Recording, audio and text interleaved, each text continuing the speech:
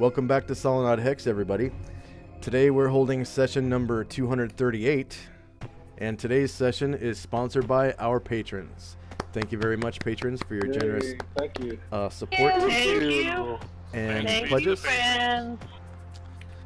And at this time, players go ahead and select your main character's token, and then hold the shift key on your keyboard, and then double click on your token to open up your character sheet directly from your token.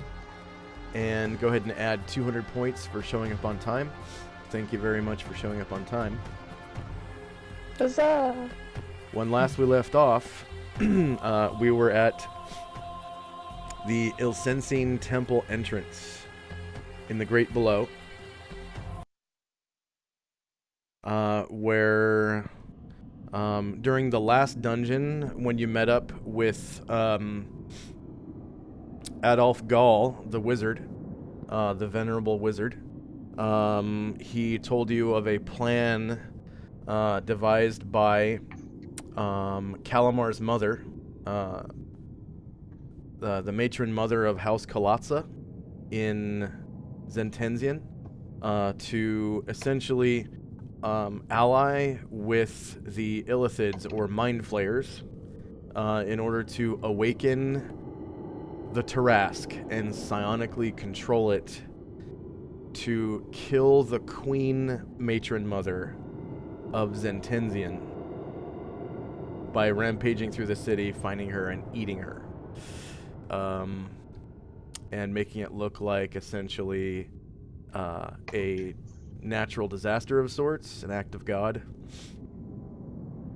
so that Matron Mother Kalatza could then take power as queen. So, you guys... You just gotta hope there's no sudden betrayals in that plan. Yeah. I told you my mom was not nice, y'all. Yes. So, when you arrived at... Not nice. When you arrived at this temple, you all found out about some spies that are on your side, that are inside the temple, and they told you, well, they told these other thieves, which are Kalamar's followers, of some intelligence that they gathered from inside the temple regarding some unfolding events, including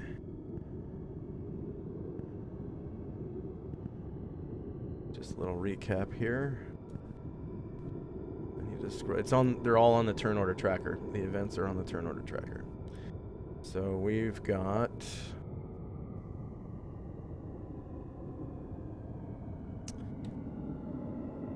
Mind Flayers are trying to summon Ilsensine's avatar. So that is the avatar of a god. The Elder Brain inside is trying to awaken the Tarask. That'll happen in 19 rounds. There's to be a human sacrifice to the Elder Brain in 14 rounds. And then someone is trying to locate the Tarask through scrying. And that will occur in 9 rounds.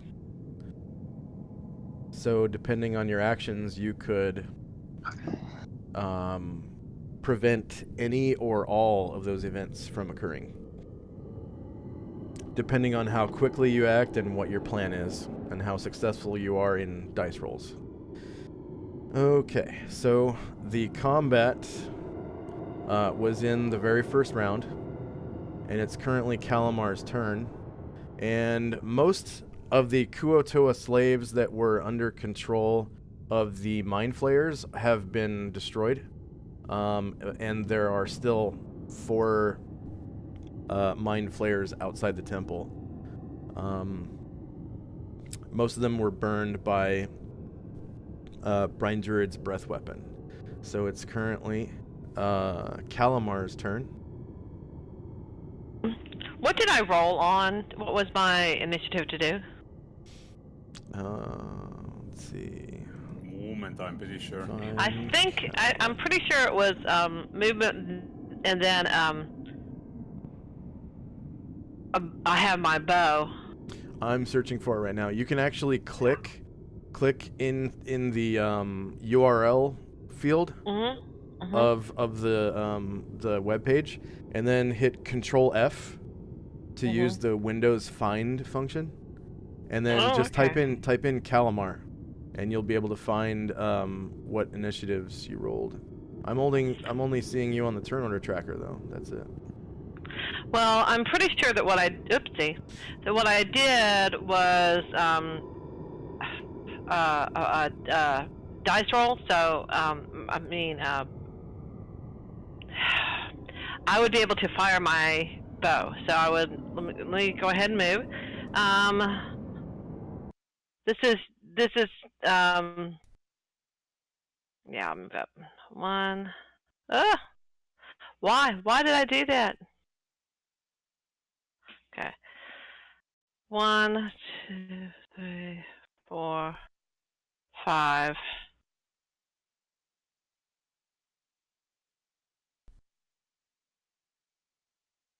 I don't see anything. They're down here. Are they down here? Who? What we're attacking? You heard a breath weapon being used over where the dragon is. So that's right over here. I want. Okay. Let's jump. Take my move back. Okay. 1, 2, 3, 4, 5, 6. Now I'll see where.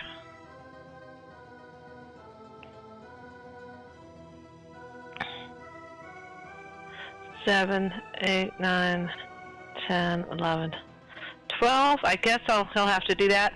And what he'll do is he'll take. Oops. Take a jog? Yeah, he's gonna take a jog. Okay. And go again. So 1, 2, 3, 4, 5, 6.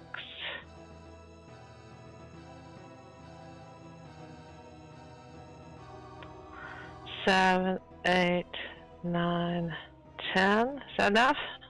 I think that would be somewhere right over here. Yep. Somewhere over here. Yeah. And I'm going to hit my ring so that I become invisible. Indivisible. Yeah, go ahead and turn your token invisible. Yep, I'm going to. And next up is one of the mind flayers.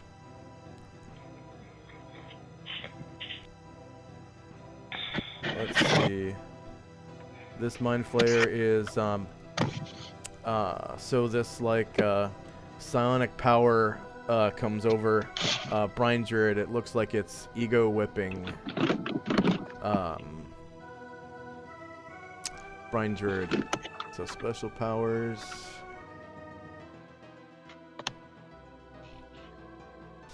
Ego whip attacks the ego of the target. Psionics. Combat. Ego whip. Brian Druid. It's gonna be long range. No defense mode on Brian Druid. To this mind flayer, technically your mind is still closed. And it is going to use the full 20 PSPs. And of course, if it fails, it only takes like 2 PSPs or something. Okay, so it actually crit hitted your mind. So let's see. Versus an open mind, target is dazed for 4 rounds. Dazed creature. Oh no. Does 21 PSP damage. Target's mind is open to further sonic contact if no PSPs remain. Failed attack causes 2 PSP. So it takes 21 PSPs and basically opens your mind to that illithid. So you now get a yellow dot.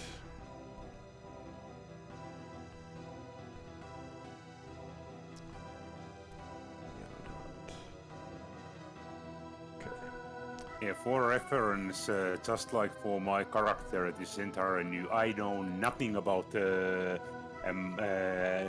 these mind powers in the second edition. Yeah.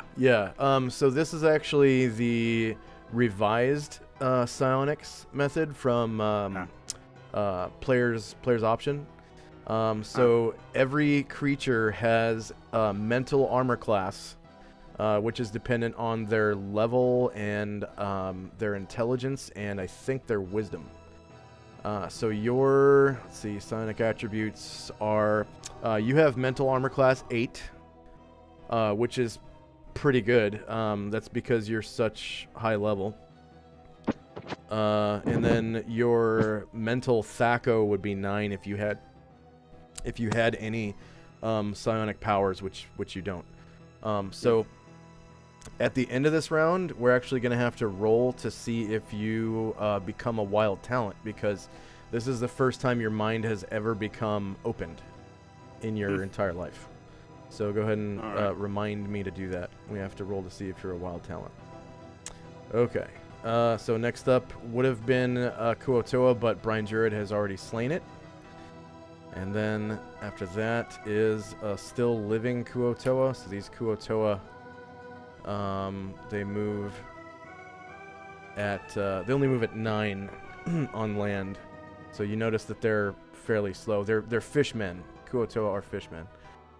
1, 2, 3, 4, 5, 6, 7, 8, 9. So this one gets a little closer to you than the other ones, and it is going to chuck a spear at you. So it kind of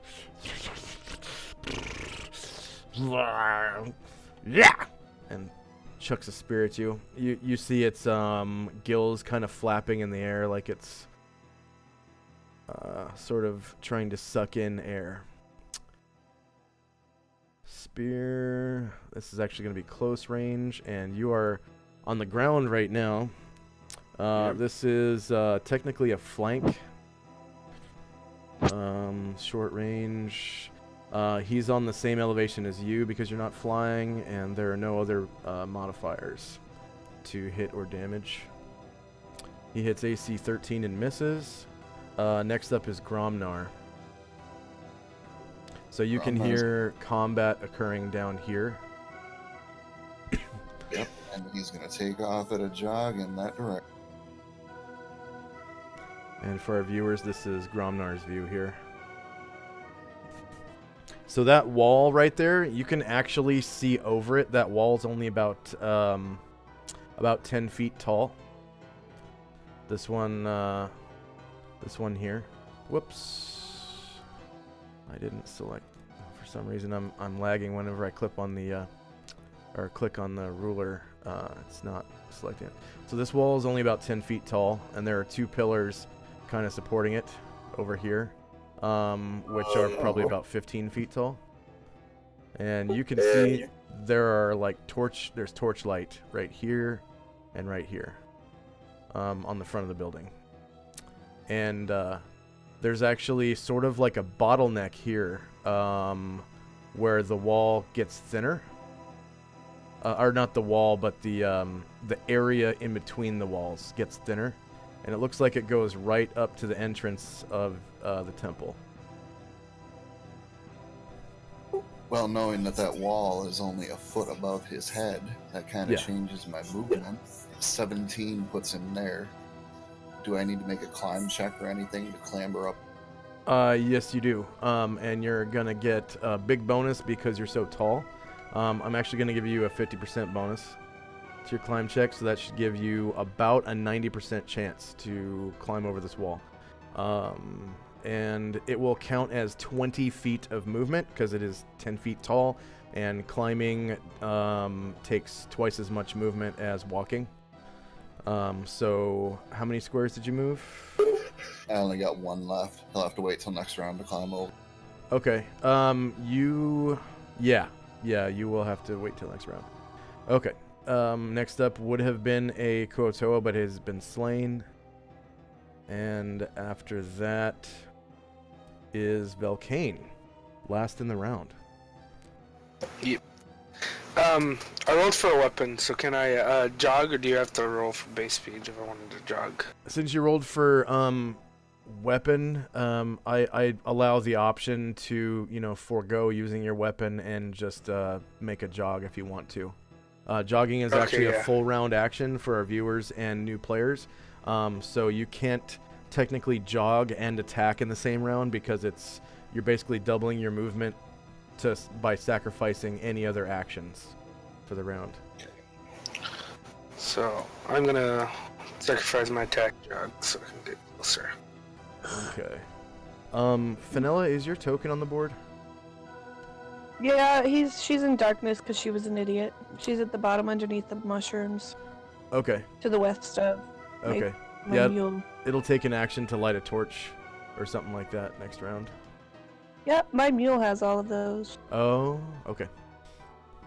I took my movement, so that's it for me.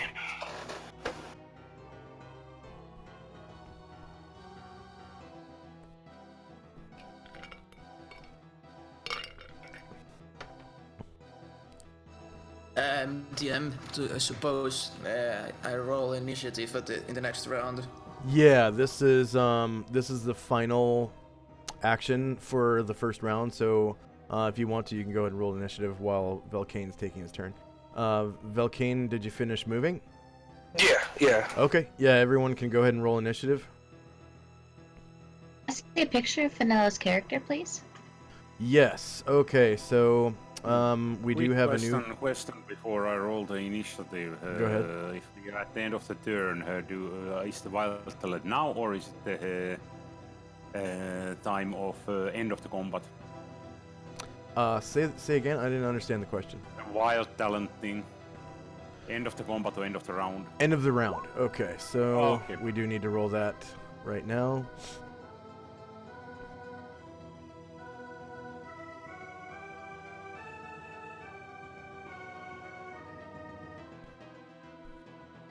Man, a hatchling gold dragon with wild talent would be cool. You have a very low chance of getting wild talent, but you do have a lot of hit dice, so you're gonna have a better chance than anyone else, basically, because you have like 10 hit dice. So, okay, let's see. It's gonna be in skills and powers, in Chapter 9 Psionics, and there's a folder for wild talents. Okay, testing for wild talents. Testing for wild talents involves risk. Test must be performed when a character is created, when a character's wisdom score increases, when psionics are introduced into a campaign, or the first time a character receives psychic surgery. Okay, it's psychic surgery. Okay, it's not opening your mind. It used to be opening your mind. When second edition first came out. Actually, since first edition. Okay, so that technically was not psychic surgery. My bad. I was wrong. Okay. All right. Did everyone? Does anyone need multiple attacks? I have a question. Go ahead. Yeah, I have a question on the attack. Am I able to move, bite, and continue the move, or just move and bite? Ego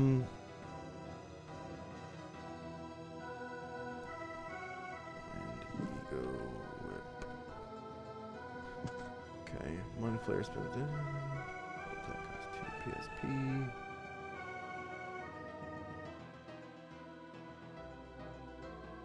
Versus an open mind, the target is dazed. 3 rounds. Okay. So, according to this, you are you're dazed.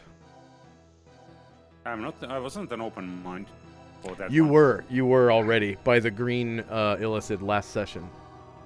Oh, it's a new one attacking me again. Yeah, there were technically 4 mind flayers that ego whipped you. Only one was successful last session, and then another one was successful this session and dazed you. This is a new one already. Yeah, so you are dazed. And you're dazed for 4 rounds. My movement. Dazing. Let's see. I think you should be able to move and not attack when you're dazed. I'll give you a Okay, half how move. I'll give you a half move. Okay. I don't think you should be Alright. able to attack when you're dazed, though. I roll for move then. There's no other point. Daze. Yeah, again, I'll be ready to roll initiative as soon as I double check what this spell does.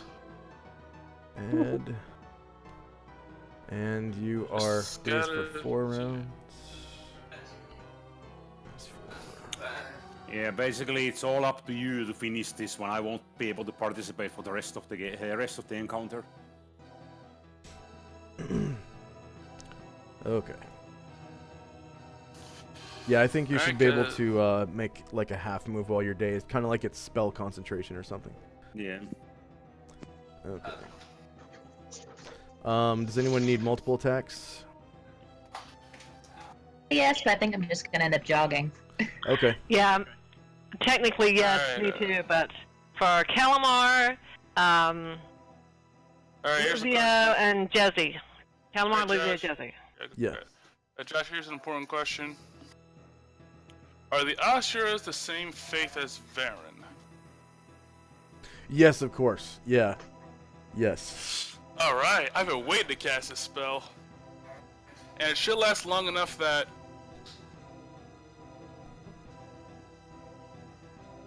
Ooh, okay, actually. Yeah, your what is it? Flight. Your flight serves Ushas.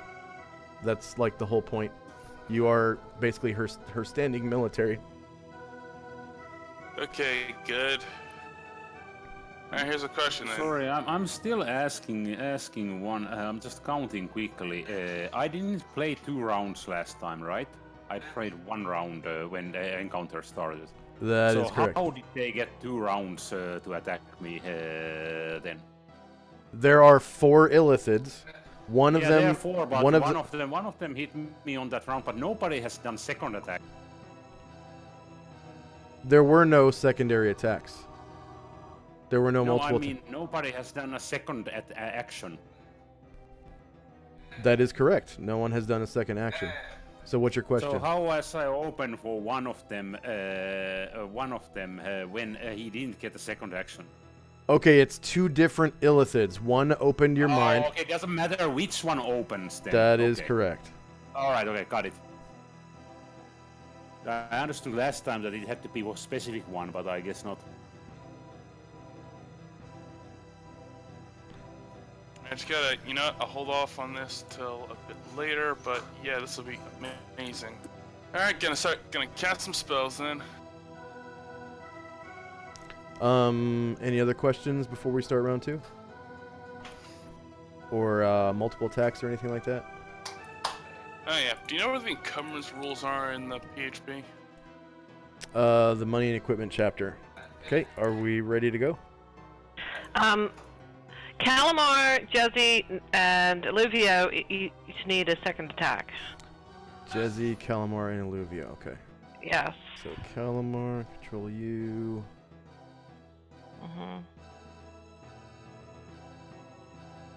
Okay, Jezzy still way over here. Okay, control you. And Illuvio. Anyone else need a second attack? Or a multiple attack, sorry? How about Morgan? I'll give him one. I already have one. Okay. Because he rolled last time and got one. Okay. 115. And then Jesse. I'll save this till we're closer, but I've been waiting to use this spell for like half a year now. Yeah. And Olivia. There's several spells like that. There's Chant, there's Yeah, if I recall, recitation and prayer stack, right? Yes. And also I think Chant also. There are 3 that stack. Alright, chance gotta be held, but Or it might be kinda it might be Bless. I It's think in it's blessed. it's in I the think spell. it's blessed and prayer. All 3 of them stack. Alright, let's start with recitation. Recitation. These bonuses Follow stack up. only with prayer and chant spells. It's prayer, chant, and recitation. Says it right there, and well, you guys can't see it. Only Varen and I can see it. Alright, good, because that's recitation. Then I'm going to have another Ashura cast prayer. So this will give us a huge bonus to our attack rolls, saving throws. So he gets... Actually, no, I should have another Ashura cast it. They can do it slightly better. Because Okay. I keep forgetting that Lazarus is in fact level drained. Even though he kicks as much ass as the other ones do. So it looks like everyone has finished rolling initiative, correct? All right, here we go. No. Yes. No, not done yet. And I need to roll. It's just for the second attack or for the first? This is a new round. Okay, well, let me roll it again. Medium base speed. Wait, should everyone be re-rolling initiative if we were here in the last one, or no? Everyone needs to roll initiative for this round. Everybody. Oh, I didn't do that. Sorry. And now Dean's actually got to do something. So, If you actually, yeah. if But you he can cast chant for me. if you are lighting a torch, that would be your size-based initiative, which for you is medium, Fenella. You're a medium creature. And Again, all things are on my mule. I have no Okay. light sources on my character. I'm looking at your character's vision right now, and you can see almost everything. Actually, no, I'll hold off. Really? Yeah. All I can see is a very small circle around me. Really? Yeah.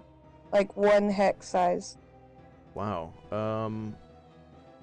Like I can see other dynamics area, but not around me more than the circle. I need to turn up the opacity of darkness then, because. Wait, are you? I'm not next to my mule. My mule's in the corner. I know. You're like Okay. a quarter of the way across the page to the left. Yeah. Weird. Opacity. Like the rest of the dynamic lightings, but around me, I just see the small circle. Okay.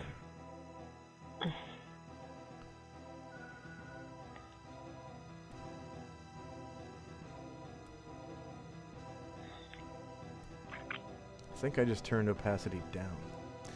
Did you finish, Varen? James? James, did you finish rolling initiative? Yep, I'm ready. Let's go. Okay. I don't think mine went through. Did mine go through? Let's see. Find Fenella. Nope. Didn't go through. Try it again. Are you getting any errors in chat when you roll initiative? No, I'm getting nothing in chat, actually. There it Oh, goes. There we Okay. go. Okay. Okay.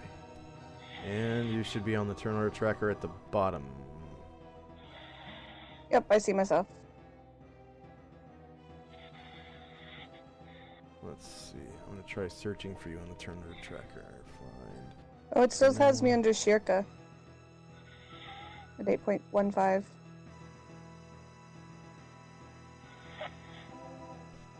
Oh, that must be from the other page then. Okay.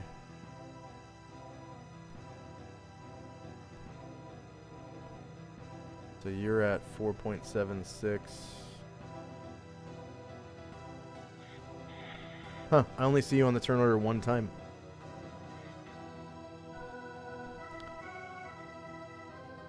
I don't know what that means from me.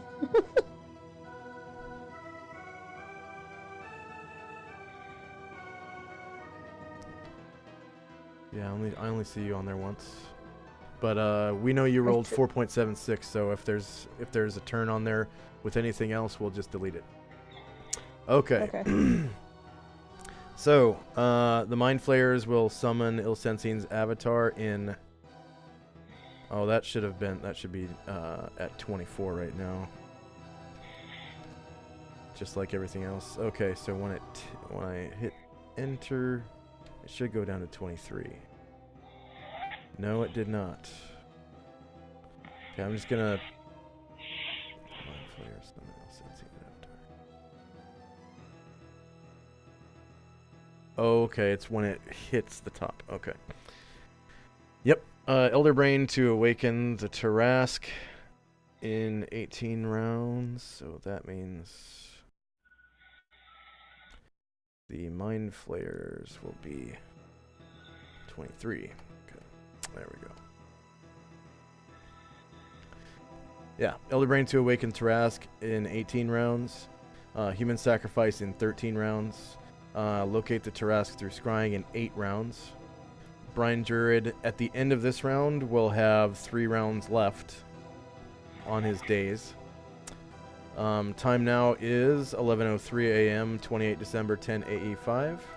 First up is one of the Mind Flayers.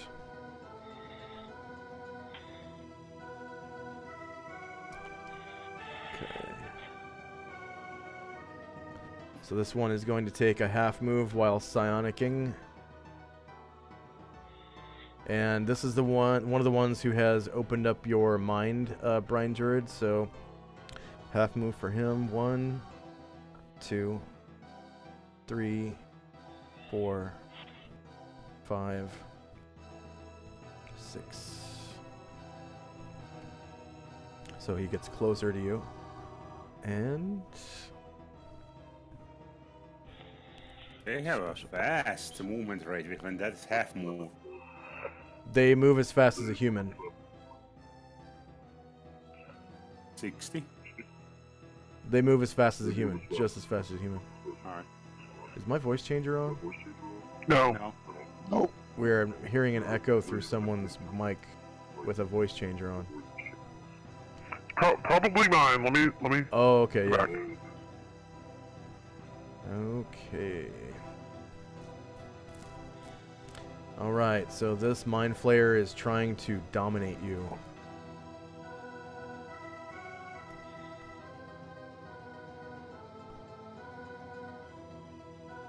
Special powers. It's gonna be Well, sucks to telepathy. be him. I'm still gonna be dazed. Science.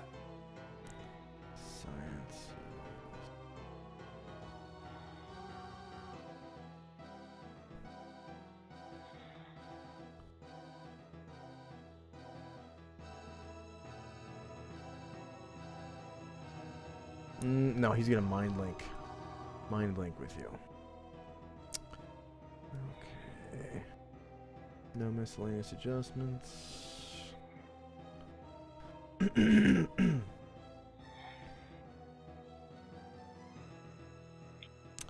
power only can be used on an open mind, allowing the user to communicate wordlessly with any intelligent creature. This is two-way communication. Isn't the same as mind reading because the user receives only those thoughts the target wants to send. Language isn't a barrier to mind link.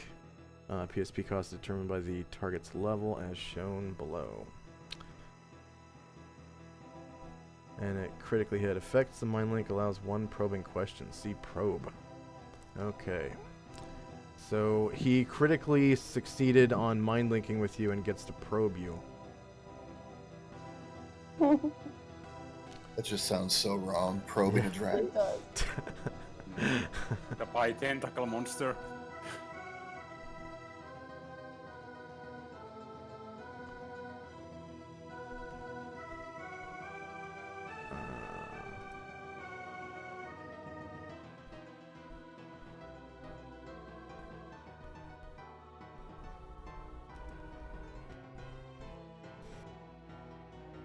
Okay.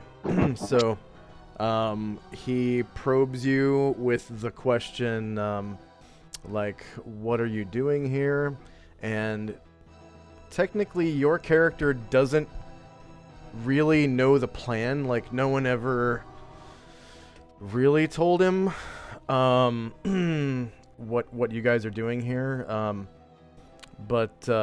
So what I am doing here so far, there's two choices. I'm also looking for my mother, but I'm also helping new friends.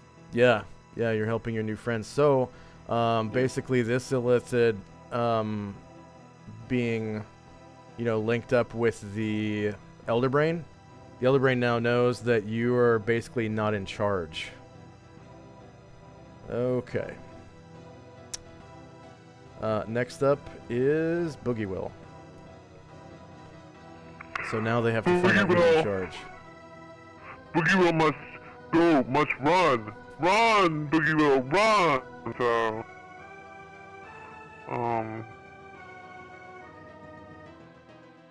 1, 2, 3, 4, 5, 6, 7, 8, 9. And then he's going to run again. 1, 2, 3, 4, 5, 6, 7, 8, 9. And he's going to stop there. He's going to go, where are they? Where's the bad guys? I'm going to kill them all! And that's my action. Okay.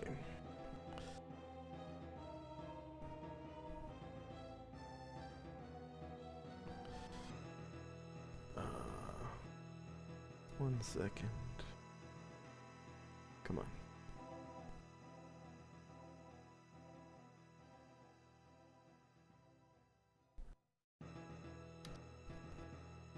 Okay, next up is Vanilla. Okay, so how far can I actually see? If so, on my screen, when I look through your eyes, you can see everything, but I think my dynamic lighting is working, so there's something up with your with your token. On my view, it's just my token. Like, all the other dynamic lighting is just fine. It's literally just Vanilla. That doesn't have any light around her whatsoever. So that's fun. So she's not standing in darkness. That's good to know. Well, the reason for that is the ones that you can see have a light source. If you don't have a torch or anything, you won't have any direct vision around your token, but you'll still see light sources that other people have. Yeah, like, can you... That's what I thought initially. Can you see this character next to you? Yeah, vaguely. He's in shadow. Okay. That character clearly. Boogie Woogie clearly. Some figure on the edge of the line. Okay. So... And that one there you can see vaguely because it's at the edge of Leifon Show's Yeah. light. Okay, so I see what I should be seeing. That's what I thought. Alright, so she is in darkness. She's just an idiot. Okay, Yeah, if it's darkness, it would be completely black. Yeah, no, okay. No, we're not there. Okay, so, when Boogie Woogie comes yelling about where's the monster, she's just pointing towards where the fire appeared. And then yelling stupidly. Stupid, runs back to the light. The fire was right here, and it went that way to the north. I don't know how far out you're zoomed, but I'll hold the arrow here if you want, so you can move over. Okay. Are you able to see the end I'm of the not arrow? moving towards the light. Oh, Yeah. okay. I mean, she's supposed to be smarter than this. She can't see shit right now. So she's going back into the light. I thought you were, like, you can see everything. Like, you can see the characters around you, right? Yeah, I can see Boogie Woogie, but I can't see anything in that direction, and I hit solid black darkness about 10 feet forward. Okay. For some reason, I'm not able to see the darkness. That is so strange. And I have darkness opacity all the way up. It is a shadow coming off of the natural light source to the north, hitting the mushroom, going down that, but outside of the range of Leifon Show's light, I guess. Okay, so there's not supposed to be solid darkness there.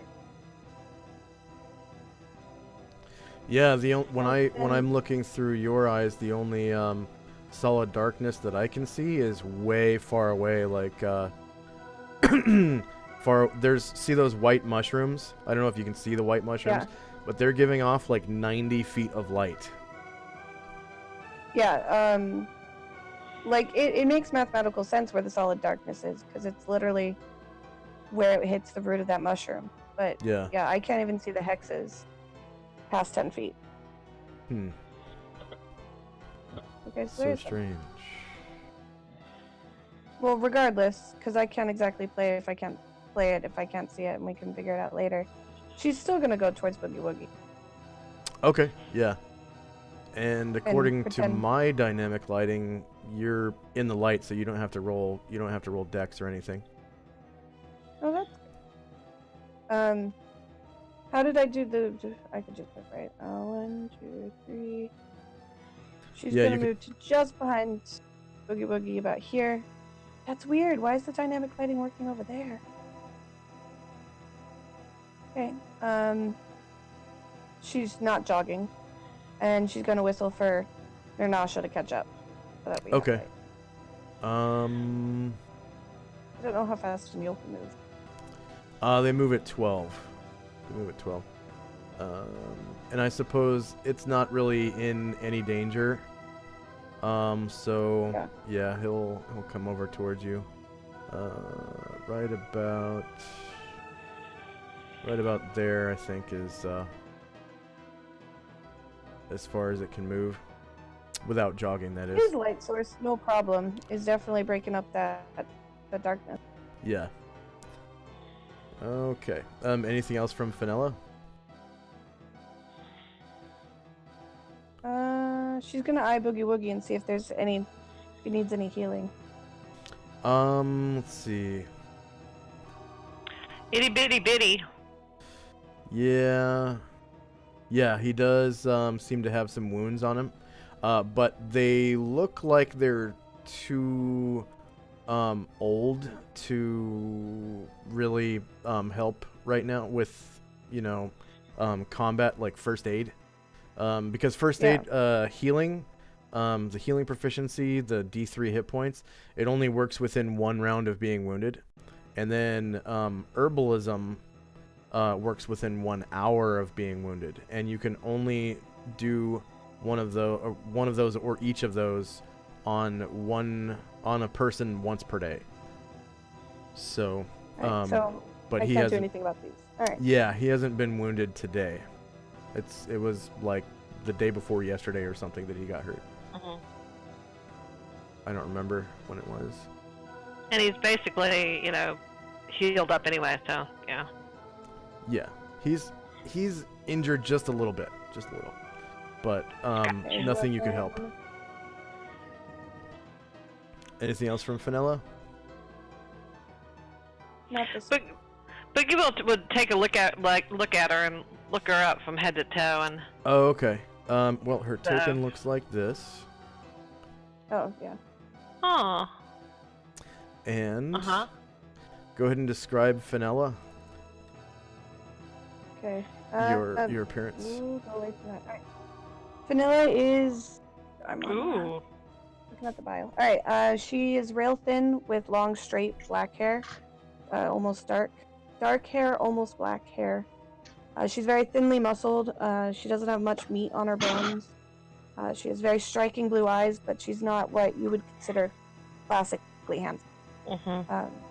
She's also insanely tall for a woman human. She is. Yeah, she's 6 foot. She's 6'2". So, wow. Yeah, she's a big girl. Big girl. A statuesque stunner, if you will. Yeah. Yeah. And she does, have better than average charisma. She is, attractive, but like she said, not classically handsome or whatever. I'm supposed to be quite smart. Yeah. Next up is another Mind Flayer. This one is blue. It's going to take a half move and use some psionics. 1, 2, 3, 4, 5, 6. Okay, so special powers.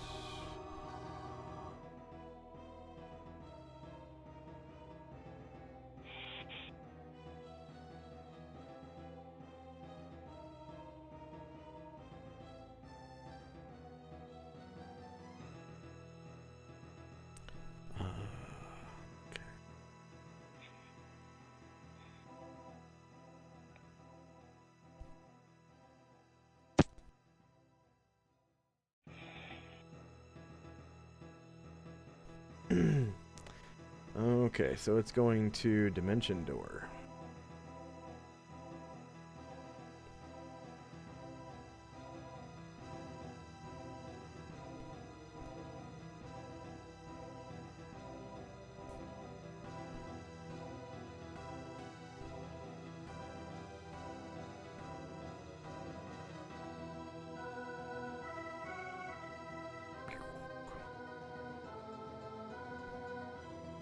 All right, so it Dimension Doors.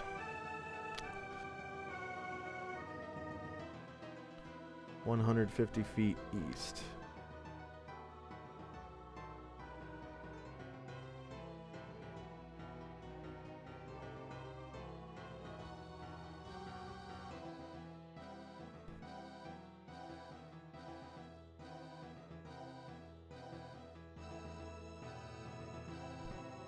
All right. So an illithid has appeared here.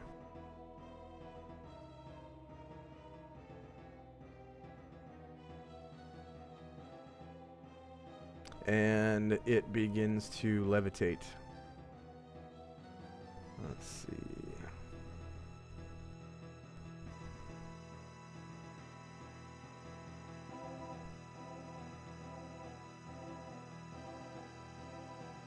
I think that's like level 2.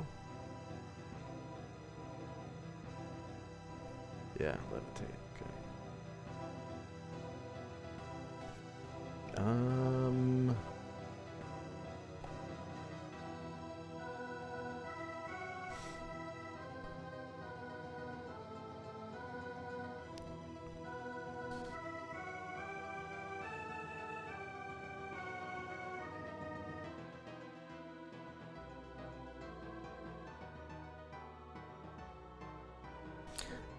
When a levitate spell is cast, a wizard can place it upon his person, an object, or a single creature, subject to a maximum weight limit of 800 pounds.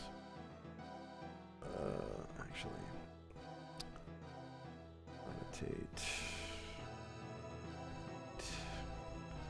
Yes. So this is an innate spell-like ability.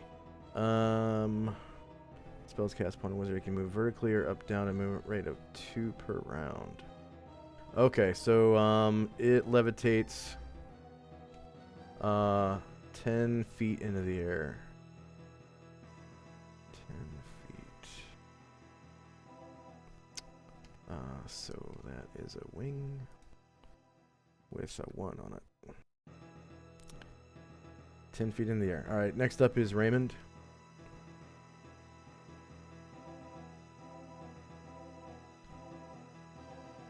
He's going to hold action for now. Okay.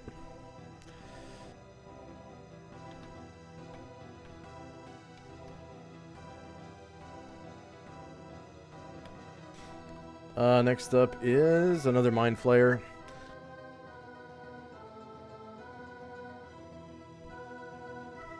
This one is also going to Dimension Door.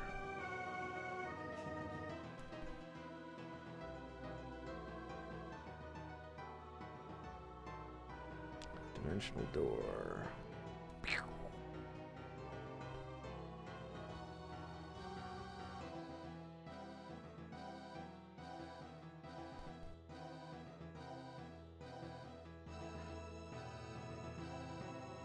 Okay, it succeeds.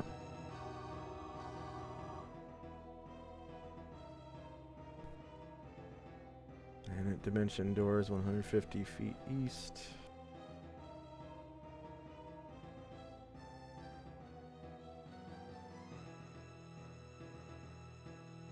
So right here. Okay, so another Mind Flayer appears here, and it is also going to levitate.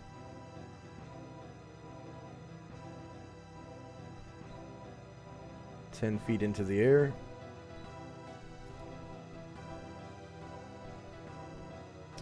Okay. So the one that's the south, the one with the blue dot. Yeah. What is that? That's a Mind illicit. Flayer up. Yeah, it's a Mind Flayer. Yeah, that's a Mind Flayer up there. Okay. Okay. Yeah, both of them are. Okay, next up is a Kuotoa.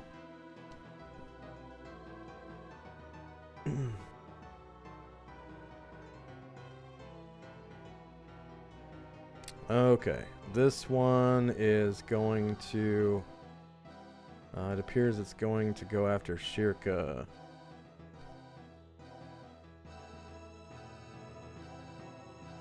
One, two, three, 4, 5, 6, 7, 8, 9. There we go. And it is going to throw a net on Shirka.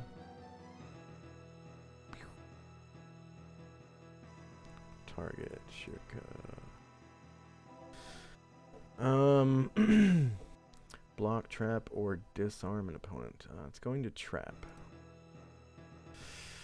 Called shot delays the wielder's action phase by 1 step and gives him -4 penalty to his attack roll.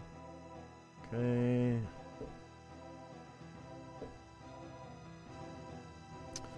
So that counts as a called shot. Range is 2, 3, 4. This is medium range. From the front, medium range, same elevation, and -4 to hit because it's a called shot. AC 11 misses AC 10. Wow, by 1. Okay. And a net. This is a Kuotoa.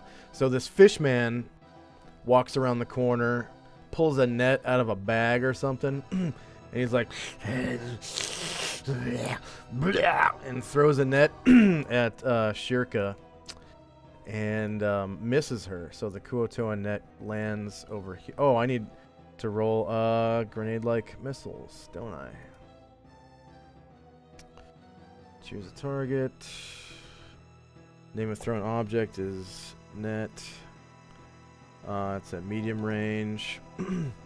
So the net lands short of the target and diagonally to the left. It's 3 squares. Wow. 1, 2, 3. So he just like whiffs it, and it ends up landing north of him. He must have like tangled a part of it on his hand or something. Okay, after that is Lazarus.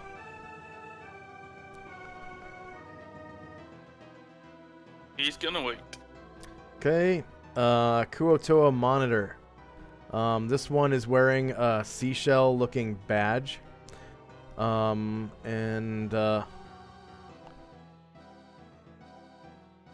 This one is going to, I guess, walk up to Brian Jurid, and this one is visibly faster than the other ones. Very fast, like Gravo fast, pretty much. And it walks up to Brian Jurid and goes to smack him. You notice that this thing is Brian Jurid. It is mutated. A version of the other Kuotoa. It actually has 2 mouths and 2 claws. So it will be able to bite you twice. And you are dazed. So it's gross. It is gross, yeah. Front. I am shoulder dazed melee. and pretty helpless. Can't retaliate anyway. Yeah, same elevation. I am going to give him a +2 to hit you because you're dazed. With this bite. So AC 3 is a miss. Okay, bite 2.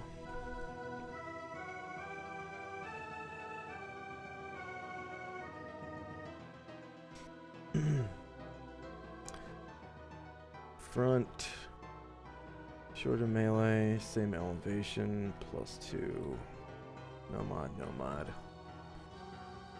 AC 1 is a miss. It's a good thing you're a gold dragon with really tough skin. Okay. Right claw. So he bares his claws and goes to claw you. Front, shorter melee, same elevation, +2. I'm almost forgetting that in old D&D you get to do full attack after moving rather than just do some of it. Oh yeah, you get to do all of your attacks that are not multiple attacks. Yeah. And then his left claw. So, oh no, he hits you. You take 3 damage as his claw sinks into you. Yeah, sorry. Let's go ahead and adjust your hit points. And left claw. Oh, take. Front, shorter melee. Same elevation. You see an evil spellcaster, or you know, you can assume it's evil. It's this big squid out man. Of thin air and it's levitating. Yes. Yeah, it's levitating in the air. It looks like this. Okay. Ooh, it looks like an eldritch creature. I like it.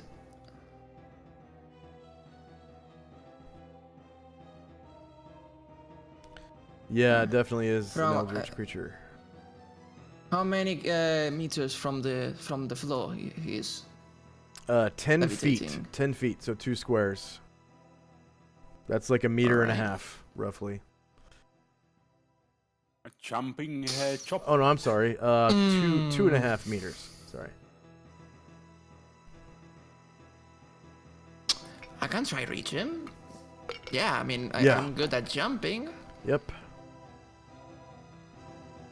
Yeah, I can try, and I'm gonna charge, so I suppose I can also leap. Did you roll initiative for it's charging? going to... yeah, I did with charge. Okay. So that means your movement rate is increased to 22 squares, and you can only make 1 attack this round.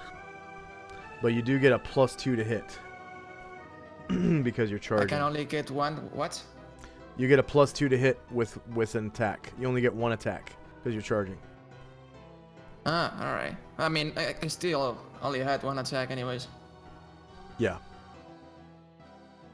All right. Well, I can reach so perfectly. I can I can do something like this.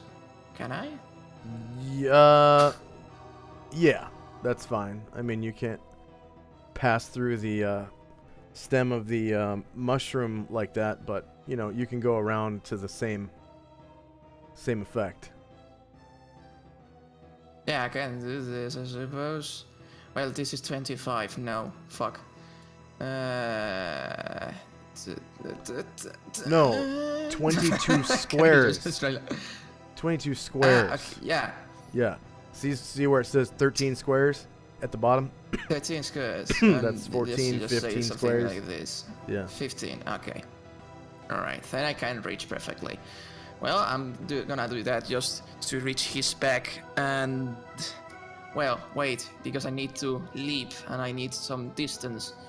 Yeah, you don't have to leap that. very high to hit him at 10 feet though, because you're 6'4", so you only need like a 4-foot leap.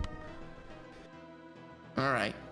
Well, something like this will work, right? Yeah. Just do that with your token, not with your ruler. All right. Don't know how to actually do that. So you click. So I just gonna drag click and click and drag the token. Don't let it go. Okay. Now, while you're clicking and dragging, you still have the button held down. You tap the right mouse button to turn on the ruler while you're moving. Oh. And then you tap it again fancy. to set waypoints. Yeah.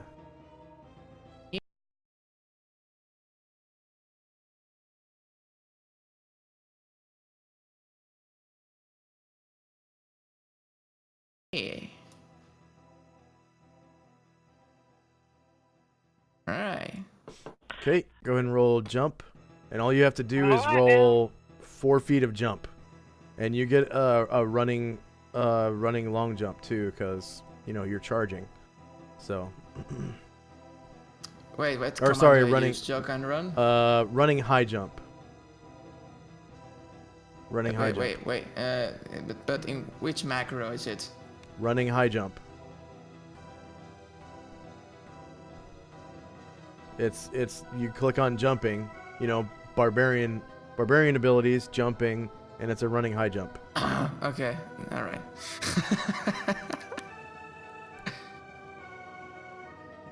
So running let's see, spring. Yeah, running spring.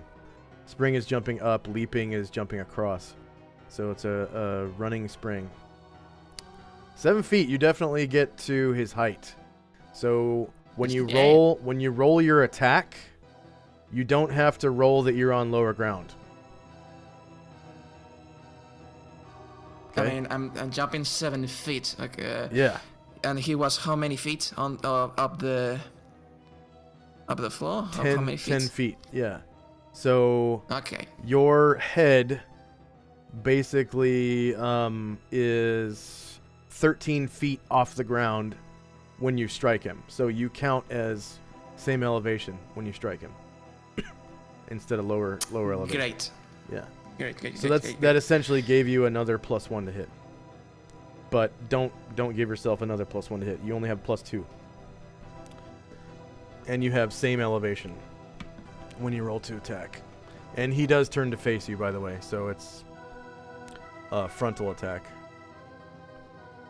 Oh. Okay, well, not everything can be done. All right.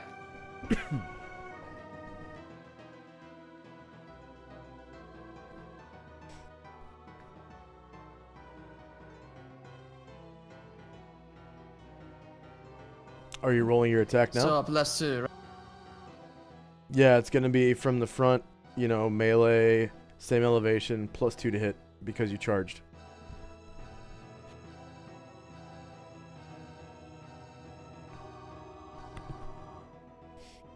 Ooh, AC 6 is just short of a hit. Next up is one of the Kuotoa. Okay, this one is going to come after Brian Druid, and I think this one also already threw its spear.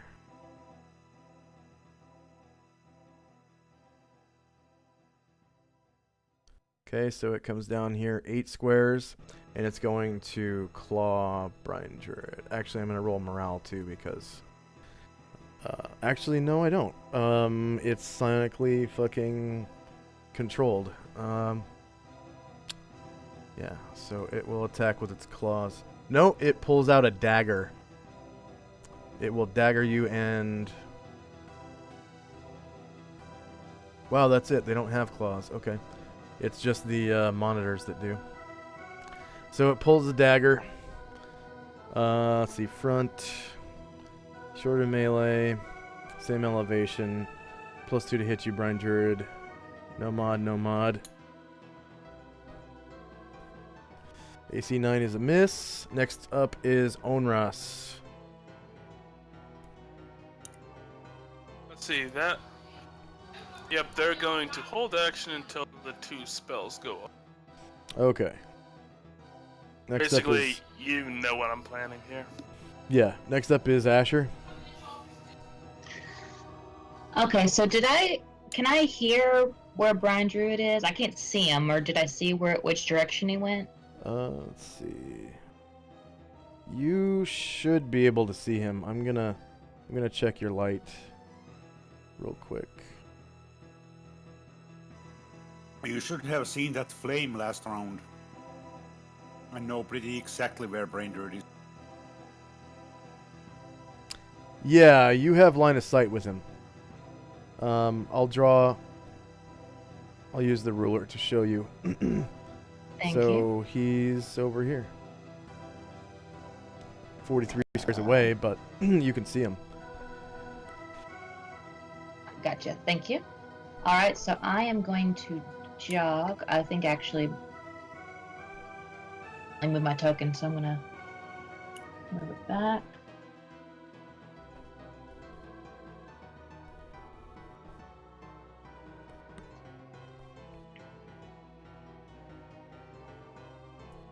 All right. And there are So- there are also illithids in the air right here and here. Got it. Or mind Oh. flayers. Those are interchangeable, by the way. Mind flayer and illithid. Alright, so... Shouting, "You guys leave my omnivore dragon friend alone!" Oh. You go, Asher. Yeah.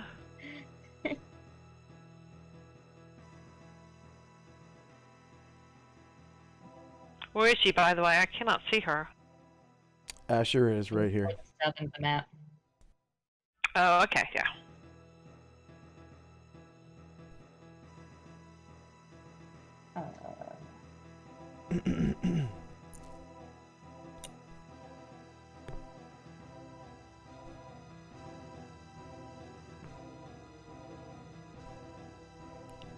Okay, and Velcane was casting a spell, right? Yes. Okay. Anyone viewing Velcane can roll spellcraft if they wish. Wow, Velcane. There we go.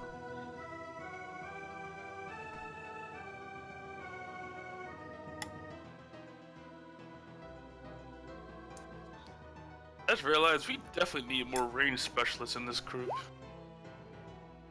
Ring specialists? Ranged. Oh, ranged. Yeah. Ranged. There's a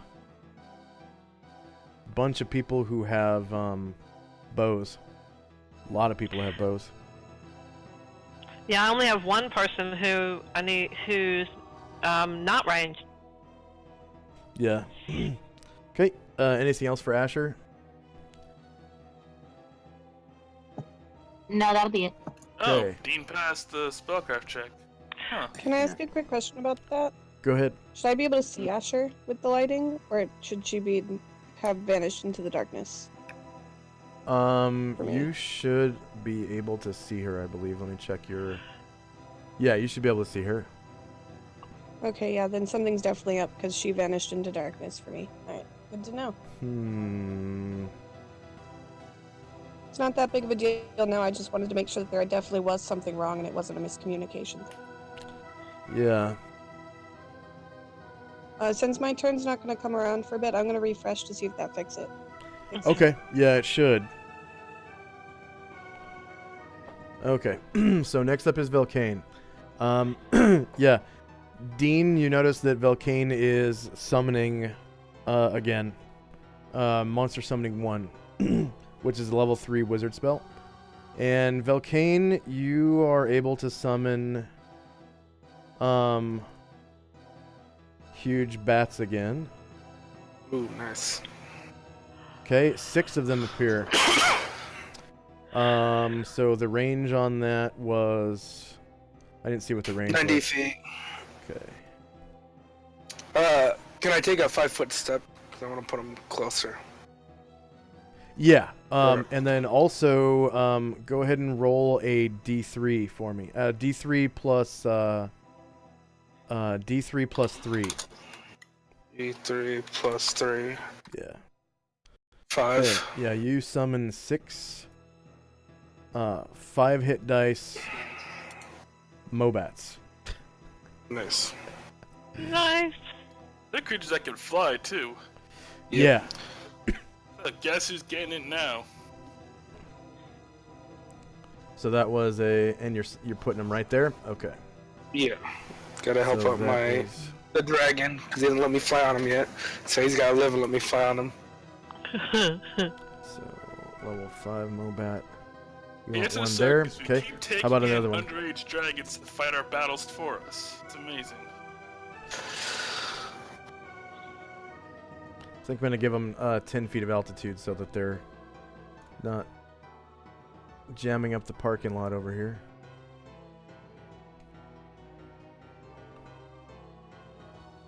You just summon them out of thin air at 10 feet. Okay. So, they are pretty big. Yeah, yeah. They can, the other ones can just kind of line up around here, I guess. 3, 4, 5. And 6. And they're all kind of flying away from you as you summon them. And you can... Oh, 1 second. I need to give you control. Edit. There's journals. Volcane. Oh, no, not player's journals. Edit and control. That's right.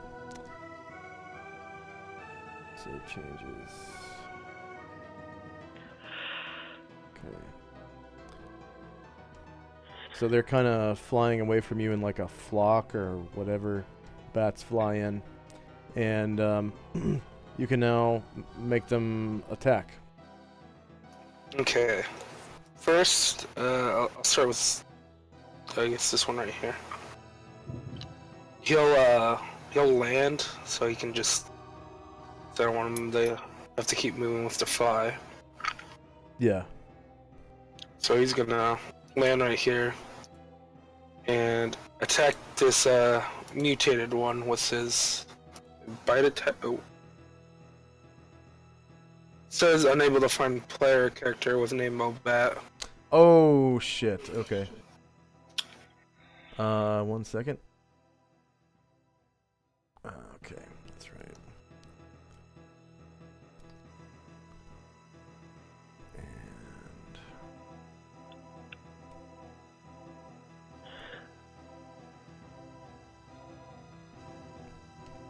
yeah, I have to name it. I have to name it Huge Bat. Okay. 1 second.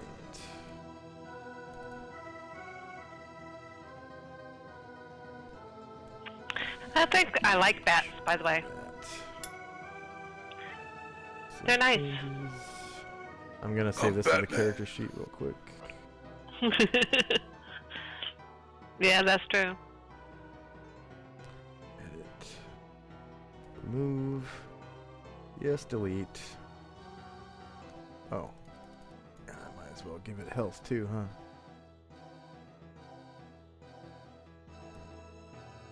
Funny, okay. Vince. And Bar 1, let's see. Save changes. I'm the only one who's laughing, so I bet nobody saw it.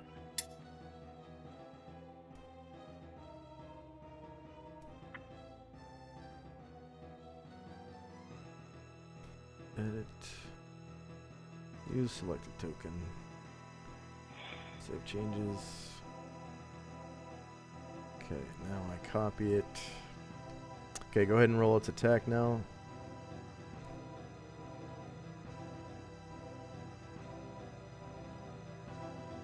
You can move it around and do stuff with it. Okay.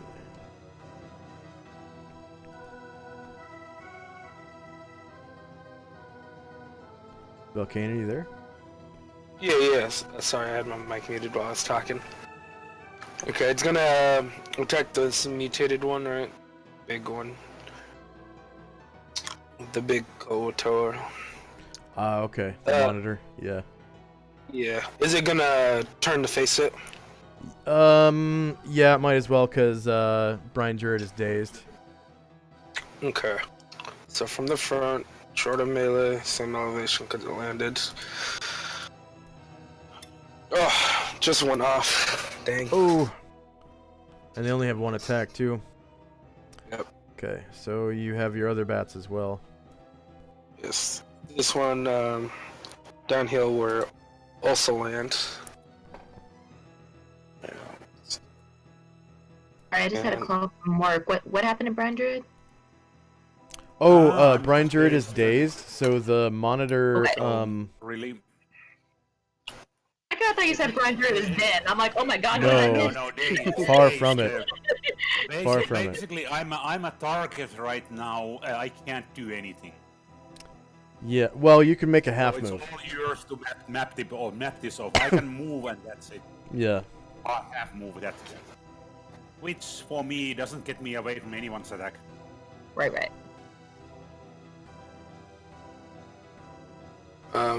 Okay, so I'm attacking this Kuoto right in front of the. Oh, I can't ping. This Kuoto right here. Okay. Would that be from the front? Yeah, it turns to face the Mobat, to the right, right? Mobat to the right? The one on the bottom, this one right here. Yeah. Yeah, it's going to face... Ooh, that one hits for 6 damage. Yeah, Kuotoas are medium creatures, so yep, that one takes 6 damage. And then this Mobat here will also land. Okay.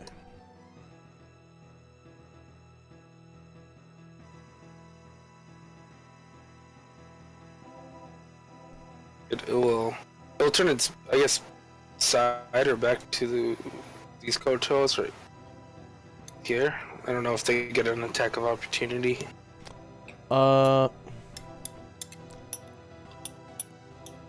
Technically, yes, that is rare, so, I just realized I need to take this Kuotoa's, kick me sign off.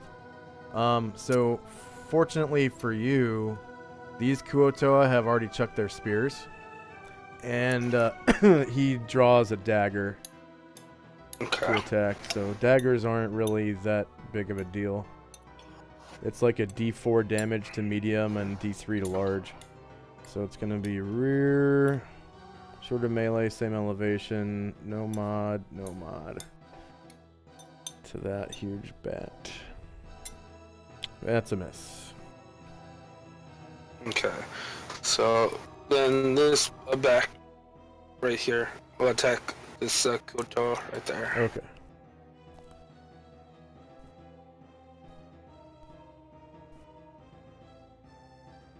It's from the front, right? Yes, sir. Okay. Ugh, 10. AC 10 is a miss. Okay. Now this bat will also land and take a step forward. We can get an attack range. These bats, by the way, literally are huge creatures, so large creatures can ride them. Ooh. So this would be an ideal mount for, like, Gromnar, if you could, you know, actually find one that wasn't summoned and train it. Yeah, because these only last 10 rounds, or 7 rounds, I think. Boogie will think so. Think about it. Yeah. This one will attack the Kuoto right in front of it. It'll turn to face it, right? This Kuoto right here. Yes.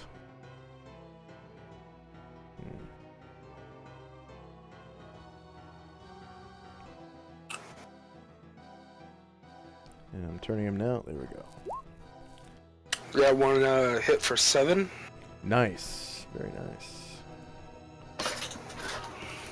And you have 2 more. Okay. So these can turn 90 degrees. So this one will turn like that. It's 90, right? Yes, sir. Okay. And then I guess I'll get an attack of opportunity if it flies like this. The toe that'll blow it. Oh, if it flies over? Yeah. No. No. Okay. So this one will fly right here. It does need to fly at least half of its movement rate to stay aloft. Okay. So what's the movement rate? 25? No. What is it? What circle is it? Blue. Blue? So that's 15 squares. So half of that is at least 7 squares. Oh. It's moved 6 squares now? Yeah. So maybe one more. And you Yeah, can stay aloft. Yes. And you are kind of flying in between the pillars right now, too. Okay. And that is actually, that Illithid is on your flank, so you wouldn't be able to attack him, unfortunately. Yeah. I'll just have it land next turn or whatever. Yeah. And then you have one more. Can it just can these just make a 45 or do they have to make a full 90? You could make 2 45s or a full 90. It's your choice. It's just that you can't turn, more than 90 degrees in one turn. See how I want to move this one. Guess I'll just have it.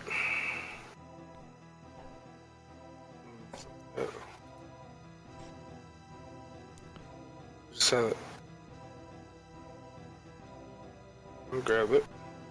And you can you can attack as you pass over as well. Oh, okay. And you get And this higher one rank. will fly like right here. Straight across, and as it flies over, it'll make an attack on the green or the Okay. Yeah. That is front. Yep. Check. The only reason I'm not giving them attacks of opportunity since you have 10-foot altitude is because they're only wielding daggers. If they had spears, I would have them make attacks of opportunity, but they already threw their spears. So. Okay. That attack will be from higher ground, right? Yes, sir. Ladies and gentlemen, there's a cost of throwing your weapon at your enemy. Yes. That's a miss. 9. Okay, and that was your last one. So. Yep.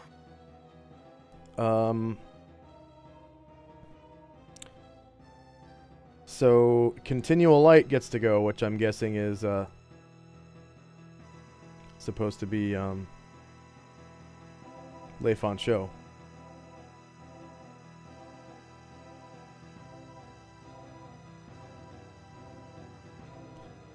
Is Leifon Show awake?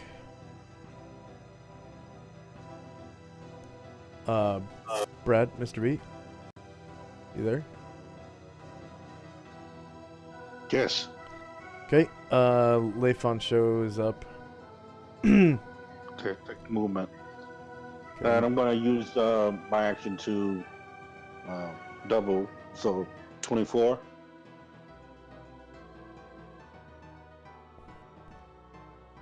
Yeah, yep.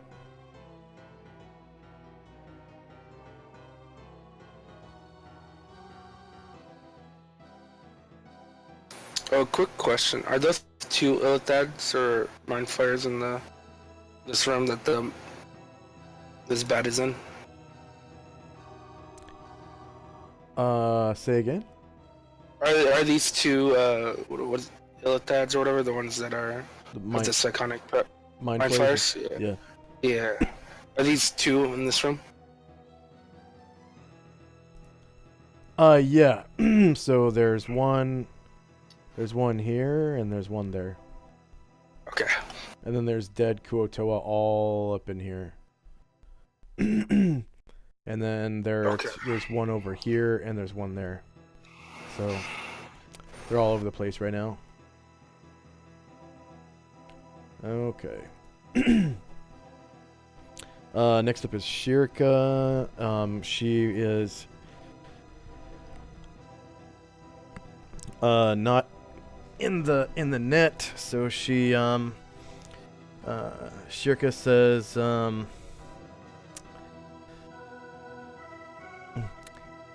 my god, you stupid fish freak, you tried to net me and totally missed. Taste my scimitar.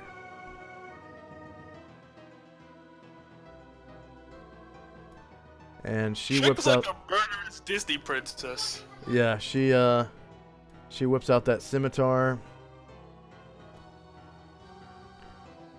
and tries to slice up that Kuotoa. She's gonna make sushi out of him. Front, shorter melee, same elevation, no mod. AC 15 is a miss, so she whiffs it. All right, she's also gonna make No, she's not going to make a shield punch. She's wielding a medium shield made of wood, and she decides not to shield punch. Okay. Next up is another Kuo-toa. So this one's a little bigger than the other ones. It comes up to this Mobat right here and draws a dagger and goes to town.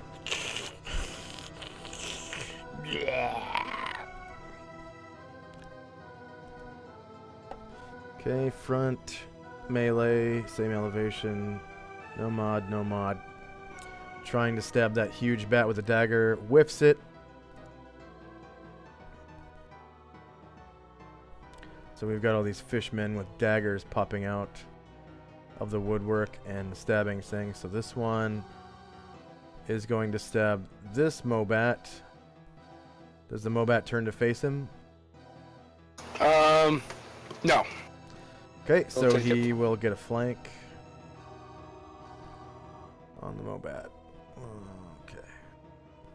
Attack, dagger, Mobat. So flank, melee, same elevation, no mod, no mod.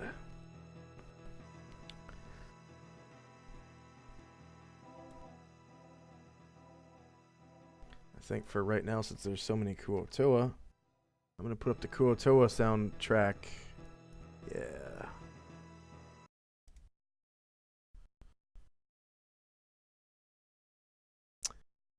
All right, so he hits your Mobat, just, you know, like in the ribs or whatever, and causes 4 damage to the Mobat. The Mobat screeches a bit in pain. Yeah, bring him down to 21 hit points out of 25. Okay, next Kuo-toa.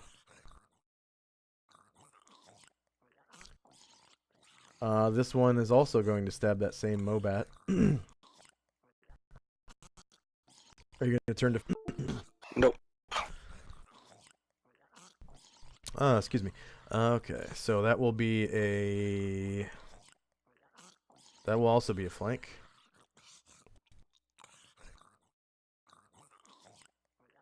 Flank.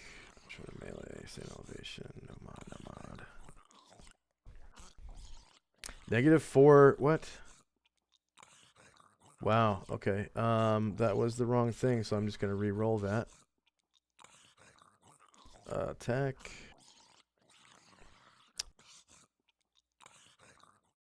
Okay, dagger. Huge bat. Flank. Shorter melee, same elevation, no mod, no mod. And since there's no music playing, that's a miss. Since there's no music playing for me right now, I'm just going to go back to the Mind Flayer soundtrack. Because, if I haven't let everyone know, Fanburst, the Roll20 music provider, is going out of business on the 25th. So in 2 days, they're out of business. And the music in my campaign is going to be basically shut off. And I'll have to redo all the music.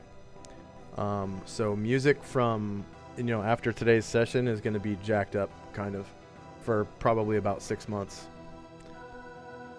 Okay, so that was that Kuo-toa. Next up is actually Walt and the other followers.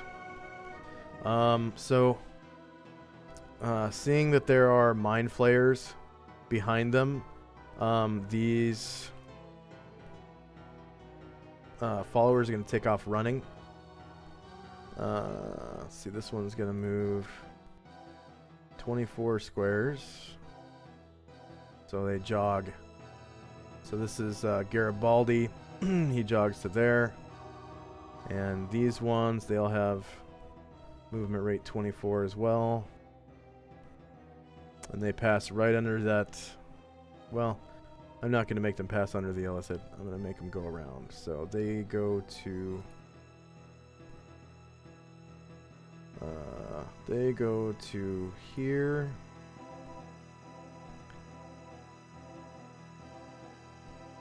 And then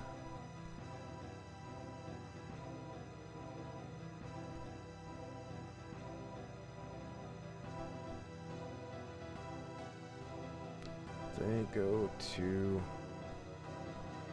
right.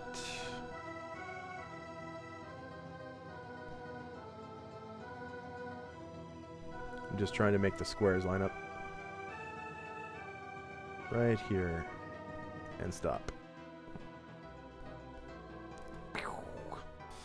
Okay. Next up is another Kuotoa.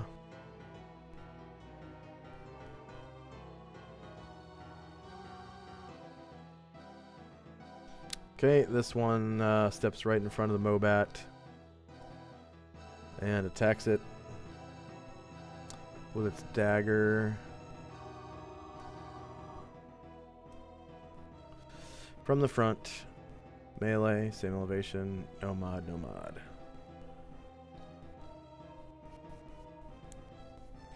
AC 13 is a miss. Next, Mind Flayer.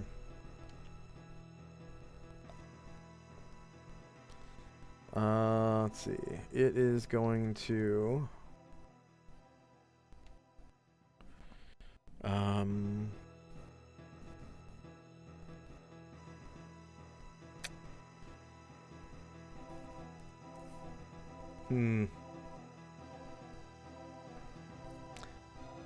It is going to Insinuation your Mobat. Special powers. Psionics, Silent Combat, Insinuation.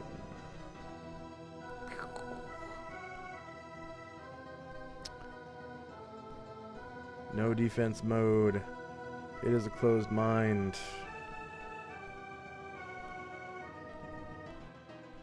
It is going to use 30 PSPs to Insinuation your Mobat. Its MAC of 6 or worse. Sonic attributes of the Mobat are mental AC is 10. So yeah, it hits your Mobat. Drives a mental battering ram into the target's subconscious, tearing through the walls that separate primitive needs from social constraints. The Mind Flayer spends 30 PSPs and does 29 PSP damage. So target's mind is open to further psionic contact if no PSPs remained. So its mind is now open. Failed attack costs 3 PSPs. Versus an open mind, the target is confused and unable to act for 4 rounds. The attack costs 6 PSPs. That's if if you don't spend the full 30. Okay, so open mind.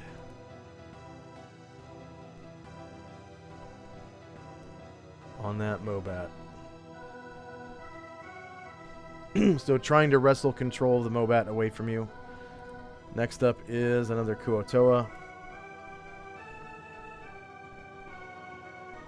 This one is going to step in front of this Mobat here and try to stab him with his dagger.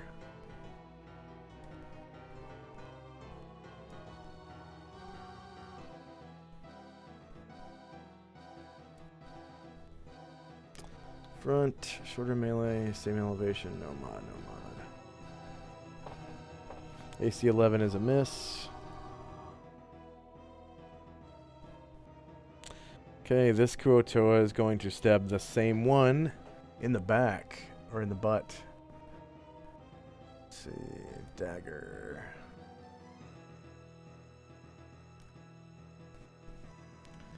So rear, melee, same elevation.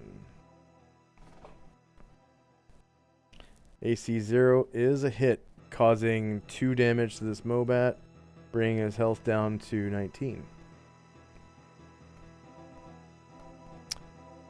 Okay, next Kuotoa.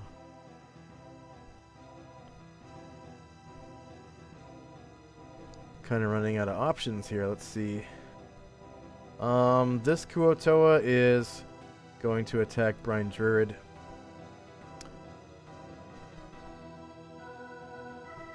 With his dagger. Probably not going to succeed, so front. Melee, same elevation with a plus. +2. because Brian Druid is dazed. Hits a -2 for 3 damage to Brian Druid. So, Brian Druid, go ahead and adjust your health. And next up is Morgan. Okay. Brian Druid, are you there? Okay. Nice. I see. Go ahead and do Morgan. Can you see these mind flares? Oh, ones that are above him. Let's see.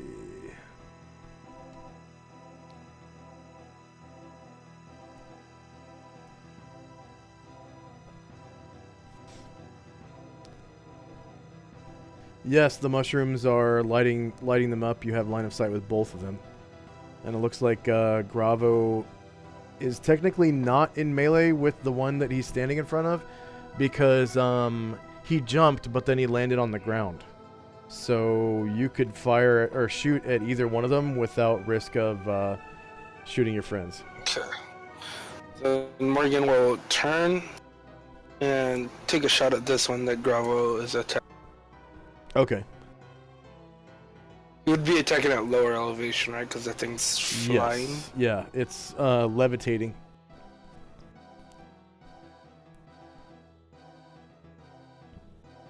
That'd be from the front, correct? It is actually rear because it's facing Gravo. Okay, rear. That is how far? 8 feet. So that's short in melee because it's 10, 20, 30. Yeah, that is short. Yeah. Lower ground. AC 5 hits. Yeah. Or it's rear AC is 6. Yeah, you do 6 damage to that mind flare, and at the at the time that you damage it, you hear this in your mind.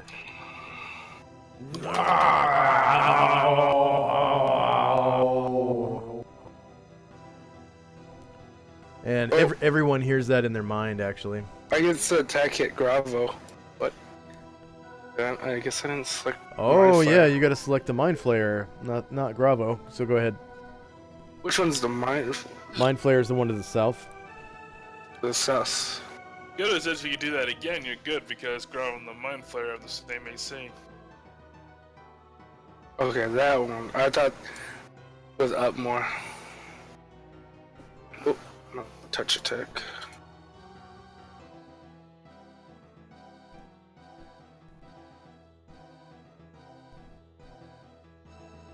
It was rear, right? Or was it flank? Rear. Rear. Melee, lower ground. Oh, nope, that's a miss. Yep, that is a miss. Next up is the Osquip. That is being trained by Shirka. It is going to run over towards this wall. 1, 2, 3, 4, 5, 6, 7, 8, 9, 10, 11, 12.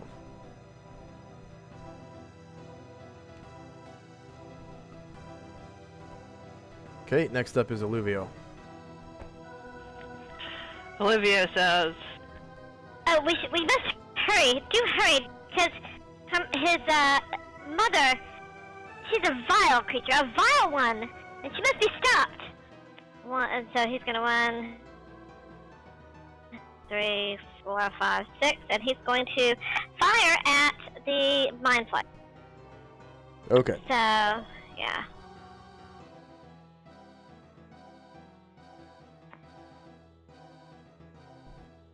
So that's this one down on the bottom. Yep. Am I attacking him in the back? Let's see. The flank? I can't,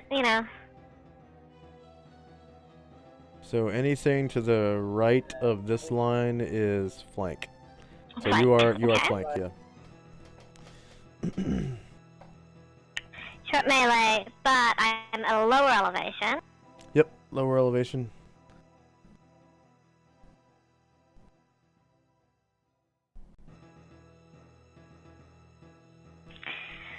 Yes! Hits AC 2 for 9 damage. 9 damage.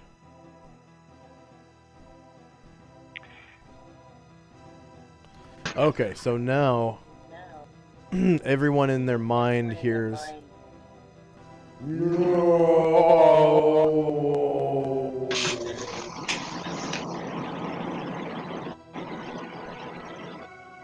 That's good. Next up is Gromnar. What was the modifier on the climb check? I'm giving you plus 50. And it counts as 4 squares of movement to get over the wall. Okay, so you successfully get over the wall, and your movement is cut down by 4 squares. Okay, thank you. I was just about to move my way around. So you still have 5 squares left. And you have reach. So remember that. You got reach of like 2, I think? 2 squares? Well, you know, this is Gromnar's plan, and it's probably going to fail miserably because as a player, I know Mind Flayers are pretty much not afraid of anything. But they do in have his idea. They have a morale score. Anything with a morale score can be scared. Right. But he is going to see this ugly looking thing here, and he is going to shake his swords and scream at the top of his lungs, "Me, Gromnar, you stop now, or Gromnar."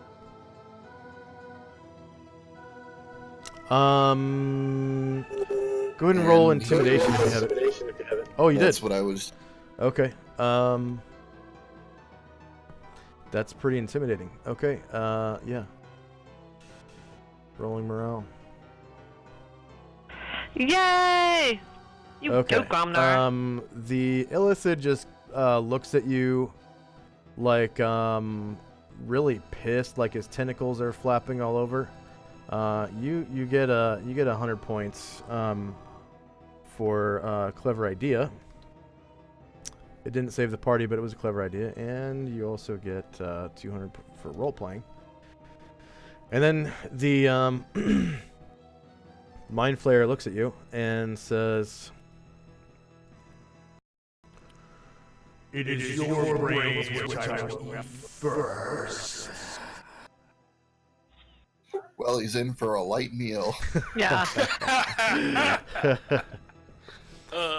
Everyone hears that in their mind, basically, like, but you know that it's talking to Gromnar. It does not know directional fuck conveyance. That's some lean pickings, let me tell you. So intimidation is a role-playing proficiency, like charisma based. That was the strength-based one, but it's still RP proficiency. So you can still take your 5 movement if you want, and you can also make your attacks. So that's how I am with tanks. If you want to intimidate, you can as a free action, essentially. Technically, he's just out of range. Yeah. But next round, he's getting smacked around.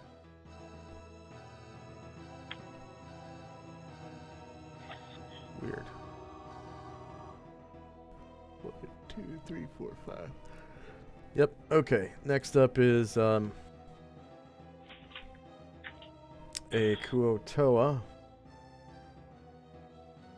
which is controlled by Mr. Red.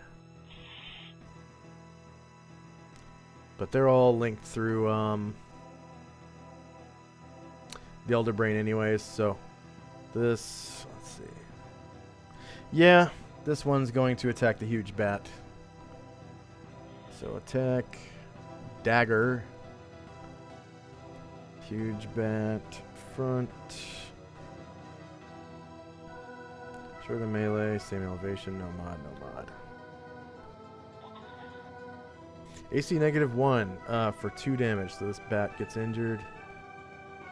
It's the bat on top. I'm subtracting 2 right now. Okay. Okay. Next up is another Kuotoa. Same bat gets stabbed at.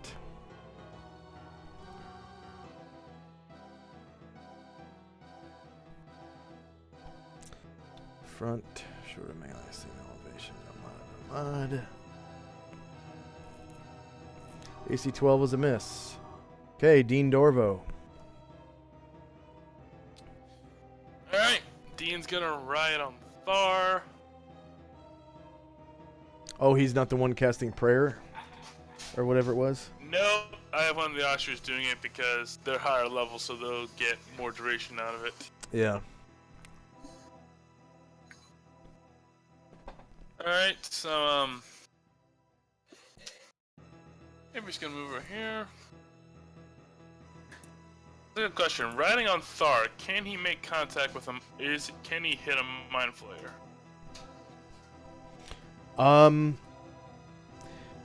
I will allow it if you're able to make a riding check to stand up on the back of the a horsemanship check to get the horse to jump up to the because they're only 10 feet in the air.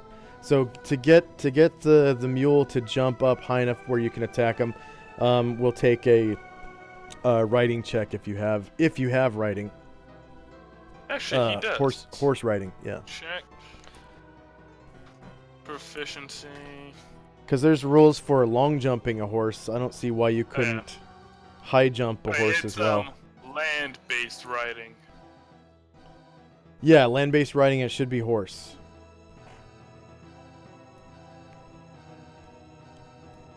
Should be horse. I made this character. I wouldn't give him...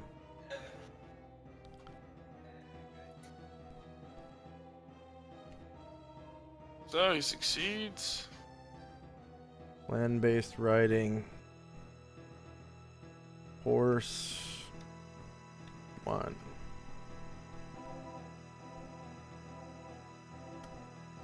Wait, what was the asterisk for? Actually, that might have been one of my entries. But the asterisk to note how many proficiency slots I put in there.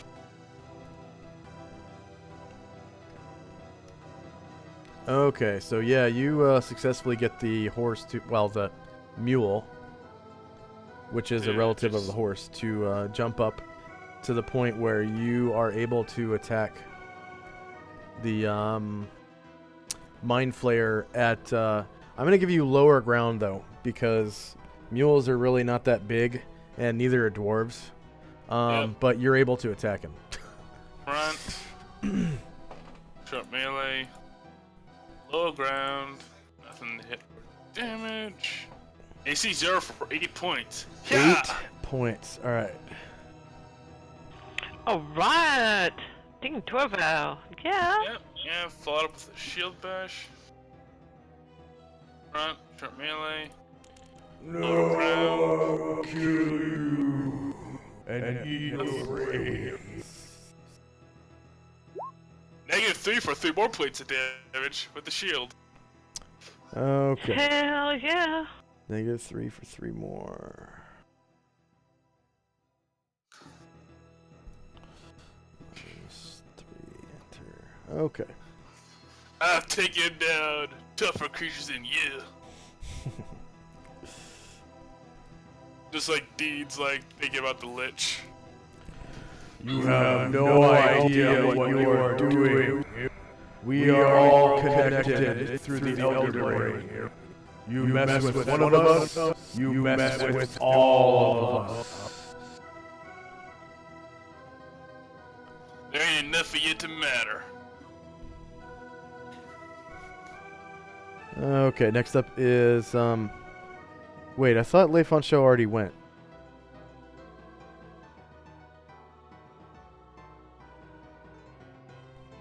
He went for the continuous light roll. Yeah. Okay. And I think I put another turn on him.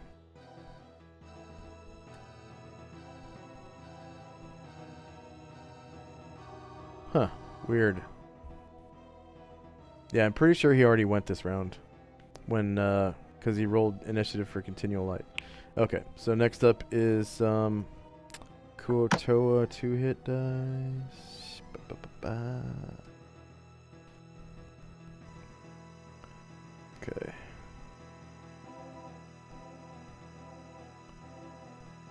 Alright.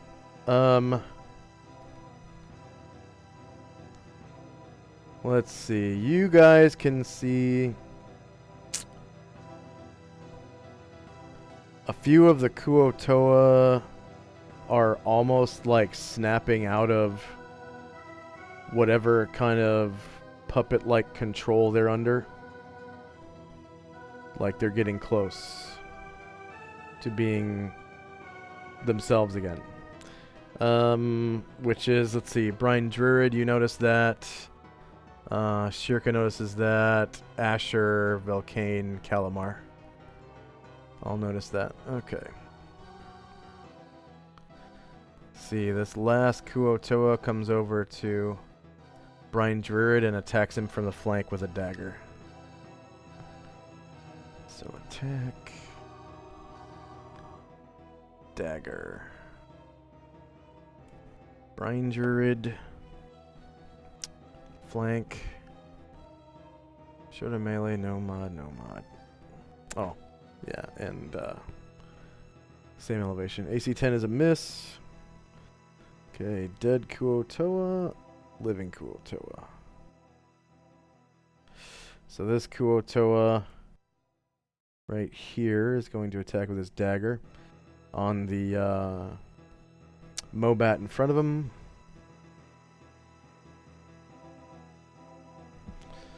So front, shorter melee, same elevation, no mod, no mod. With a dagger.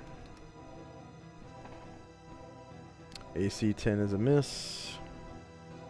Okay, next up, Brian Druid, who is basically you can only make a half move while you're dazed, but we'll count it as a withdraw if you want to withdraw from melee, so you don't take attacks of opportunity. Vesa? Vesa, are you there? Oh, sorry, I was on mute for a moment. I was talking. Okay. Yeah, I'll try to do that a little bit towards the friends if I can. Okay. So that's going to be your walking speed, which is... Yeah, I know, which means I get right under that guy pretty much and turn around.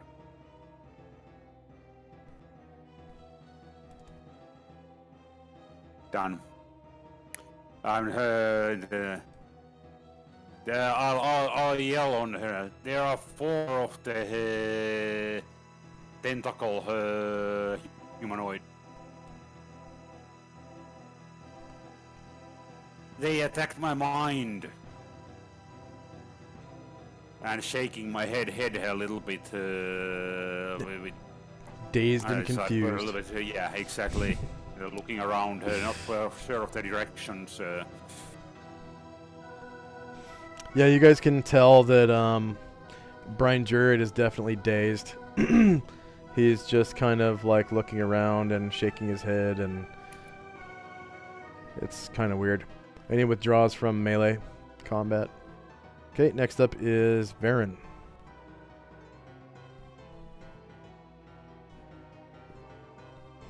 James, you there? James? Yep, I'm here. Okay. Sorry, I thought you were still talking to Brian Druid. But alright. And at this point, Varen's recitation pops off. Okay, so recitation. Find recitation. Yep. Alright, Casting the so. spell, I'll take a 5-foot step in this direction. So I'll be able to catch Dean in it. But yeah, everyone's within 60 feet of Varen, so let me put up an aura. Yeah. Square or circle? Circle, please. Alright. So. Okay. Ooh, the mind flare's caught in it. Very nice. Did you do Aura 1 or 2? Aura 1. Okay. Save It's like a changes. black. Damn. Whoops. Yeah, it's like a black color, so I'll change it. Yeah, go ahead and put it on again. Because I had to make it 60. visible to everybody. 60-foot aura. Yeah, it's black's fine. It'll stick on enough. And oh my god, that's a square. Yeah, you need a square. Should be a circle. There you Yep. Okay, so everyone who is touched by that black circle now gets a +2 to attack rolls and saving throws. yeah. Except for the Ashras, they get +3. Well, All they get enemies they get a symbol on their character. It's gonna be a dark purple dot. Okay, so dark purple dot is recitation. And how many rounds does it last? 10 rounds. Okay, so there I can runs cast just a bit above my weight class.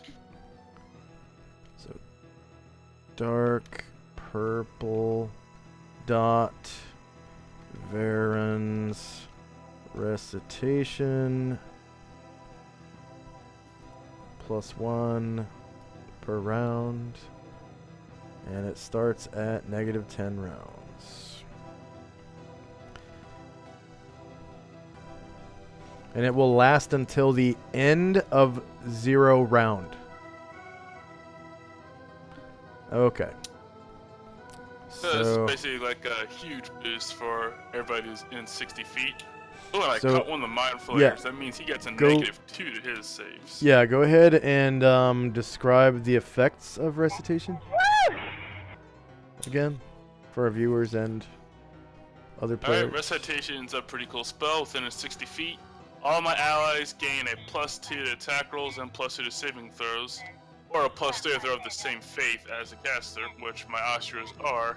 And all enemies within this sphere get a -2 penalty to attack rolls and saving throws. And there is no save, so they suffer no matter what. Yep. Priests are very Romeo, good at thank turning you. the odds to their favor. Yep. Priest buffs are very powerful.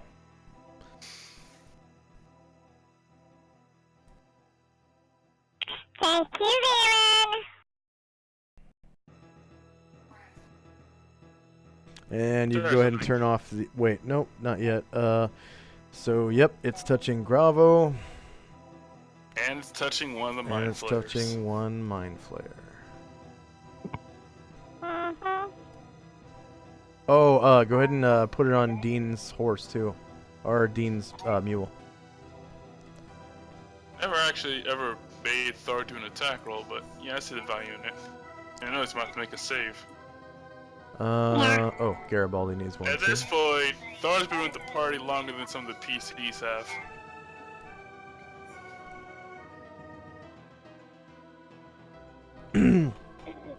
So, by the way, Garibaldi's standing right in front of you, Varen.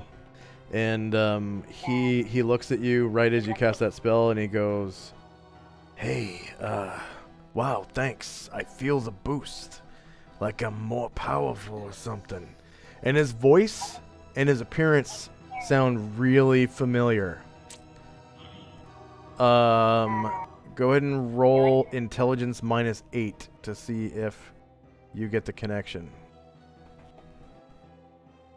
Oh, Jared player does a connection, but let's see. Alright, so intelligence I think I know. -8. can tell. I succeed.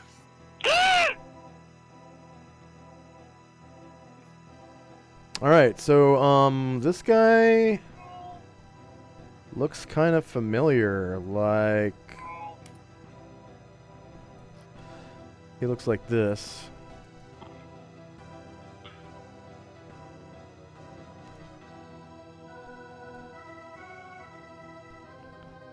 Okay. Hey. Yeah. So look, he If they're just looks like a younger version of The boss. this guy. Yeah.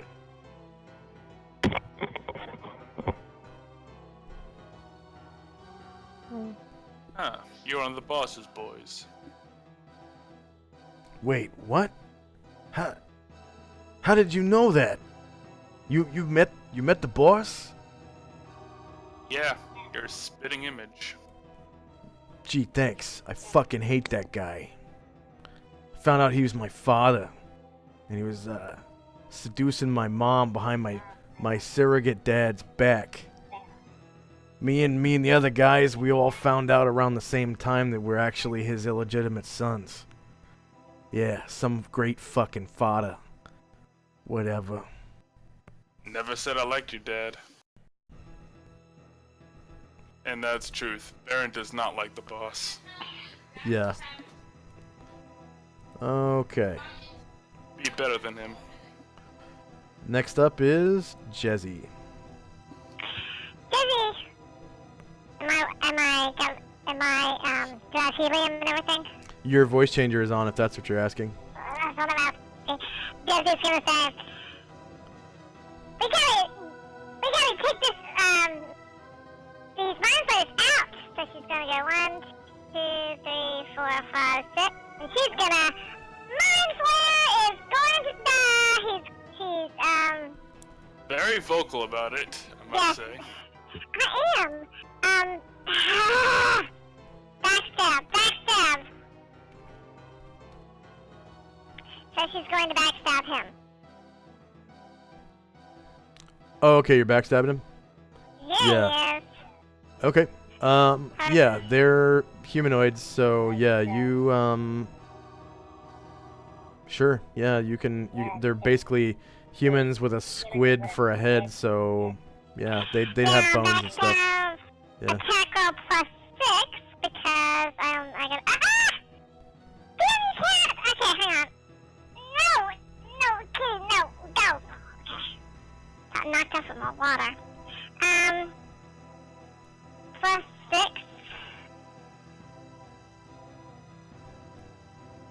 No, damn you. He's back.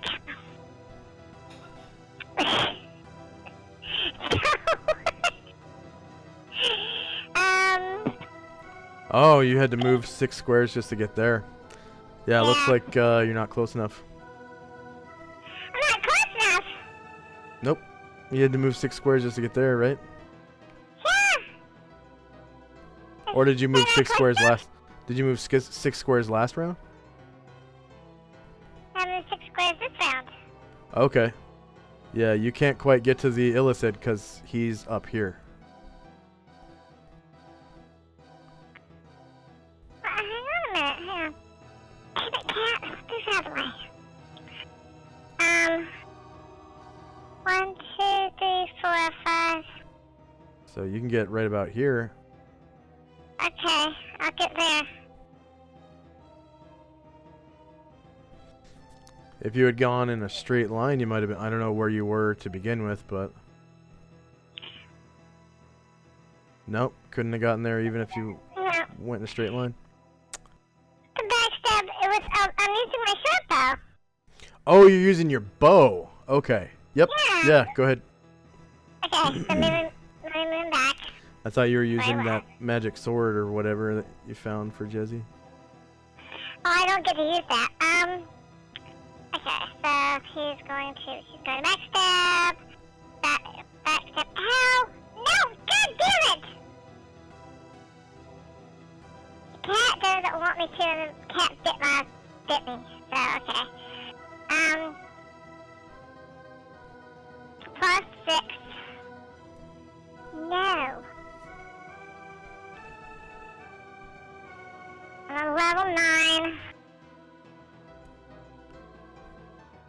So, Fenella, you definitely see Pixie over here. Because it should be in the light radius of things. Yes. Okay. Is her damage roll the same? Or was it +2 there too? Say again? Was her damage roll +0 or was she +2? I can't remember. The default was +4. Okay. Yay! Yeah, you hit. And you cause 4 damage. That sucks! Yeah. The short bow is not really a great weapon to backstab with, honestly. So. Well. I mean, unless you're like level 13. Then, you know, your backstab modifier is ×5. And I actually really need to redo the backstab macro because I need it to do the same thing as the attack one. I'm going to probably do that like this weekend sometime. Okay. Okay, so you cause 4 damage. Hey, I caused 4 damage, so I'm not gonna complain. I hit him. Yeah. And you become visible accidentally, you know, because you attack.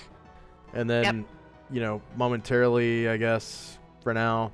At the end of the round, you'll become invisible again because you're a fairy or whatever. Yeah, but she's really... But she's really... he's real character because as soon as she missed, she went, damn it!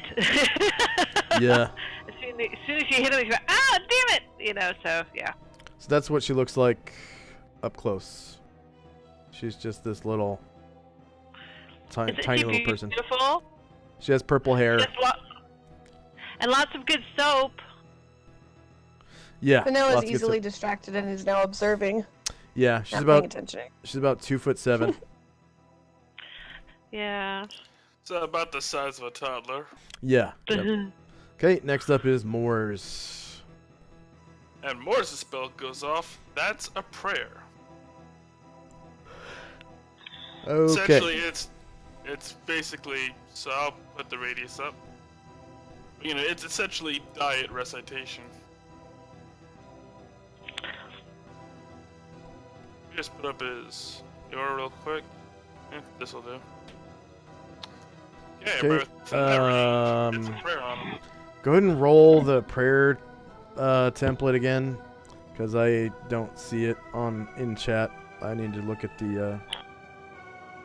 From divine, 3rd level.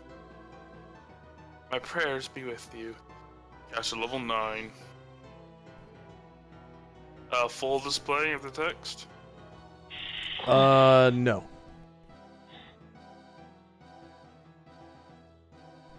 Essentially, friendlies get a +1, baddies get a -1, and it stacks with recitation. Okay, so this is gonna be a light purple dot. Anyone inside that black circle gets a light purple dot. Okay, so this is okay. light purple dot Moore's prayer spell. And the duration is 9 rounds. Okay. Yeah, he has not had the lasting power of his boss. Yeah.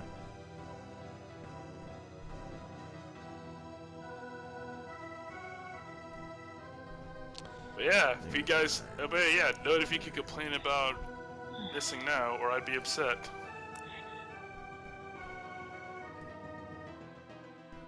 That'll take that aura down and prepare the next one.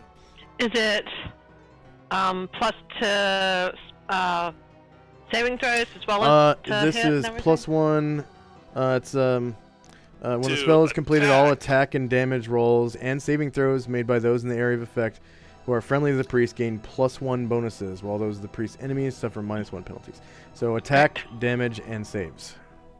Great. So after the permutation, y'all should have +3 to hit, +3 to saves, +1 to damage. So outside of the spell I'm saving for when we're closer in there, I guess this that's is about as much support as I can give. that light purple looks almost pink. I think that's supposed to be pink, but oh well. pink's a fine color. I'm green purple colorblind. So especially with pastels, it's really difficult for me to see purple pastels. So that's basically a pink, I guess, but it's kind of purple. We can call it a mauve. Yeah. Can you see the purple? Yeah. Green purple colorblind is not what you think. It's just you're unable to really tell the difference between green and purple pastels. That's all. Unless it's really bad, which I've never really heard. So it's more inconvenient than dangerous. Yeah, it's. Stepdad's red-green color blind. It doesn't usually slow him down, except he sometimes has to have my mom tell him if something matches. Yeah. I just felt so sorry for you if you couldn't see that purple dot. I was like, oh man. You can't tell purple when he sees it. Oh God. Yeah, basically you now have 9 rounds of magical super drugs. Get going. Yeah. Start cutting these people apart.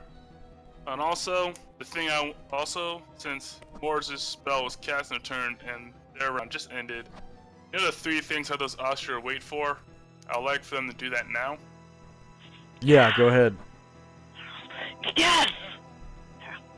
They're just going to move closer into the fracas, if you will. I love Auschwitz. And do the fun thing, which is a 60-foot radius on, I guess Lazarus will do. He's closer than I'm sorry, but you can't move and do that in the same round? Oh, I can't move and do that. Yeah. Okay. Yeah, so you could stay where you were and do that. If I stay where I was and do that, then they'd be out of range. But Yeah. you know, that's fine. In that case, I'll move him a bit further then. They're gonna come over here. Ooh.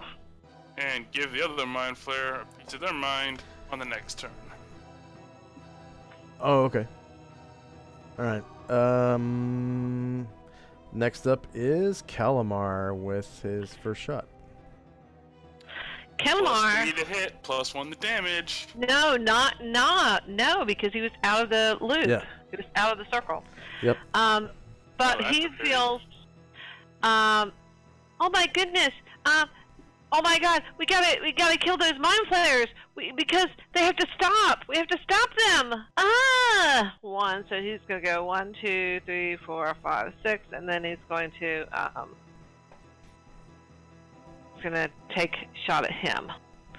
So he's gonna backstab him. Which one? The same one, Gavo. The one under Gavo. Okay. Backstab, short bow. +4. I'm a thief at 11. Okay, so Fenella, a drow becomes visible almost right in front of you. Yes! Very nice. I'll make myself. Oh, there you go. Fenella screeches in surprise. Yeah, and you very see high pitched and very girly.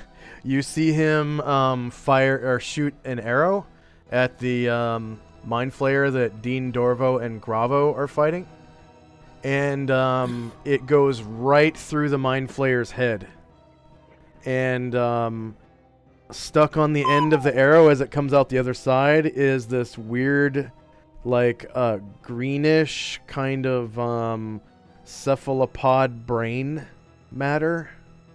It's and it's got like a very slight glow to it, kind of like when you crack open a chem light or a glow stick and you pour it on the ground, like Predator blood, basically, from the movie The Predator. He's not and then to Elder Brain anymore. And then it quickly fades, and as the Mind Flayer drops to the ground, completely lifeless and dead. Yay! Nice. Yeah, that's Calamar's reaction. Yay! Then he turns around and he sees you sitting there, like, standing there behind Boogiewell, and she goes, oh my god, Fenella!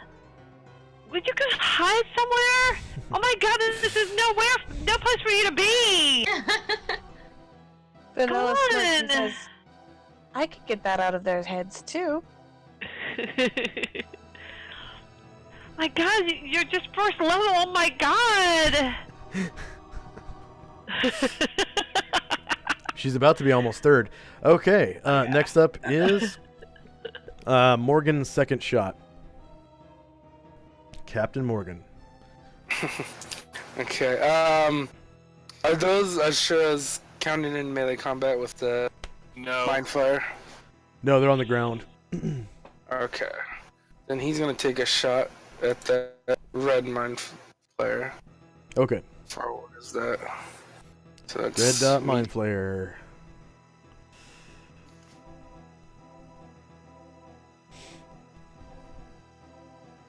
This is what he from looks the like. front. Yeah. Medium. Lower ground. Yeah, he misses. Yep, that's a miss. AC 9. Okay, next up is Illuvio's second shot. Olivio, he's gonna try that mind flare back there, but let's see. Remember, +2 to hit, +1 to damage. Yeah, he will.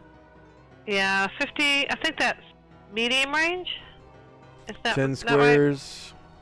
Depends on the arrow, I think. Let's see. Are you using a sheaf arrow?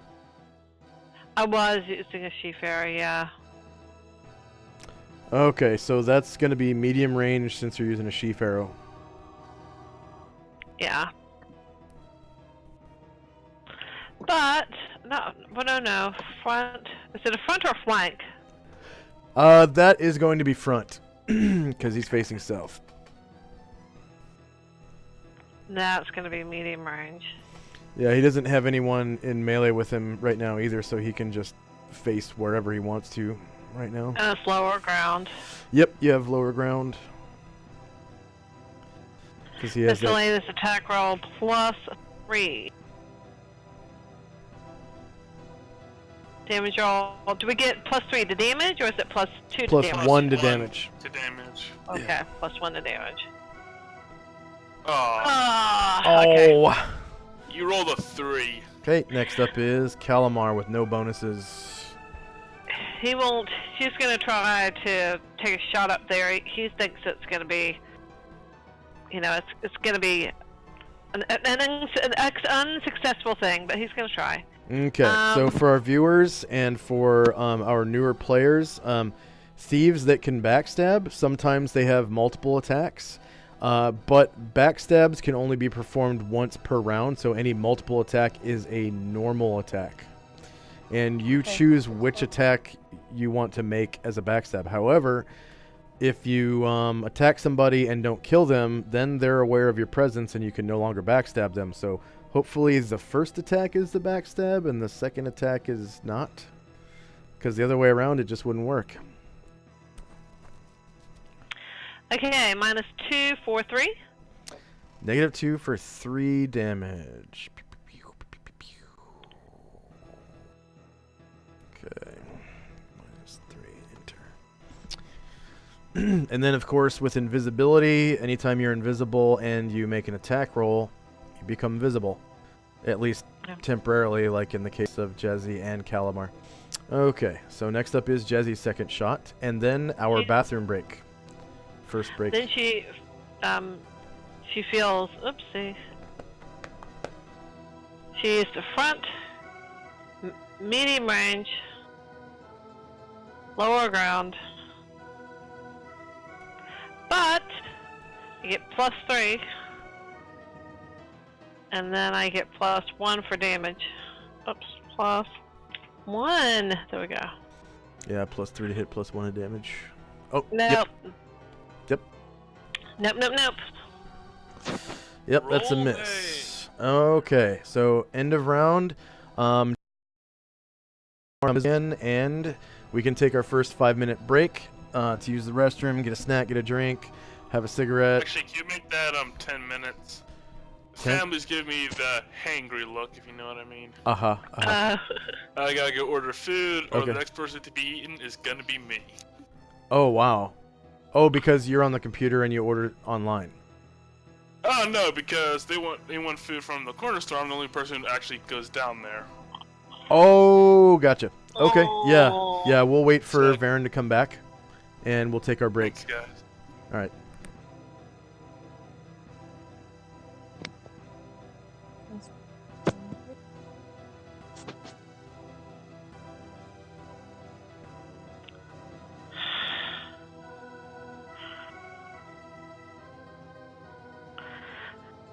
Yeah, this is good because it takes me all this time just to roll my initiatives. It's like, oh my god.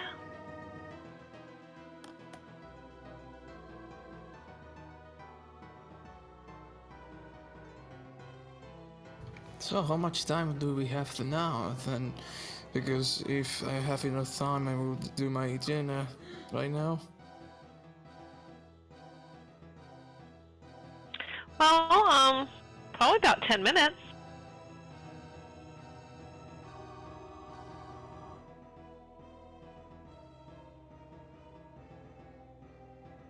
So, yeah.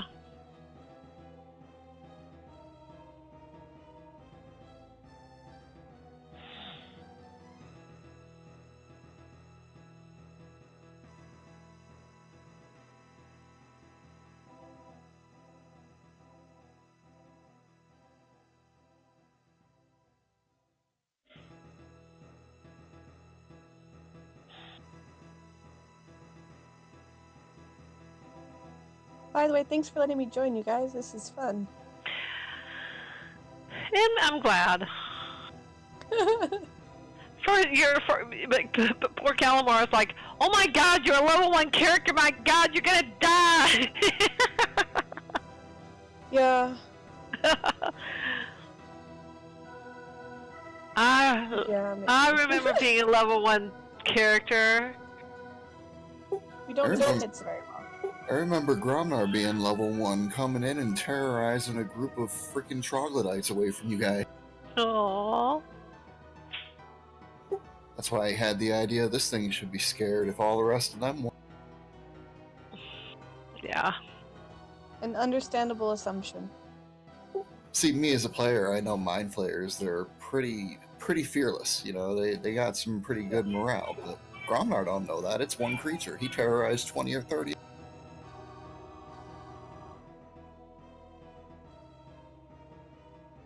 And now he's all by his lonesome back there with a Mind Flayer. This is going to get ugly.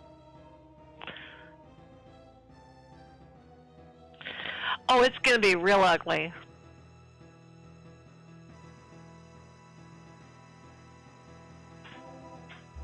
Well, I'm sure. By the way, can I ask?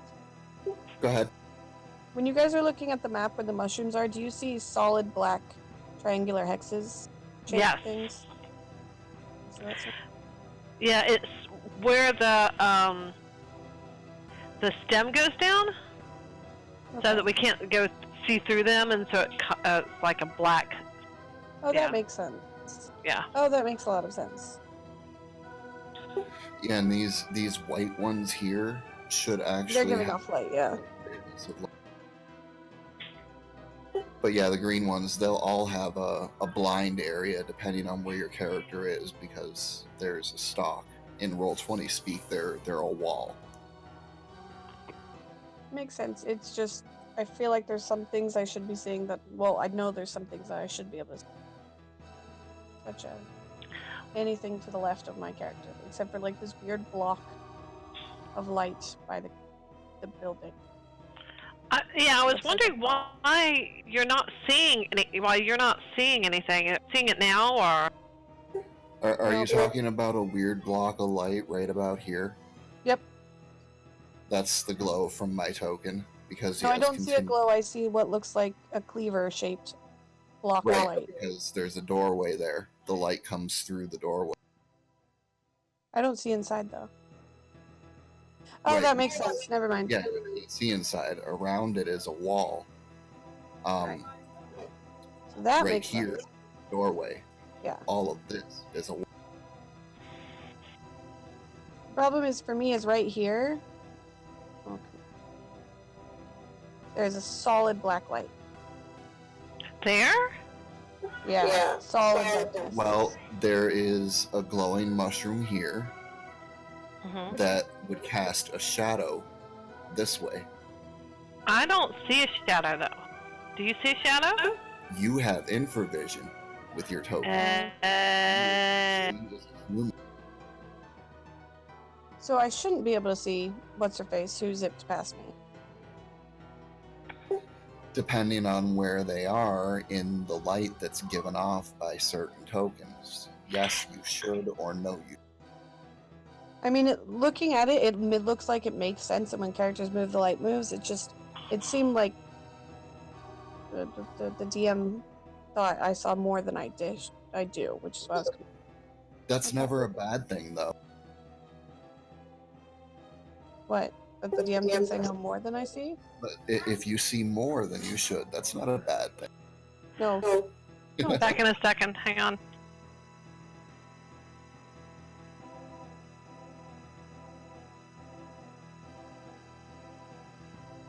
Wait, is Boogie Woogie on the chat? If I remember right, that's What? Calamar's. Go ahead, say hi. Hi. Hi. Because you're standing right next to me. Are you like in shaded darkness, or do you have some special sight thing too?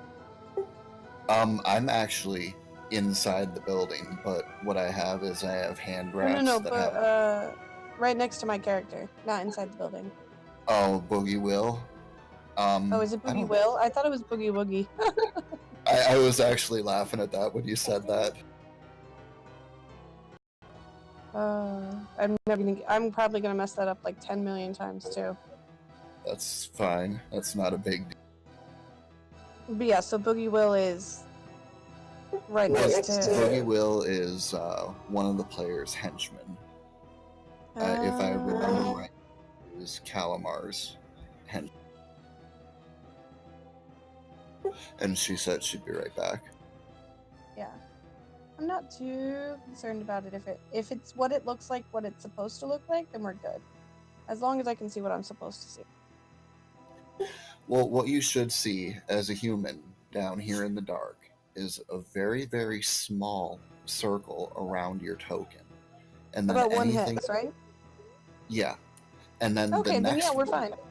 well, then Alright. the next one out should be like shadowy. Like if there's something 2 squares away from you, you should see it like it's grayed out, but it's there. And Yeah. anything Up beyond until the solid darkness of the mushroom, everything else is grayed out, and I can see like vague figures of yours. Like looking at it, I didn't think anything was wrong. That was the thing. It looks like the way it should look. Yeah, everything is right. And then anything that gives off a light, whether it's right next to you or super far away from you, you'll still be able to see it because it's giving off light. I need my stupid mule. I feel you. Until one of the other PCs gave Gromnar those hand wraps, he was running around with a torch. Yeah. She wasn't gotta very be, smart. She left the lantern on the mule. There's gotta be a race that has infravision. What's that? Gotta be a race that has infravision, so you don't need no torch. Well, you know, Yeah, high five, yeah. Human. 99% of the humanoid races have freaking infravision. Gromnar, the Except for human humans. ogres, they fall in that 1% with humans. Cause somebody, you charged last round, didn't you? Or have charged, at least, in the past. Can you end up going, further than 9? You go like 10 or 11, because I was measuring, and 1, 2, 3, 4, 5, 6, 7, 8, 9, 10, 11. With Boogie you're talking about? Yeah, I'm talking about Boogieville. Okay. So he would have a maximum movement of 13. It's one and a Yes. half. Okay. So I'm gonna charge. Oh man. But why does charge? No. Hang on. And I only know that because, he's the same as Gromnar. We're both slow. I have to do this weird. Okay, so I want to Bother Doom. The thing with charging, though, is it's a straight line. If you turn in any way, shape, or form, you lose the charge. Well, I mean, it's one square. Well, I don't know. I can get in square. So let's see. Doesn't Boogie Will also have the same thing Gromnar does because they're so big? They actually have an. I do not.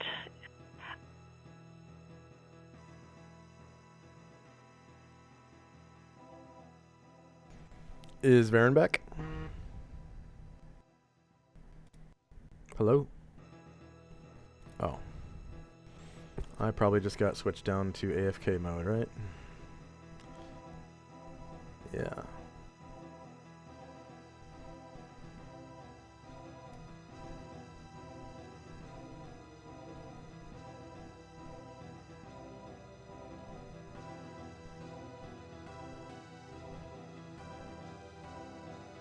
What is going on with Discord?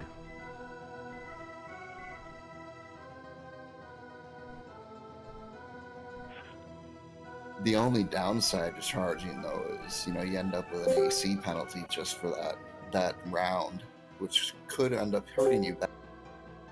Well, I don't care. He deserves it. He's, and he has,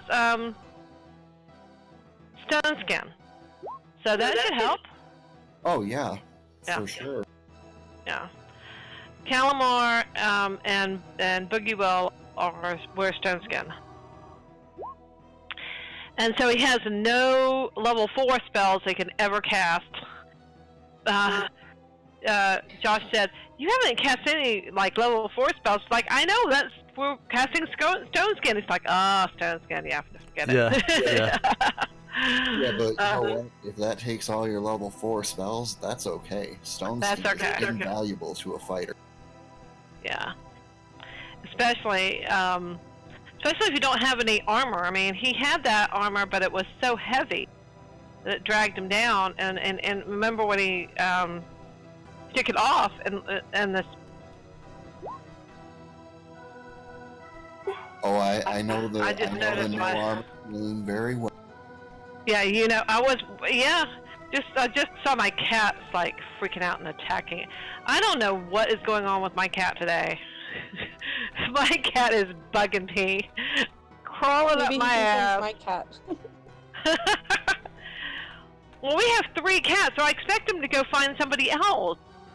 But no, he wants to crawl up my butt. No, so tell me about your cat. He's currently sleeping on my feet, causing them to go to sleep. Aww.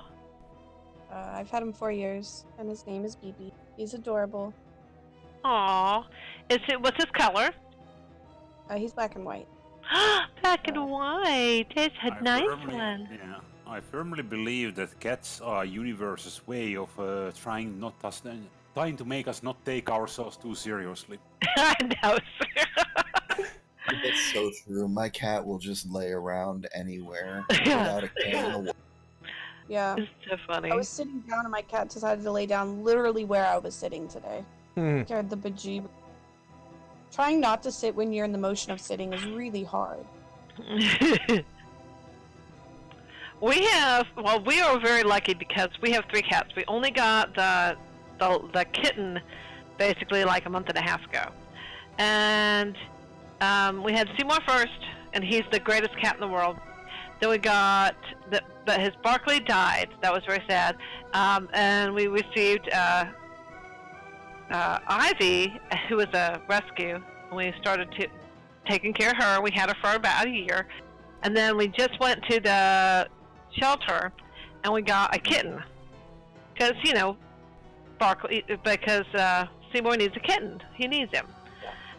And oh my God, it's just crazy to watch. It's like Seymour and Sarah. Seymour and Sarah. They're playing. Chase. Things are getting knocked over. All the things.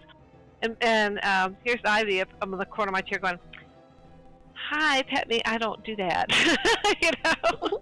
Yeah, you can imagine what pets say. Like a dog is, "Hi, can I help you? Can I do something for you?" A cat is, "Please present me my food while I lounge here."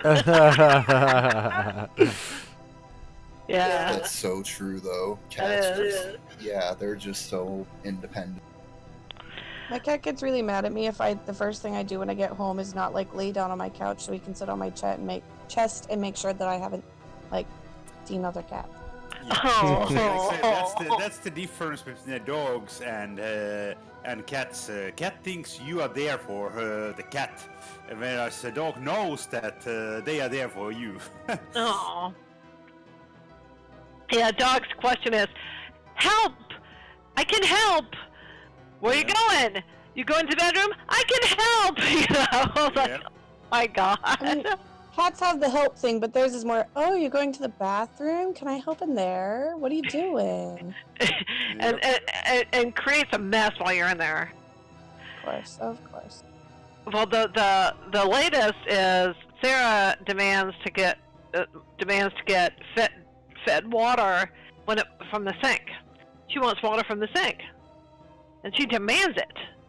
And so we pull it out, and this, we're sitting there, and we're sitting there on the toilet. And we're like, okay, we'll turn it on, and Seymour's like, "What about this water? Do you think? Why? I never got water from the sink." And it's so funny. I just, oh no. And kitten, she's a kitten. How is she supposed to know? Well, cats naturally like running water versus still water. That could be what it is.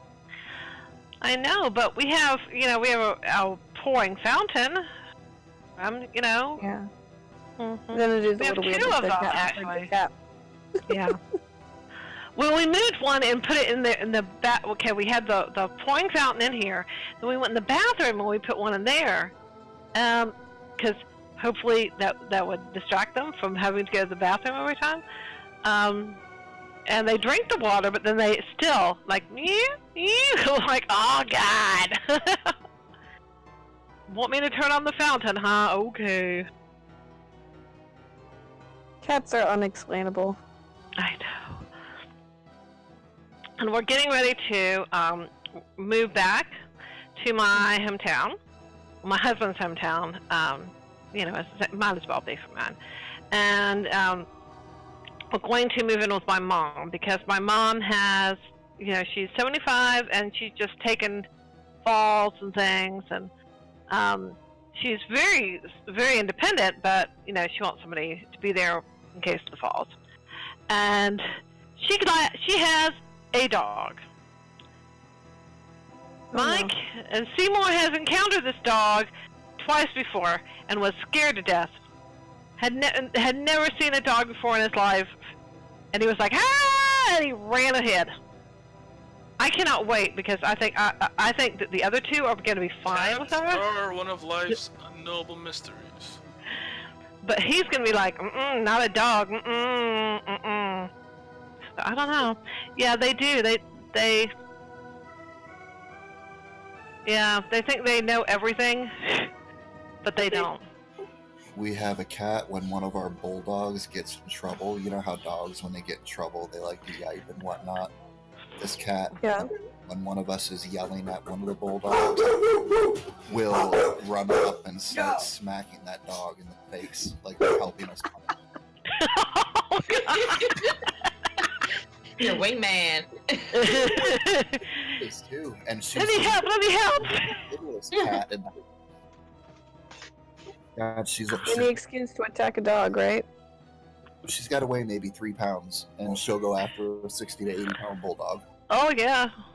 Well, see, the thing was that my mom's dog loves everything, and she loves pets and everything, and she just loves the cats. And my mom had a cat, and the cat would sleep in her in Lily's stomach. It's like, oh, that's so cute. My friend Barkley, you know, he was so over it.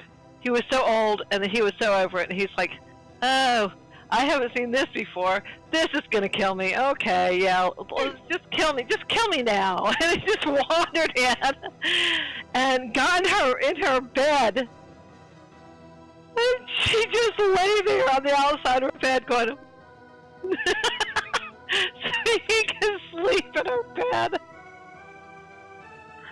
That was pretty funny. It does sound funny. I know, right? Oh my god! But you should have seen him. Just like, well, this happened. Okay. You know? All right, I'm back. Is Varen back? Yeah. Cool. Oh, okay. Yay. Did everyone roll initiative for their characters? No, give me 2 Yeah. seconds. But there was one thing I wanted to discuss with you, because Boogie Will, I rolled 3 times, and I want to roll a charge, and I said charge, but it's not showing up charge. Yeah, that's okay. I couldn't figure out how to write it so that it does. Okay. Well, I tell you, charge. This is the first time I've ever charged, and I'm so excited about it. Yeah. May I please get a second attack as well? Sure. Thank you. I'll be right back. And would it just be knife melee then? Yeah, if you plan on just using your knife, then it would be Okay. yeah. And the cool thing about using your knife is you can use it either melee or ranged. As a like missile, once yeah. once you actually have your turn up. Yeah. So Shirka is fighting with her scimitar.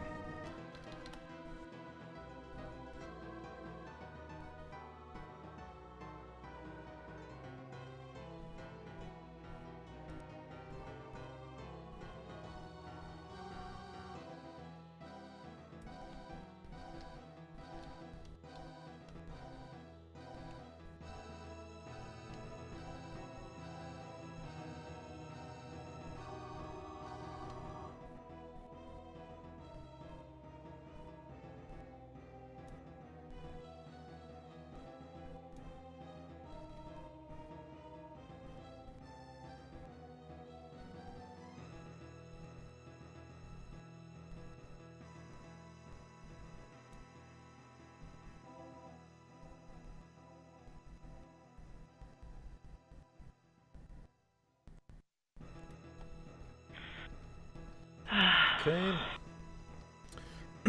Leifon Show, are you there?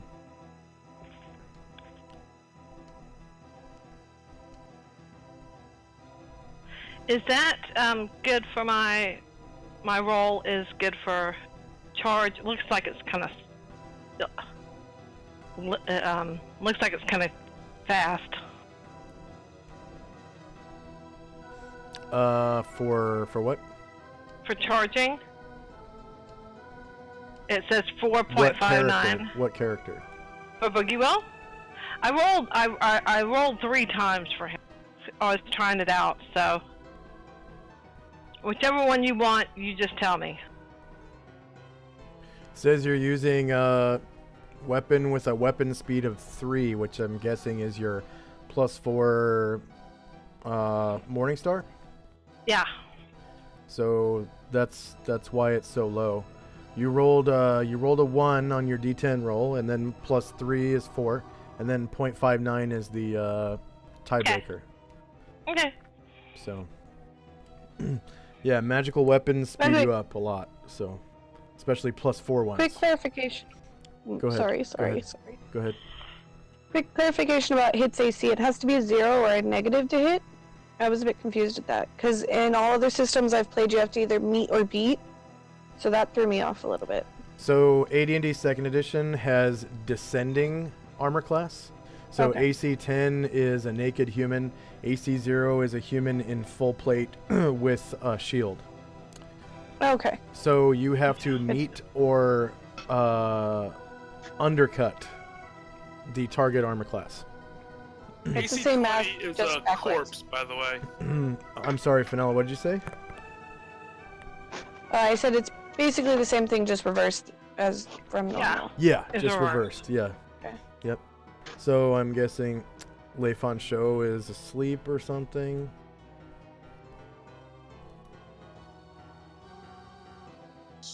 Nope. He's not on AFK, so he must have been here within the last 5 minutes. I'm just gonna go ahead and roll initiative for Leifon Show. Medium size base speed. Okay.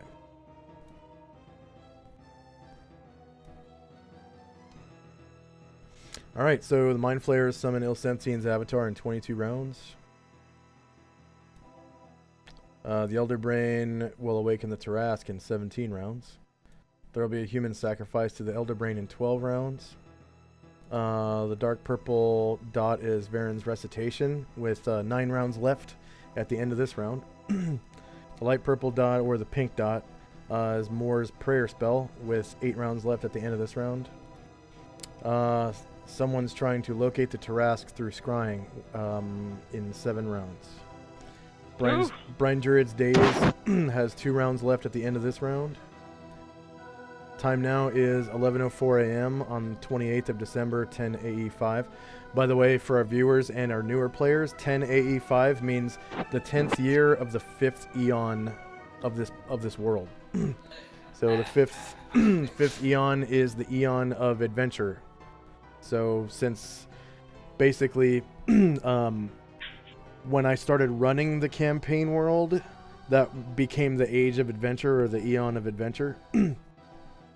And it's been 10 in-game years since that has happened. So that's basically a running total of how many in-game years have passed. Okay. We're getting close to 6 now. Real close to 6. Real close to an 11th year. It's the 11th 10th year of the 5th eon. Okay, so first up is Varen with probably a really powerful magical sword. Yep. So these mushrooms are how many feet tall? Depends on if it's the larger ones or the smaller ones. Larger ones. I'm gonna fly under this one. The larger ones are approximately 30 feet tall, and the smaller ones are approximately 20. Okay, I guess I could take flight under the mushroom. Basically, rise above. Come to about here. Slice and dice. Okay.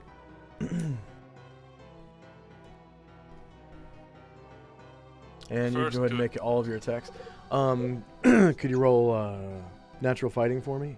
And then are you also going to use wild fighting? Natural fighting and then kung fu. Was it you who took wild fighting? No, that was Boogie Will. Okay, Boogie Will. So, not as vulnerable as I seem. So anyway, longsword +4. This thing really does need a name. Front, short melee, same elevation, +4 to hit, +1 to damage. Oh yeah, because you're a member of the religion. That's right. Yeah, you get a +4 to hit bonus from those spells that stacks, and +1 to damage. So as long as I don't roll natural 1, I should hit him. Yeah, more than Negative likely. 3 or 4, 16 points of damage. 16 points of damage.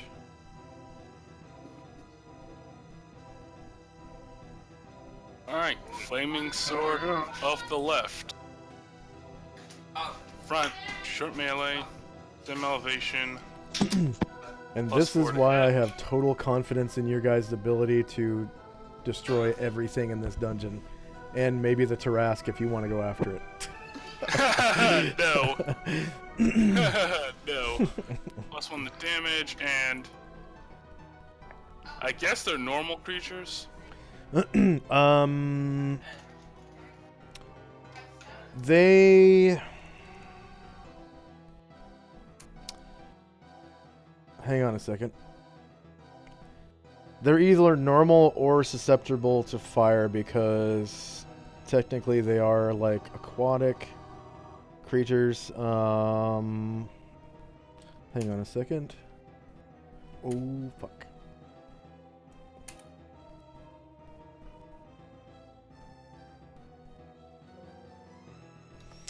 Yeah, they count as normal.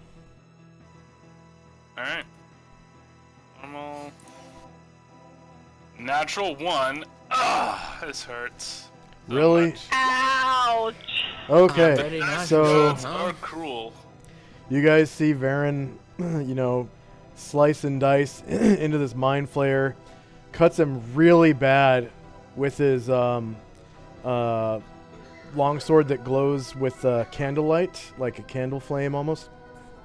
And then he pulls out his flame blade, or flame tongue, and tries to slice into him, and just goes careening off into like this weird, like loopy kind of maneuver while he's flying. That's just bad luck. Yeah.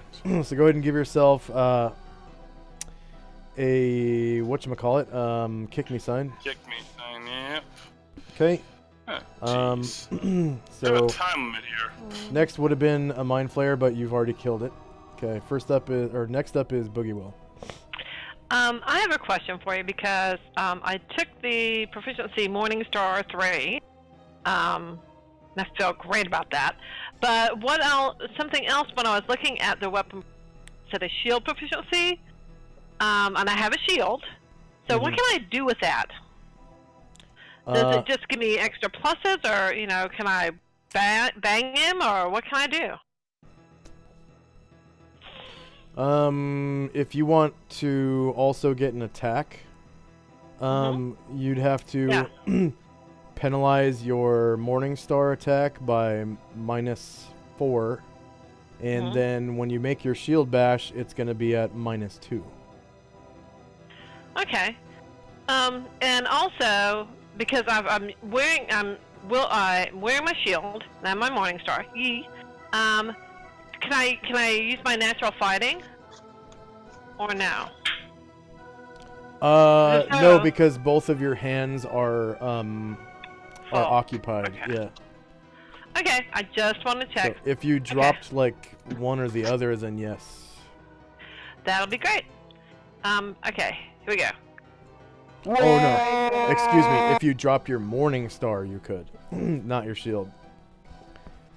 Because Fuck that. yeah. Oh no, that's not true. No, you still could, because it could still give you a +1 to damage on your offhand. That's right. So yeah, you could do that if you dropped your shield or your weapon. Screw it. I like it the way it is. Yeah. And he's gonna run up. Oh! Oops, it's not on. There we go. And I'm going to attack it. Boom, boom. So, attack, boom, boom. With Yeah. Boogie Will. Yep. Oh yeah. Can't you hear my voice? Do Yeah. I sound like I'm like Alluvio or like Calamar? Do I sound like the fairy? No. I'm trying to find out where you are. I was 10 squares away From? from the dude. What dude? From the guy that Varen was killing. Oh. Yes. And so that's why I went for charging, so I could get a couple of Oh yeah. squares. And You I have go, 10 yeah. feet of reach, so yeah, you can definitely. He's attacking. Yeah, you get How tall is your character? 6'10". Okay, yeah, you're still on lower ground, but you can attack him. Yeah. I figured I'd go up and he'd kind of like help. And he'd try to hit him with with the Morningstar. So that would be a front attack, Yeah. short or melee, but it would be lower ground. Yes, you do have lower ground. Okay. You have the lower ground. Oh, what the hell? Okay, hang on. Attack. I'm sorry, I have to do it again. Because it went... Haywire? Yes, it did. There we go, Lower ground. I don't get any of the pluses to whatever, so I just gotta go. 2 for 14. He's still alive. Oh man, I didn't... What do I forgot. What do I get if I charge? Damn it, I forgot I charged. You get a +2 to hit for charging. You already hit him anyways. Okay. Okay. So that same Mind Flayer, it now levitates up to, well, actually first, it is going to try to attach its tendrils to Varen's head. Oh yeah, go ahead and try. Try. Okay. So, come on.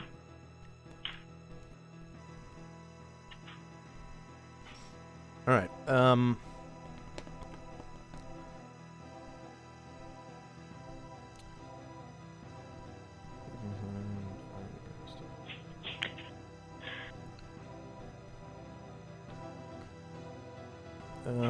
Does only when surprise or attack. Yes. Okay. Tentacle does no damage, surprised, or no damage while holding. Can be removed.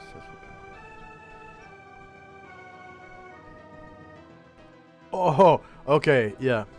All right, so it has 4 tentacles that it tries to attach to Varen's head. Or Boogie Will's head. Varen's head. No! So tentacle 1. And this is going to be your shieldless. Let's see. Let's see. Front. It's going to be shieldless AC. Without dexterity, but I don't think you have dexterity anyways. So basically, it's going to be like your rear AC, pretty much, because you're off balance. But he does have a +2 to hit you because you're off balance. So front, come on.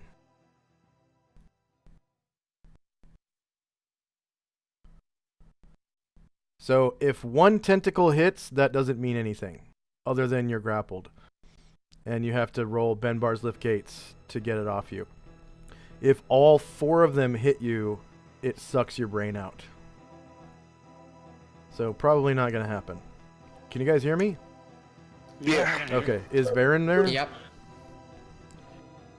Varen needs to be there. They already sucked his brain out. James, you there? James? Oh, snap. Okay, so that one hit. God. Okay.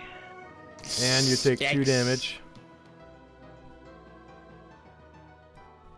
James, you there? Okay, so we'll call this a tentacle symbol, I guess. And I put a 1 on there. So 1 tentacle has attached so far. Okay, tentacle 2. Attached where exactly? Your head. 1 tentacle. That would miss, Josh. Oh, right, +2 because that. Never mind. Yep, that hits. Yeah. Any dexterity or shield doesn't do anything right now. All right.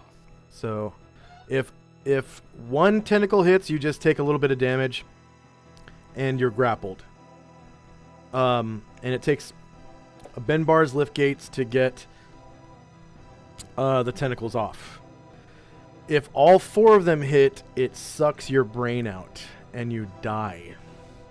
But it's probably not going to happen because your AC is -2. So, but fair warning. So front. Yeah. It is a frontal attack though, but it's against basically it's your rear AC, which is 2. So Wait, You're- is that -2 including the +2 for my kicking sign? And if it is, he does get that's- the +2 for kick me sign, yeah. Alright, so but if that's already factored in, then he misses because I'm in Kung Fu stance. No, your Kung Fu counts as dexterity, so it doesn't count. Oh, okay. Alright. So front, shorter melee, same elevation, +2 to hit, no damage mod. Yay! Okay. So you still only have one attached, and there is not a chance that he will suck your brain out. But he's still attaching tentacles to your head, or trying to. So front, shorter melee, same elevation. Come on. Spooky tentacles. I am not a Japanese schoolgirl. This is bullcrap. Oh my goodness. Miscellaneous attack roll +2. Oh, hang on, I gotta This be is right back. like one Okay, of there's those another Japanese miss. animes, right? And tentacle 4.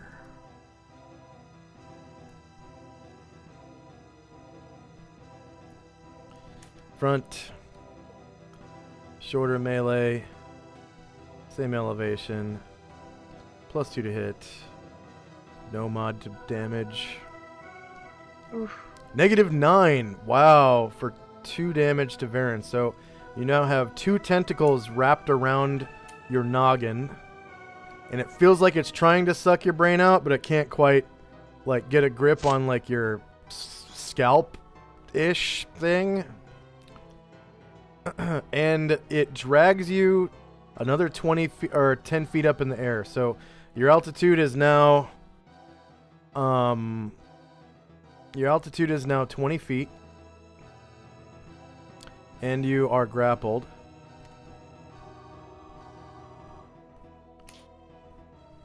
Fantastic. So go ahead and give yourself the little hand job symbol. No. That was like this. No. Okay. So it's got a good grip on you, and it's gonna take bend bars, lift gates to get it off of you. You are grappled and can no longer attack with anything that is medium-sized or larger. So your swords are now useless. Oh, it's a good thing I'm prepared for this. And by the way, you need to drop your shield wherever you left it, because you used 2 swords. Probably right next to you, though, because you could just run right up to your opponent, drop your shield, draw a weapon, and attack. I probably would drop my shield before I came up that close, so my shield's gonna be way the heck back here. Really, I should look into buying a harness for my shield. Somewhere to put it so I don't have to drop it every time. Yeah. Or does that item not exist? That item does exist, but it slings over your back, and your back is covered by wings. So if you want to fly, you can't really put it over your back. So that's why you've been dropping it up till now. Yeah, okay. It could burn. Okay. If it got back there with the wings, ow. All right. So next up is Kuotoa.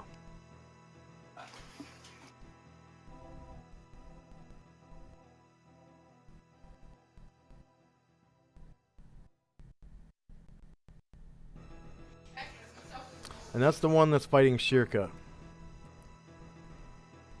Oh, by the way, sorry. You guys noticed that two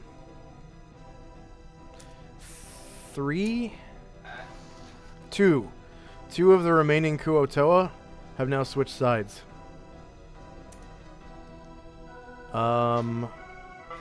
It's actually the Kuotoa monitor.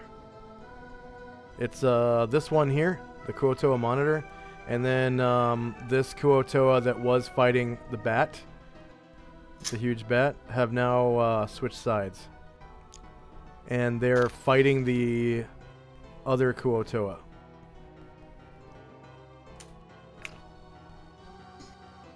Yep.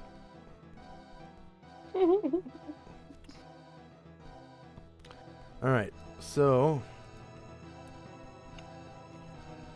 this one is going to try to stab Shirka with a dagger. Front, short, same elevation, no mod, no mod. AC 7 is a miss. Next up is the monitor. And actually I said it was attacking the other Kuotoa, but I lied. It's actually gonna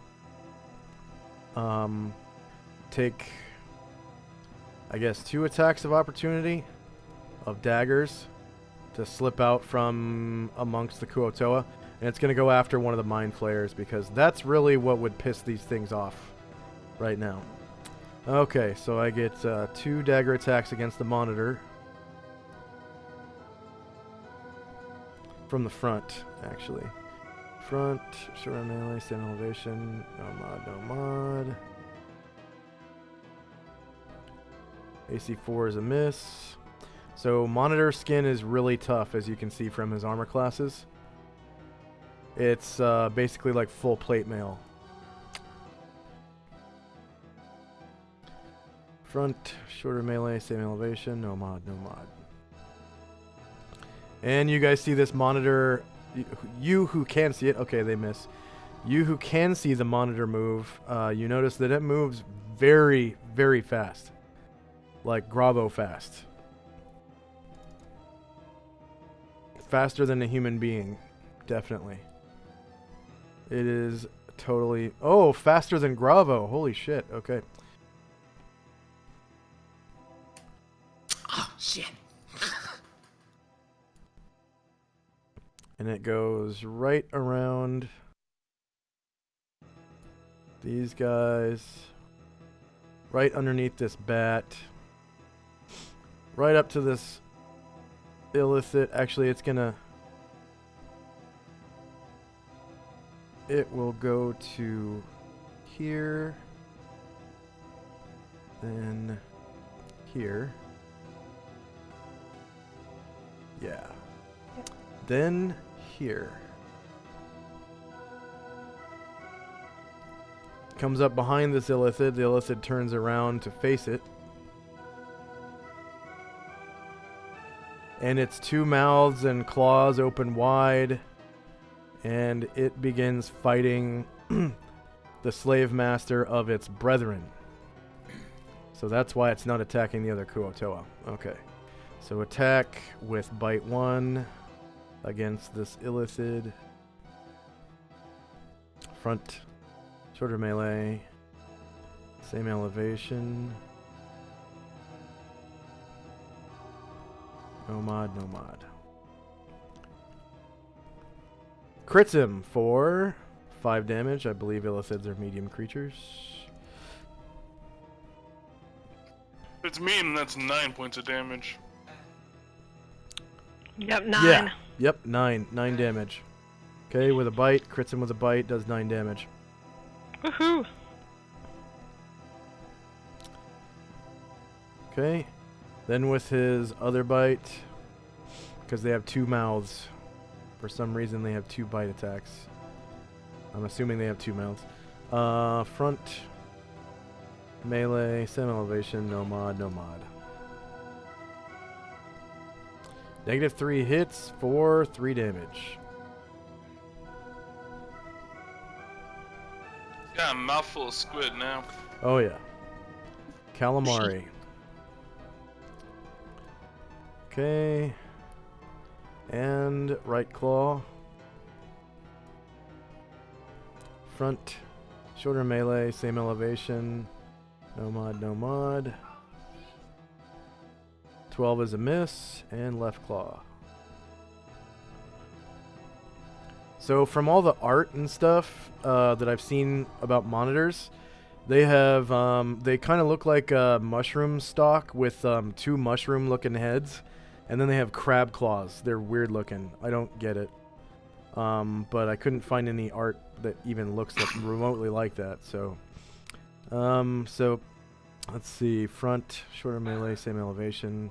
No mod, no mod. With the left claw, and it claws into him for 5 more damage. trying to take the power back.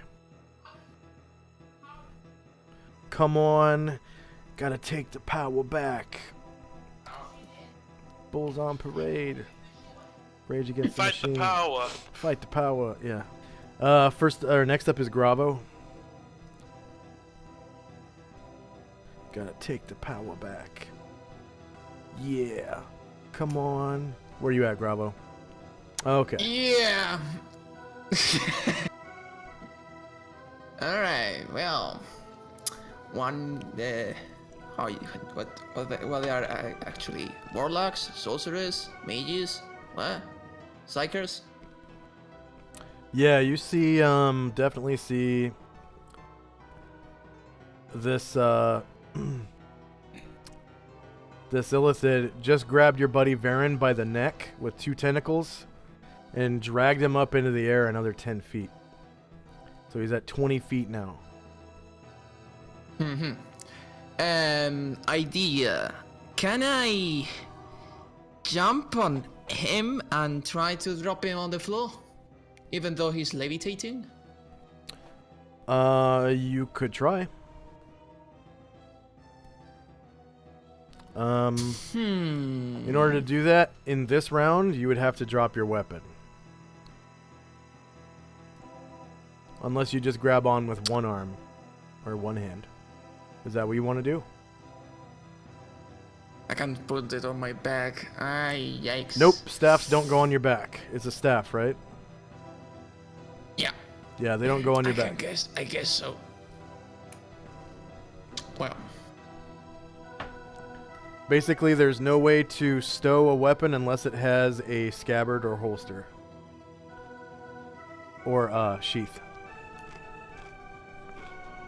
I suppose. Can I, like, try to grab him, but before that, like, drop it around here? Yeah. Yeah, I can do that. All right. Actually, Josh, I should have asked this earlier, but if this basically levitating way, would that provoke an AOO? AOE? Yeah. You mean attack of opportunity, AOO, yeah. Yes. Yeah, but it's a little late for that. We should have thought of that before, I guess. Because retroactively, if you do that, then it fucks up everything because you're probably going to kill him. Alright. Okay, how tall is this mushroom? It's about 30 feet tall. Alright, I cannot cheat. I can reach it with a jump. Yikes. And what's this? Now I think about it. That is a umbrella-sized mushroom that's actually giving off light. A lot of light. Okay. This mushroom is... well, fuck it. No, I can't reach from there. I wanted to jump from a mushroom and from the mushroom jump into the guy and try to have some grapple with high elevation if I can do that. Can I? Yeah. Could that be possible? Yeah. Are you're jumping up to him to grab him? Yeah. I'm thinking about if it's like enough resistance. How tall is this mushroom? Which one? The one giving light. It's about the size of an umbrella. So, I don't know, 3 feet tall. Okay. No, I'm just gonna straight up. Okay, so Grabo simply in the moment he realizes the circumstances Varen is having currently, he decides to like throw near Varen his staff, and then try to run and jump as high as he can to reach the Eldritch creature and throw it on the floor. If he can magically dissolve the spell of the tentacles by throwing it on the floor, brilliant. He simply wants him on the ground. And I suppose I have to reach here because, well, it's for the sake of the stuff, the slots. Yeah.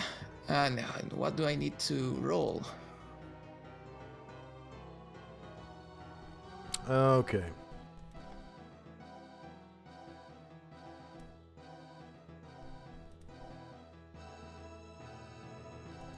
So what do I roll? All right. Roll. Or a grapple. Jump. Running spring. Okay. So, whatever you roll needs to be added to your height, and it needs to be 20 feet or more. So 5 feet. So I don't think you're 15 feet tall. Running spring. So you try to jump up, and as you do, you drop your staff, and you don't roll nearly as well as you need to. Wow. You would need to be like level 12 to succeed at that. Oh well. Okay. We'll say you dropped your staff right here. Oh wait, no, you did say you dropped it by Varen. So yeah, it's right there. Okay. Yeah, I think in order to be successful at that, you would need to be a minimum of, let's see, 6 plus. How tall are you? 5 foot something? See, I think you'd have to be a minimum of level 9 to succeed at that.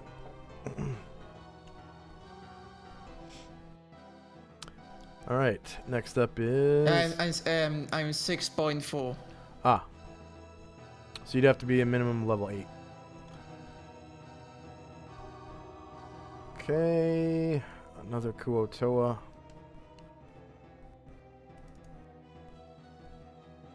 Whoops, why did I do that? This is so great. I can't do shit. Can't read shit. Okay, so this Kuotoa runs to this huge bat.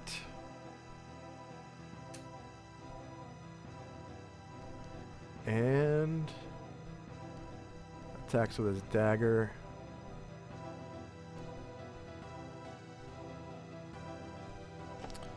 Front, shorter melee, same elevation, no mod. You can do shit, you're just doing it to the wrong target. Right now, at least. I mean, oh, I do have to focus the mage. Yes, but you are aware of, other illithids, so it doesn't have to be that one. It does have to be which any. Which ones? I don't really know which ones are you talking about. There are more over here. I don't see them, so I basically don't have a clue about those. Okay, that's true. Yeah, your best bet is a missile weapon. Because he's just too high. Or, hey, you could climb that mushroom and then jump off of it. Hey. That was what I was thinking about, but for that, being a mushroom, I have to climb the stem, like grab myself on the interior part, which is. Or you could just cut through it. Do I even do that? Cut through? Or yeah, it's a mushroom. With a staff. Or just punch through it. It's a mushroom. I mean, poke through with your hand. Okay. You would have to drop the staff anyways to climb, because you need 2 hands to climb. Okay. Lazarus. Alright. So Josh, I can gain 5 feet of altitude for every square I move. No, you can gain 10 feet of altitude per 2 squares that you don't move. Alright, guys, here's what I kind of want to do. Basically, while gaining altitude, come here, use my 90-degree turn to go this way, then swing at the illithid.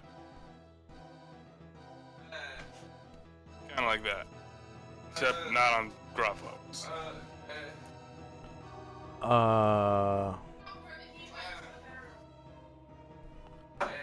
Let's see. Oh, okay. Yeah, you send at 5 feet per square that you move, and then you can, gain altitude in 10 feet increments for every 2 squares that you don't move. So what that means is you have to move at least half your movement rate. You could spend the other half of your movement rate to ascend if you wanted. Yeah, basically I want to do that. Okay, and yes, you could go from 10 to 20 in 2 squares and then do your 90-degree turn and attack. Yep. And you would still have to land move on forward. the mushroom, when I'm done. Landing in a round where you ascend is a little wonky, but yeah. On the mushroom. Yeah. Okay. Yeah. Sure. That mushroom is actually at 30 feet altitude, so yeah, you could do that. Yeah. Yeah. This would be if you do that, the Illithid is going to get an attack of opportunity against your back. Oh, the price. As I say, the price of doing business. Yeah. Look at it this way. If he has one Astro, 2 tentacles, and 1 in another, yeah, he doesn't have enough to eat anybody's brains. That's right. So I guess he's gonna turn to face me.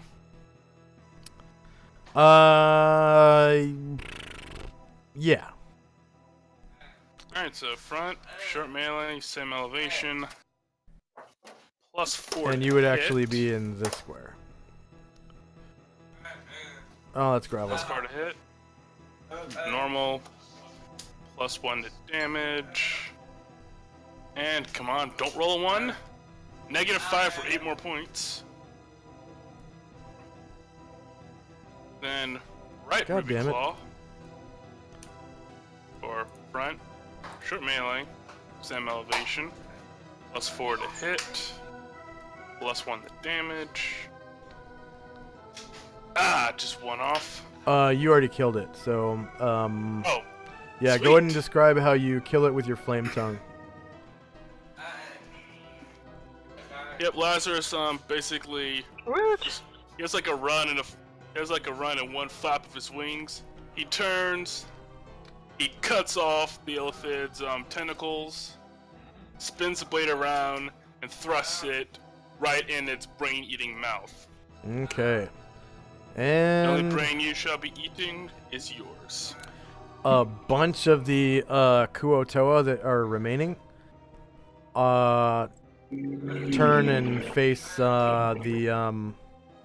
other Illithid. Like about half of them. Okay. Yeah, boy. Yeah, boy. Okay, and then go ahead and land Lazarus on top of the mushroom.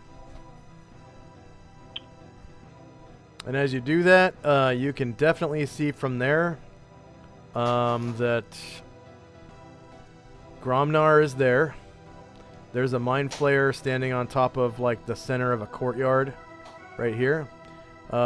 There's a monitor right here that's attacking another Mind Flayer, and Mobat is flying overhead. And then there's Kuotoa right there.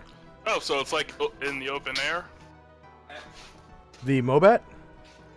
No, the like that area. Like, is it basically open enough that I could basically Yeah. send an Astro flying You could in fly. You could fly over the wall into there. Yeah. Yeah. There's no way yet where I can just make walls. there? I gotcha. Yeah. That was a good turn for us, all things Yeah. considered. Yeah. What if I didn't roll in that one? Yeah. Varen is no longer grappled, and yeah, he could, I guess, just continue flying and to avoid falling. Okay. Next up is Shirka, and she. Can I interrupt for 1 second? I Go just want to. How many days have we been down here? You have your powers back. Yes! Yeah, Okay. we went over that like 2 or 3 sessions ago, I think. Okay. True. So have you changed my my dark vision to 120? I think so. Okay, because I don't see anything, and I should. But it's okay. It's okay. Oh. No, I didn't. 1, 2. Okay. There you go. Okay. Come on, y'all. I have not been this proud ever. I mean, I was upstairs, above the ground for like a year, and we go back into the ground. And I have to keep. Oh, yay! Okay. Yee. Turns out Calabar's a new superwoman, man. You say that, but It's not supposed to be 120. It's supposed to be 90. 90, okay. But you were beginning to no, see him. that was a J. Rook-ism. He meant man, but was thinking woman, cause player is woman. Yeah. That was a screw up on my part, not a joke. But you know that you begin to see him underground, and he is starting to take shape. Yeah. I can believe him. Yeah, he's starting to take. He's starting to get courage. I mean, I'm like, woo. He could never ever have been this way a year ago. Yeah, there we go. That's much better. now that your radiation is back, you'll behave as a normal drow. Yeah. Oh. Well, no. I'll still be good. Yeah. I'll always be good. But he'll be a drow. Yeah. I believe you have to balance your mother with goodness, right? Yeah. You've been planning this for like 2 years. Wow. He is still good. He is still good. Yep. You've given me also my spell-like abilities. Yeah, you already have them. Okay, great. Because I'm thinking, yee! Okay. Thank you. I'm so sorry. All right, Shirka Continue. tries to cut into one of the Kuotoa, and she just misses. She whiffs it. Velcane.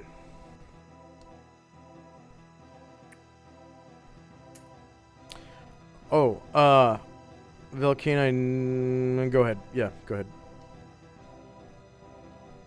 I can't hear you. How tall is this wall? Sorry, I mean. It's about 10 feet tall. And then the pillars at the front are about 20 feet. Okay, so I can't see into it. Not at this altitude, no. Okay. I guess I'll use I rolled for magic missile, so I'll use it on the one that Shirka's attacking. Need to scroll up to find it. So that's the first one. Oh, you're shooting. Okay. Magic missile. All right, so. Or 5. The first one. 5. It survives. And you Can have I hit it again? 3 missiles? Yeah, 3. Once I level up one more time, I get the 4th. Nice. Yeah, it's still alive. Okay. And then the last one.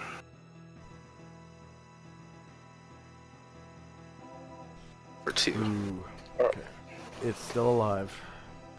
You Okay. did 12 damage total. All right. Oh, by the way, did you roll initiative for huge creatures on those huge bats? I just rolled for bite. Was I supposed to roll their move? Oh, yeah, okay. That's right. I'm pretty sure I put the correct speed on their bite. Let me check. It's got to be because they're all. Yeah, they were all Super above slow. 10. Yeah. They were like lowest was 13. Okay. Next up is Asher. Oh, by the way, Velcane, you get 50 points for Magic Missile. Okay. Go ahead, Asher. Sorry. I'm going to continue jogging, so I won't get my second turn. But far away from the action, and I've got a dragon to save.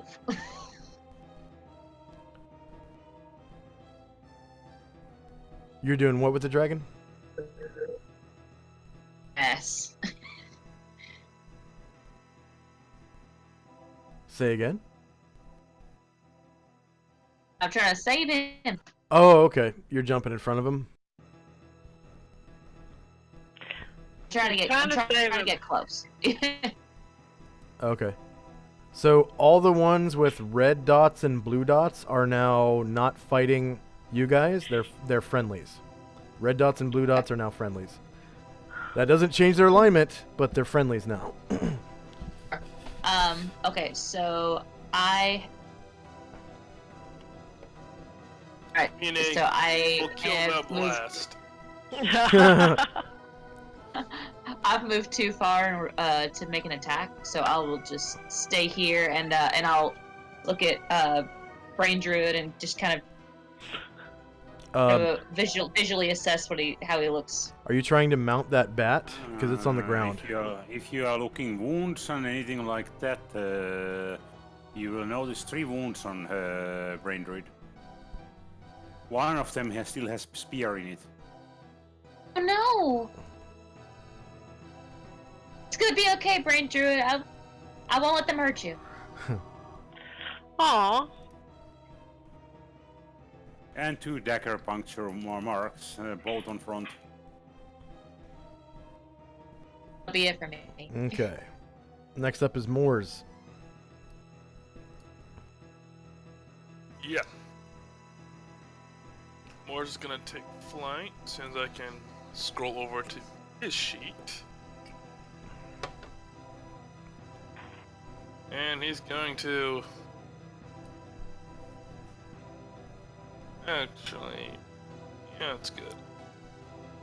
Mushroom... Yeah, he can make it over to the... Actually, no, the mushroom is as far as he can go, actually. Fly over, land a mushroom on that edge, to fly into the compound on the next turn. Okay. Next up is one of the remaining Mind Flayers. This one's going to roll morale.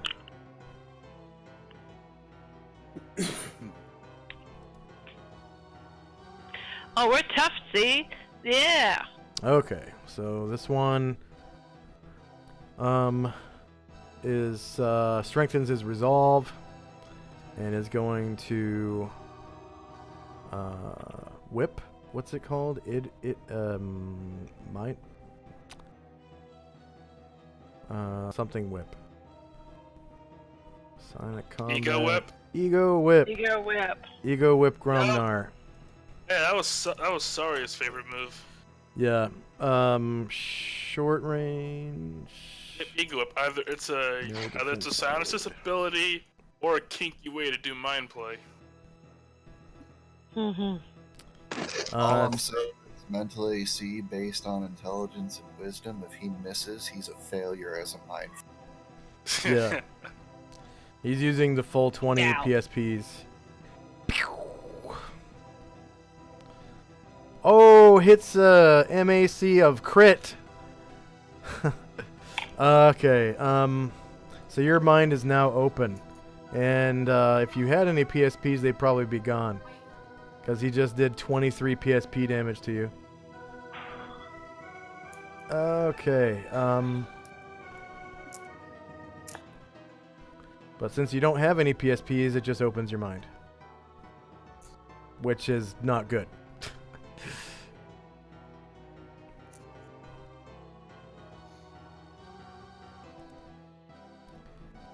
Because the brain eaters are also psychics. Yeah. Yeah, so you get that mind fucked symbol. And Next up is a Kuotoa.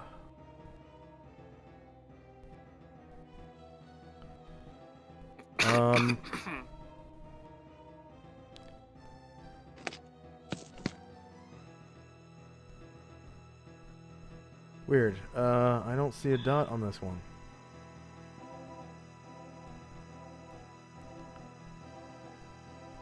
Wow, it's one that I forgot to put a dot on. We'll say that it's friendly to you guys then, because that's bullshit. We'll say it's red dot. So it turns around and goes after this Mind Flayer.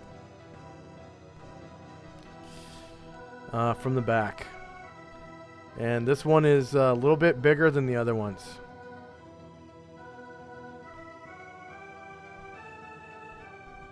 Okay. He gets to attack. The dagger. Mind Flayer. Rear, because the Mind Flayer does not turn to face him.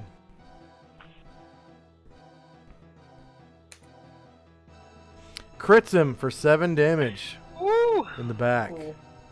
Things are looking up for you guys. Real good. Yeah. I'm glad it decided to just blow my Ostro horn to start the fight. Yeah. Okay. Next up is another Kuotoa. And this one is also a red dot. Wait. Nope, this is a yellow dot. Oh, shit. So this one... Wait, I just want to make sure. Nope, it's a red dot. Okay. So this one goes after the Mind Flayer. In the back. No one likes those copyrighted jerks anyway. Yeah. Dagger to the back of the skull. So rear. No mods. AC 13 is a miss. The next Kuotoa.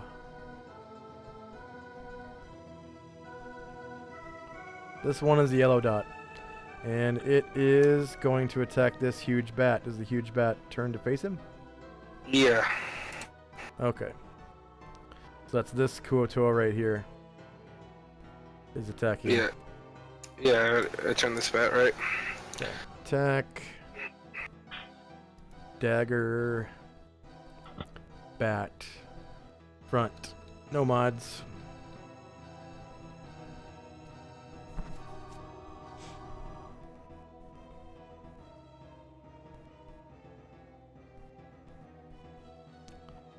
Hits an 8 and misses. Next up is Morgan.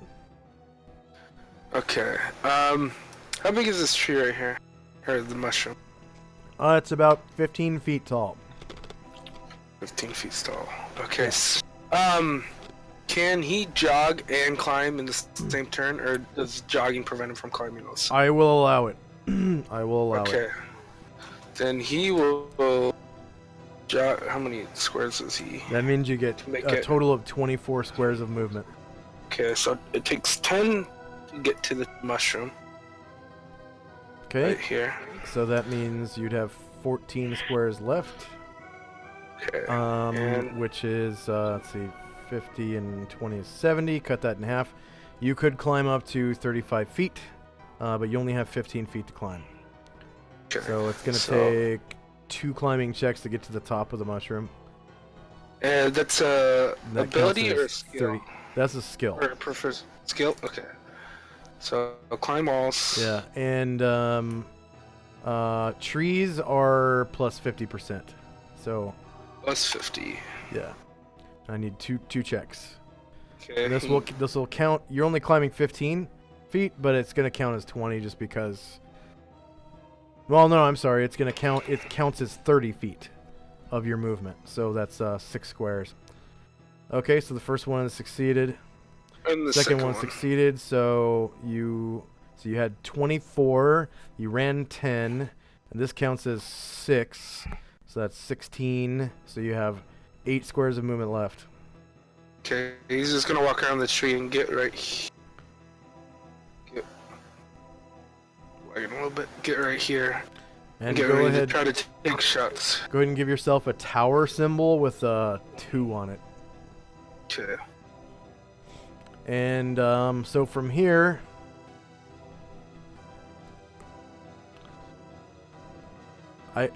I wish I had the ability to move dynamic lighting lines from the dynamic lighting layer to the token layer and back again, but I don't. You can't actually move things from any other layer to the dynamic lighting layer unless you use the... Actually, I don't think you can put things on the dynamic lighting layer. You have to actually draw them on the dynamic lighting layer. Let me check real quick though. Make sure. Let's see. Right click.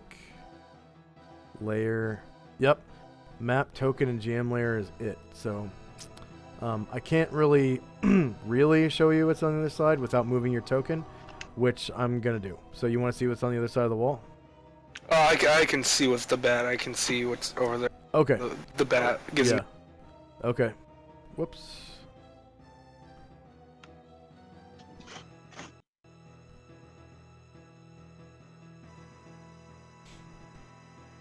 He can see completely Alvin's.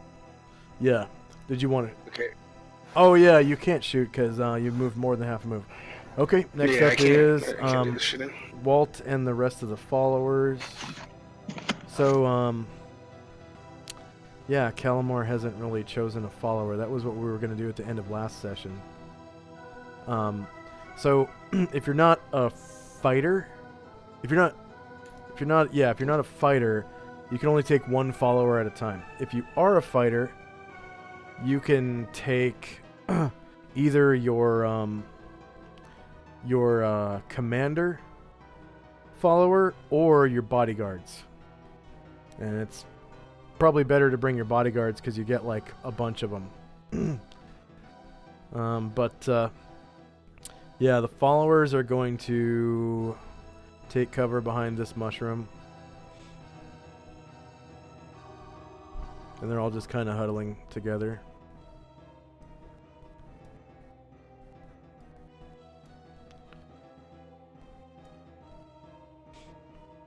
And you can hear the humans, they sound a lot like the boss, so they kind of talk like this. And they got this weird kind of like frog in their throat. And they got the Gronar accent and stuff. Yeah. Like Clint Eastwood. Kind of, but it's more like the Godfather type of you know, I like that accent. Yeah, the Godfather and Clint Eastwood are pretty similar. Okay, next Kuotoa. So you guys are kind of staging this Kuotoa rebellion thing here. Alright, it's a red dot wait. It's a yellow dot Kuotoa. Okay. So this one is attacking the bat. Do you want the bat to turn to face him? No. Okay. So, attack. Shannon, are you back? I'm back. So I completely forgot until just a minute ago. You can actually choose one of your followers to control at this time. Oh, okay. Yeah. But just well, one. Can I see their all of them first, or should I just pick one, or? See front, shorter melee, same elevation. Whoops, not front, it's flank. I'd most likely take the dwarf, not a dwarf, a gnome. Yeah. Yeah, okay. But I'd want to see the others first. The one who's like a gnome illusionist, mage, thief illusionist. Is probably what I like. Yeah. Okay, I'll just I'm gonna open up all the character sheets to everybody. Oh my God. Not control, but you know the bio. Okay. So your bat takes 3 damage. Okay, so those Fausto Corleone. Okay. Okay, And then we've got Silvestro DiMaggio. Aww. Ooh. Hello. Yeah. And then we've got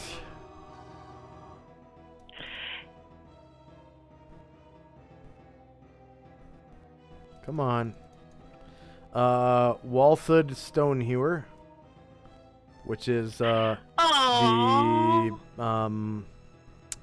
he's I like he's him. from the Puff and Sniff Svirfneblin, but he is a buffoon. What level is he? You'll see in a second. Okay. I love him. I swear, it's like all of Calabar's henchmen are Italian. They're not henchmen; they're actually followers. All Calabar's followers Mario are Ruffalo. Italian. Mario Ruffalo, just the human ones. You're the one who figured out he was the son of the boss, Yep, and he figured out there's a whole bunch of them. Yeah. Damn it. Boss has been a busy guy. Well, we've met the boss, man. He is. Yeah, I know. Okay, here's Valerio Ferrari.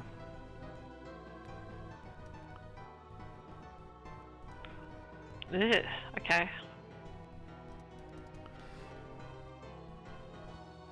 Holchika Four Guns Amhill. So this is What a name. This is Ooh. that's the one that you heard of first.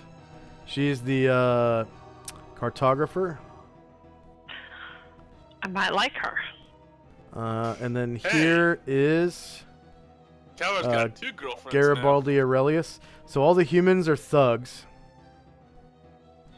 You've got Walthud the buffoon, Holchika the cartographer, and where are the other 2? Oh, yeah, Ilberic. Okay, so you've got these 2 are burglars. You've got and they're the highest level. Okay. Out of all of them. They are. So there's Ilberic Asiago. And Armadas Asiago. And like I said, they're the 2 highest level ones. How high level are they? They are level 7. Ooh. They're just thieves, right? They're burglars, which is level, or it's a single class thief. Yeah. Yeah. Yep. They're Okay. both level 7. Did you want one of those guys? Or did you want the buffoon or Holchika or like one of the thugs? I was seriously attracted to the to Walt, but there was that gorgeous oh man, I accidentally closed her. The elf, one. There are no Those were elves here. Okay, Your elves are looked inside. elf. You talking about this one? No. The sexy one? Yes, the sexy one. Silvestro DiMaggio. He is the highest level thug. He's level 6. And in terms of damage, I think out of all of these characters, he probably would do the highest amount of damage with a backstab and by firing his horse pistol. But there's something so cute about the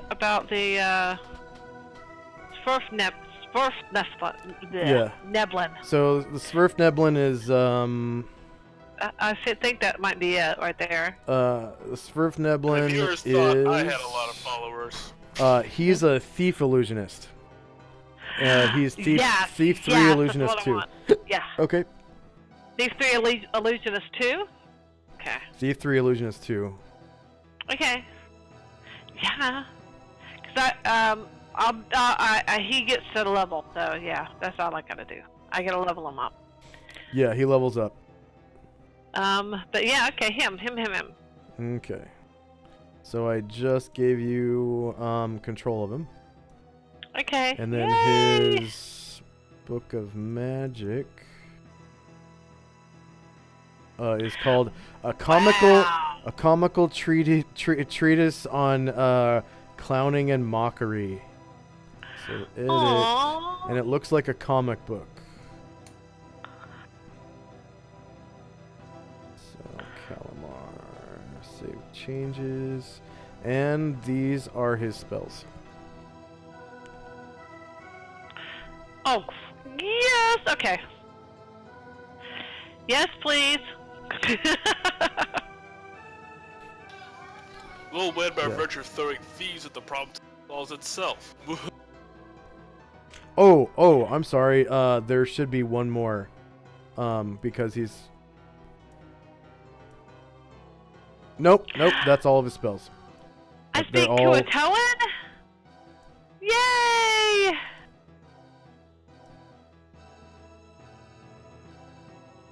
That's awesome, okay.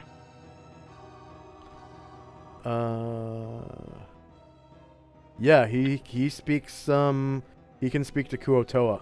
So you might have picked the right guy. I definitely picked the right guy. Walled. Okay. Okay. So that Kuotoa and praises. Yeah. Velcane, did you subtract 1 hit point from that bat? Or I'm sorry, 3 hit points from that bat? Oh no. So it's this one right here. This one, right? Yeah. Yeah. Okay. Go ahead and 3 subtract points. 3. Yep. Okay, next So he's at Kuotoa. 16 now. So this is a red dot Kuotoa, so he has joined your faction. And he comes up behind this Mind Flayer and goes to dagger the Mind Flayer in the back. So rear, short of melee, same elevation, no mod.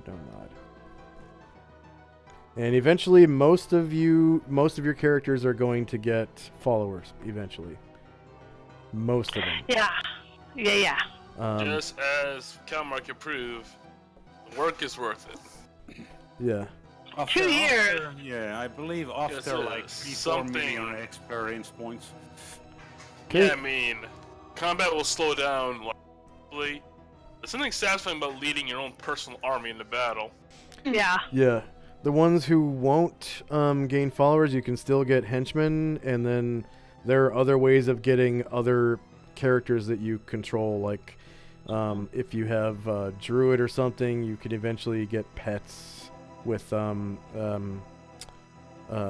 animal friendship or whatever. It's a level 1 spell, things like that. There's always ways to control more characters. And you can also get hirelings. Yeah. Yeah, you can just go to a nearby city and just go pay a bunch of men-at-arms. Yeah. You can hire that way. You can hire 1 hireling per level that you have acquired in my campaign. Ooh. Okay, That's a so lot. this Illithid has failed his morale and he is going to Dimension Door. Let's see, special powers, psionics, psychoportation, science? Nope, devotion. Dimensional door.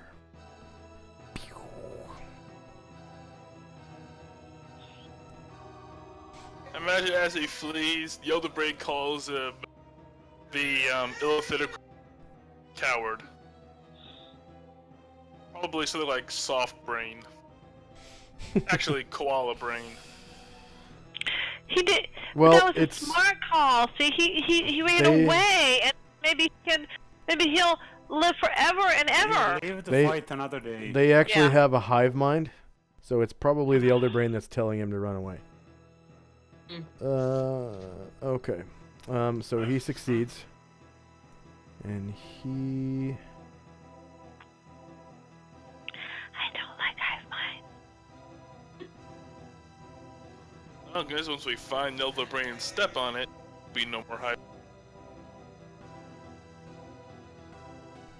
But we should find it fast, because we're running out of time. Yeah, I'm seriously about to just run into the buildings. Because forget this shit. I gotta go in.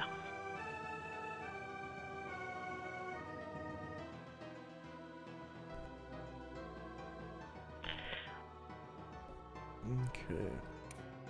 Oh shit, I forgot to fucking put the doors on the temple. Let's see. 1 second. Draw shape. Not white. What?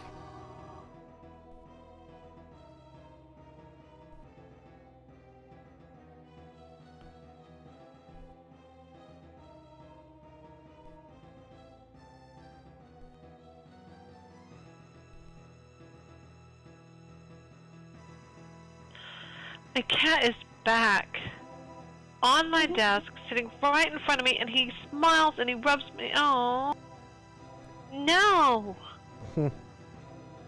No. Something. Yeah. Emotional manipulation. Emotional manipulation. That is it. They know how to control your brain. That's why, you know why cats purr the way they do? Why?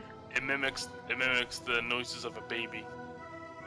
Oh yeah. It Oh yeah. stimulates the nurturing chemicals in your brain. Works on men and women. It actually, yeah. People. Here's the thing. Cats are better at doing that than actual babies are. 'Cause here's the thing, alright? People will roll their eyes at, babies. But if somebody hurts the cat, you're like the worst thing ever. Oh yeah. Oh yeah. Reporter, and sometimes I'd go to court and cover the most, heinous, depressing, trials about people who are about allegedly doing something to children, and nothing. But then, I'd do a story about animal abuse, and the letters would fly in.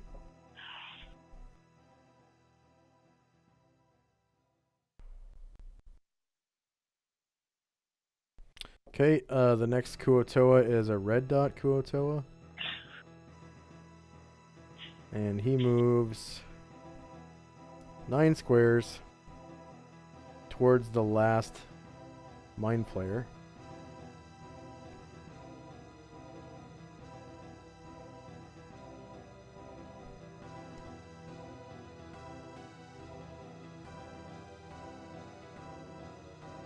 Okay, next up is Vanilla. Vanilla does not know that there's still a battle going on. All she knows is she saw something green fly out of dead bodies. There's a I guess you can hear a melee going on to the west over here. Yeah. Oops, over here. You can hear a melee. Can you real quick remind me, is this where that dead body was, or was it here? Oh, of the Mind Flayer? Yeah. I'll put the Mind Flayer up so you can see it. And I'll put a red X on it, so LO. Okay. Alright. And it's got an arrow sticking out of its head with green gray matter poking out, yeah. Or As not a gray matter. doctor who's only ever dealt with superhumans and humans, and basically just she's intrigued. Yeah. Oh yeah. So that's it. 1, 2, 3. Yeah, she's gonna just jump right here, pull out her physician kit, and start examining the body. Okay.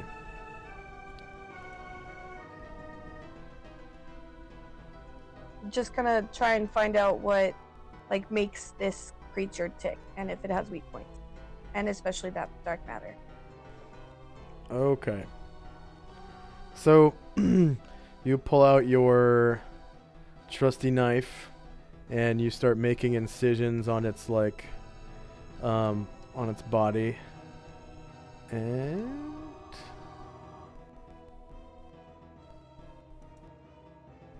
I have.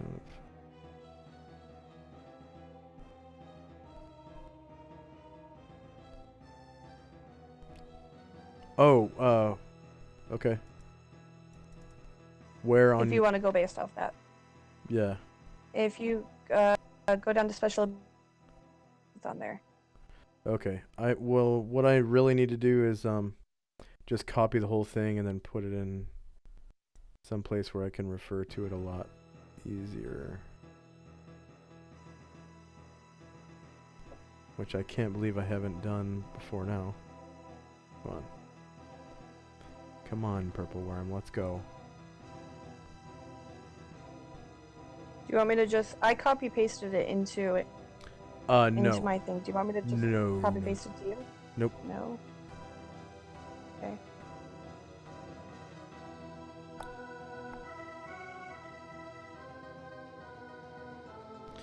Okay.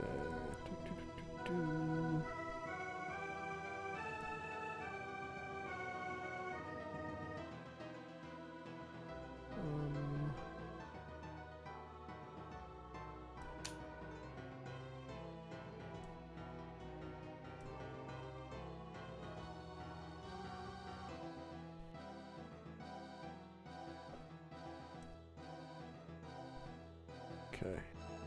I have it now. And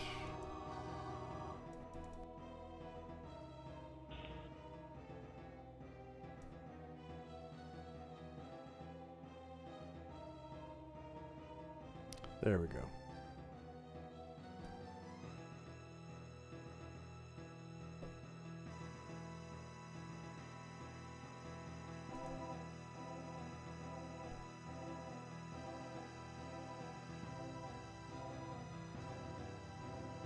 Okay.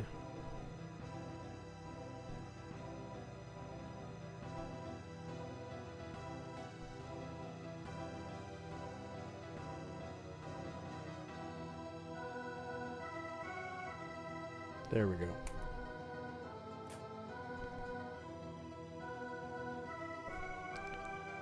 All right. Go ahead and roll 1d6 for me.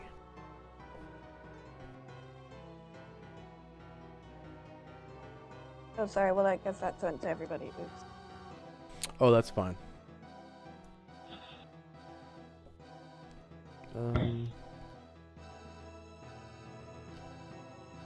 Oh. Does that mean what I think it means? Yeah. All right.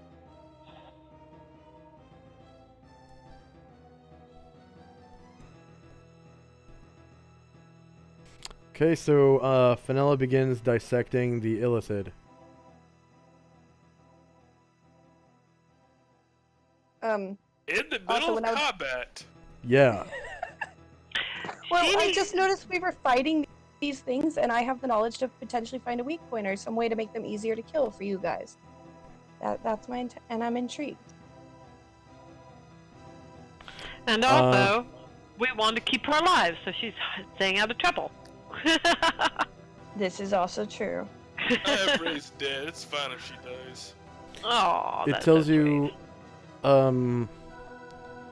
whether death resulted from normal processes or foul play. Basically, I want to find out if that green blobby thing has killed it or if that was naturally part of its body and the arrow killed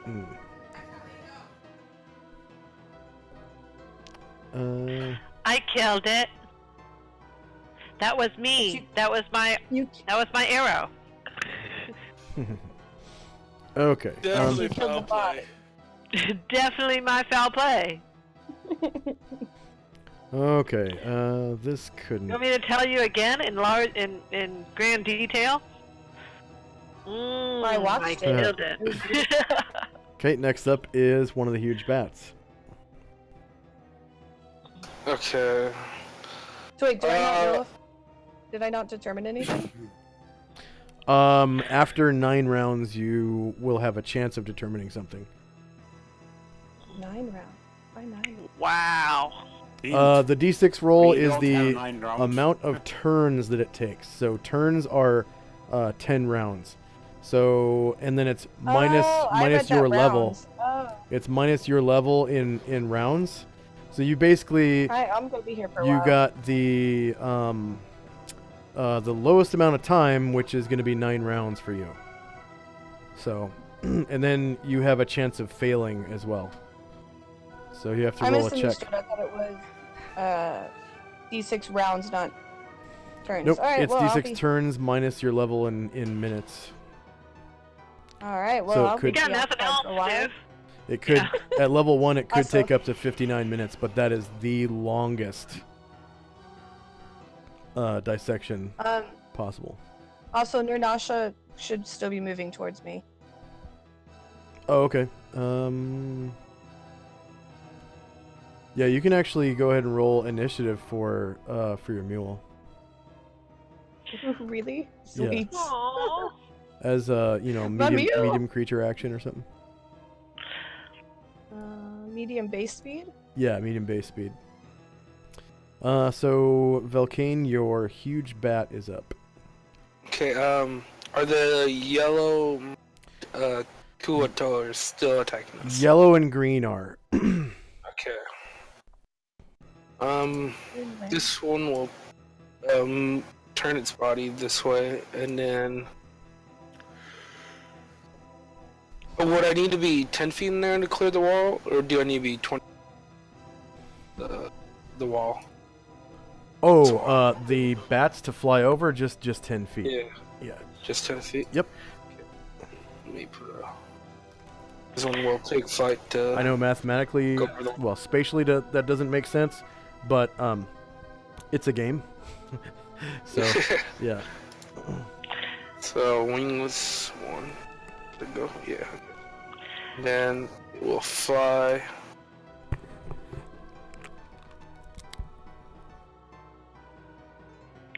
I'm gonna roll initiative for my for walls. Okay. Okay. So the next time we won't forget them. Yeah. It will fly there. Okay. That'll be it. All right.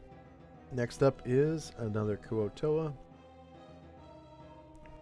It's yellow, so it is going to come up behind your huge bat that just has been getting torn apart by other yellow dots, and is going to attack it in the rear. Do you want to turn to face it? Nah. Okay. So, attack.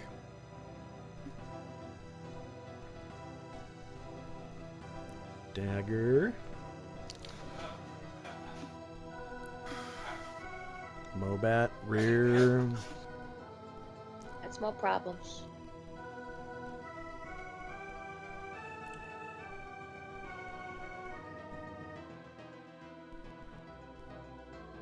AC 0 hits, causing 2 damage to this Mobat. Let's go ahead and adjust your HP. Next up is Goes on the Onras. 14. Onras. Time to take flight, as they say. And how tall is the Actually, yeah, I It's can, basically as wide as the cap is in full squares, is how tall it is. So 1, 2, 3, 4, 5, 6. So it's 30 feet tall. Hang on, Ornas, come forward. I'll take a, well, that's more like a 45-degree turn. Land here. Actually, he can get a little further than that, can't he? Guess he can actually. As long as he just stays in this direction. So, there. Nice to be able to see what's going on inside. And yeah, it's the yellow Kuoto who are giving us problems, right? Or would I not know that?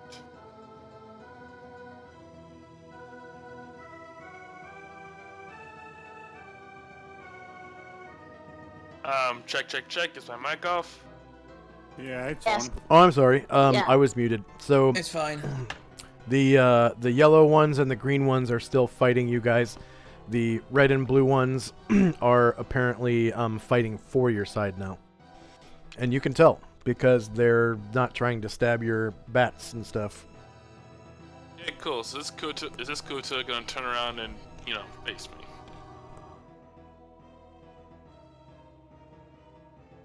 I'm right over here, Josh. Just.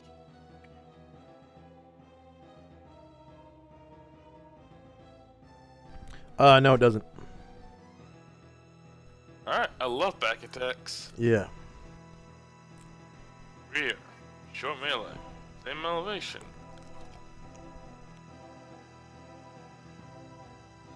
+4 to hit. +1 damage. AC 0 for 7 points. Okay. Well, a 5 and a 1. Okay, keep going. It survives. And right talon for. Wait, are you flying or did you land? Would have landed. Okay. The rear. Melee. 7 elevation. It's 4 to hit. +1 to damage. 4 exactly for another 8 points. Okay, so that's 15 altogether. Go ahead and describe how your right Ruby Claw kills the Kuotoa. Yeah, Oras takes off, jets down like a meteor almost. He drops on top of the Kuotoa, spear pointed down, ping the creature by the neck into the dirt, and then he stomps its brains apart to Yummy. finish the job. Hell yeah. More for the soup. Okay. You made more than a half move, so that's... Unless you have reach, that's it. Or... I already you could made my throw one something. attack. Yeah. So, now I'm good. I'm done here. Okay. Oh yeah, you have a long spear, right? Yep. Yeah. Okay. Which I need to buy another one of those for Lazarus, actually. Ooh. So there's this big, beefy Kuotoa that, it's a red dot. And it's friendly now, and, it goes after the last Mind Flayer.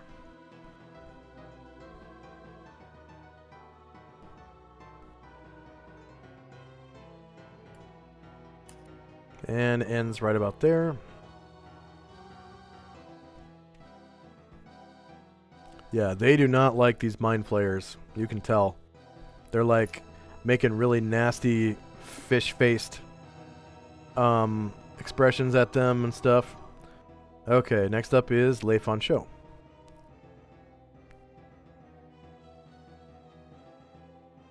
Brad, are you there? Yes. Okay. You're up. Did you want to climb the wall? Yeah, how tall is the wall? It's about 10 feet, so it's not, super challenging. I'm going to give you a plus 50 to your climb check because it's only 10 feet tall. Like, most people can just jump up, and grab the top of the wall with their hands. It basically is like climbing And really athletic ones handholds. Jump, jump and use their hands to just continue the jump just over. Yeah. So you basically have handholds. and it's gonna adjust you upwards to a 90% chance to climb. Hey, Lo. Okay. How's it going? Everyone say hi to Lo in chat. Hello. Okay. Hello. Hey, yo. Hello, hello. So go ahead and roll. Let's use this jump and somersault over the wall. Yeah. Go ahead and roll climb check with plus 50.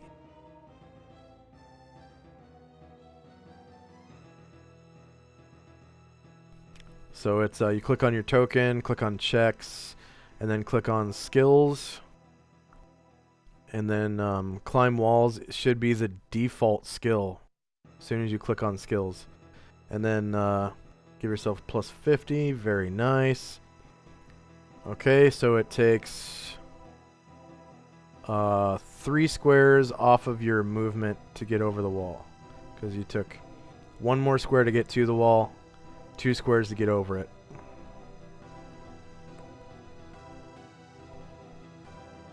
And you still have 9 squares of movement left. And there is a mind flayer over there that needs to get punched in the damn face. Or have his face ripped off with your eagle claw maneuver or something. Hell yeah. Alright, let's go over there and take care of that.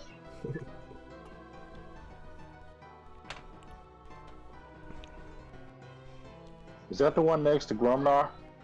Yes, that is this one right here.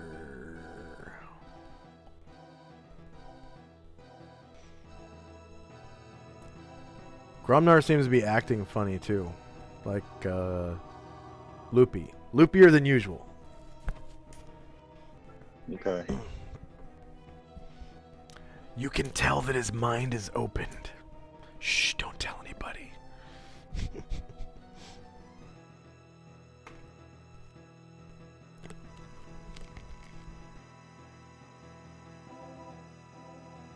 Alright, I'm going to use karate and I'm going to use Iron Fist. Some elevation. So everyone viewing Leifon's show sees him hop over the wall, run up to this mind flayer, and try to punch the shit out of it. Go, Leifon Show! Yep. One medium. Leifon Show is the manliest of us all. It's unarmed. It's unarmed, and it has monster armor. And it's a medium creature. He's the only, It's gonna be nice when it eats its head, but really, it's before that, everything was fun. Okay. Go ahead and roll tumbling. Do you have tumbling? Okay. You gave yourself Yes, I tumbling, do. right? Yeah. I have tumbling, but I didn't know how to give it to myself. Yeah.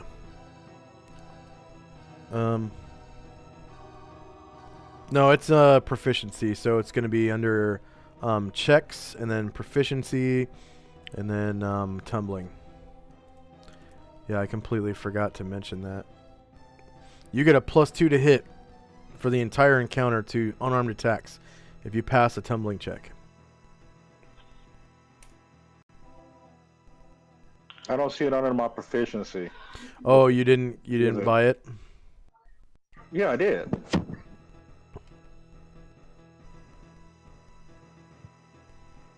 Oh, I see. Okay. Okay. So, tumbling, blind fighting,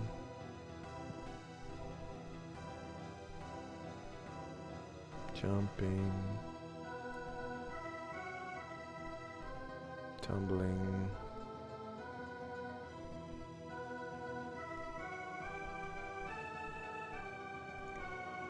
And that should be it.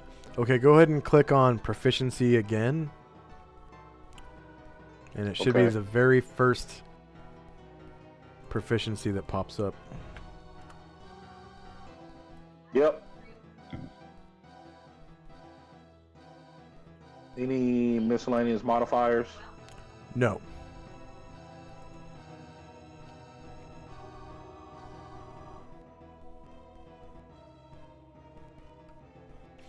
Okay, so that first attack misses, because tumbling did not succeed. Okay. Okay, it's gonna attack.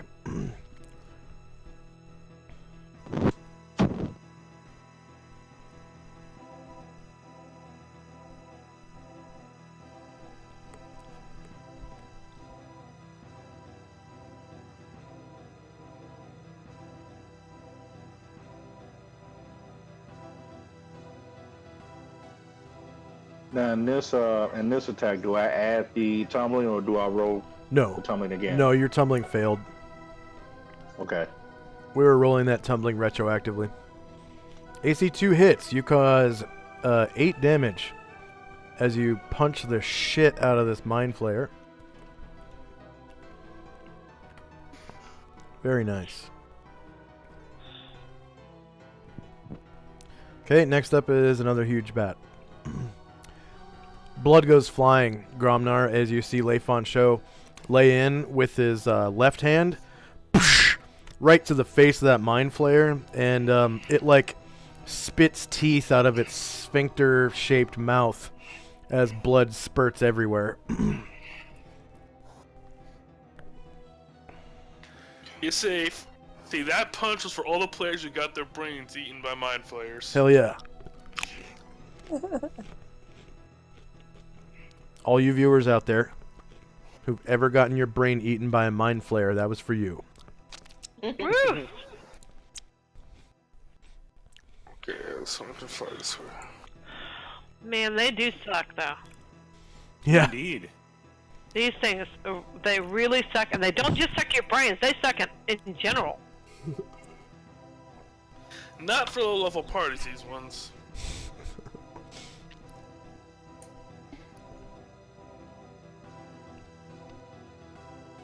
So my brain sucked by Mind Flayers many times in NetHack. Oh, yeah? It makes me sad. Okay, I'll move him over the wall for you. Leifon Show, the fist adjusted. There you go. Alright, I moved them around.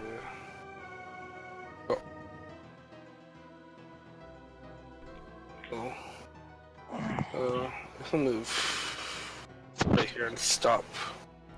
Okay. Did you want to land or anything? No, because he's gonna try to do a 45. Okay, next up is... Go for that. Another... Yeah, next up is another Kuotoa. So this one is a red dot.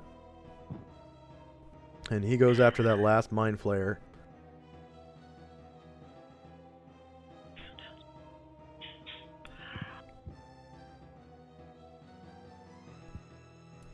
That's as far as he can make it on his little fishy legs.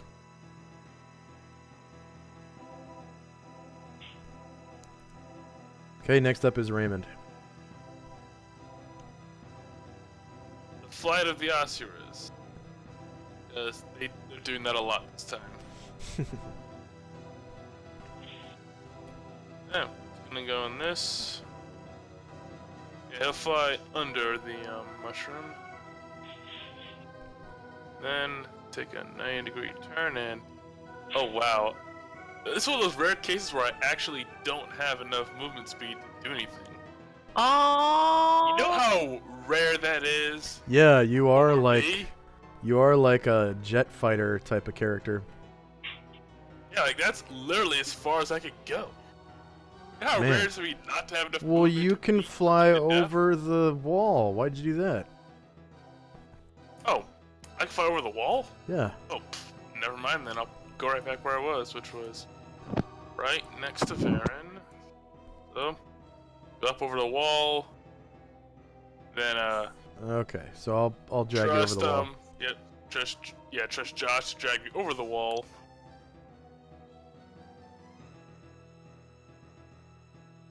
The hell? What the What's up? fuck? Okay, I'm just put you back. There we go. Okay. The power to fly. Okay, that is 19 squares. Yeah, that's good. I have 33 squares. 17 squares plus another 7 is 26. Land right here. I guess it gets an AOO because I'm landing. Whatever. No, he doesn't. Sweet. You are right in front of the enemy, so you didn't pass by. Alright, I hit him with the pokey stick. Front, short melee. Same elevation. +4. +1. The pokey stick wins out.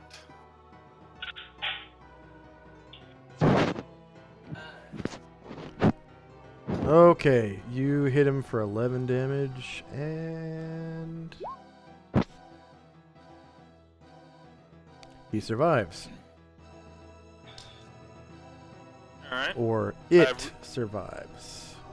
Yeah, it turns out, I'm pretty sure, this is like 3rd edition lore, but I'm pretty sure Mind Flayers are hermaphrodites. Yeah.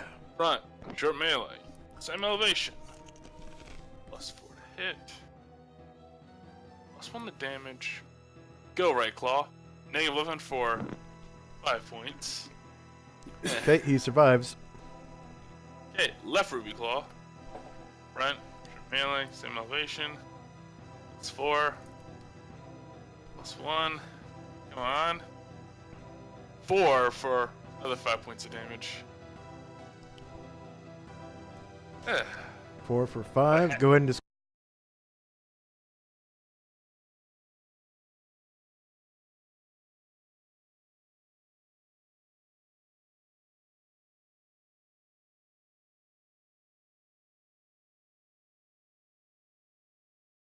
Basically spirals downwards.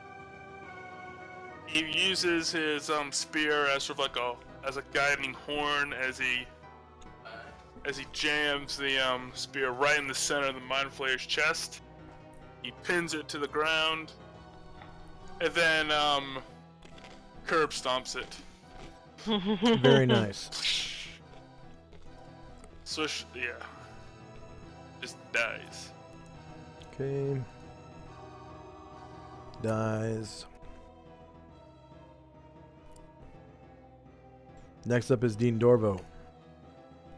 The only combatants left are the yellow dot Kuotoa. The green dot Kuotoa, the last one,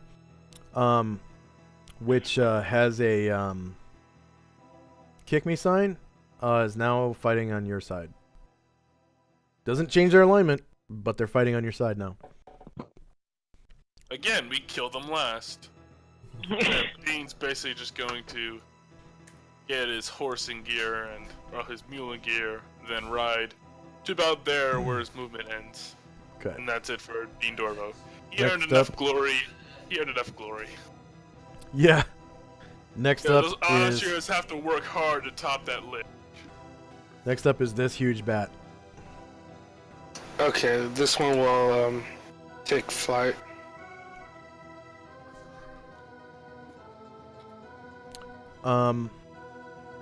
Oh. Yellow and green. Okay, so yellow is still alive.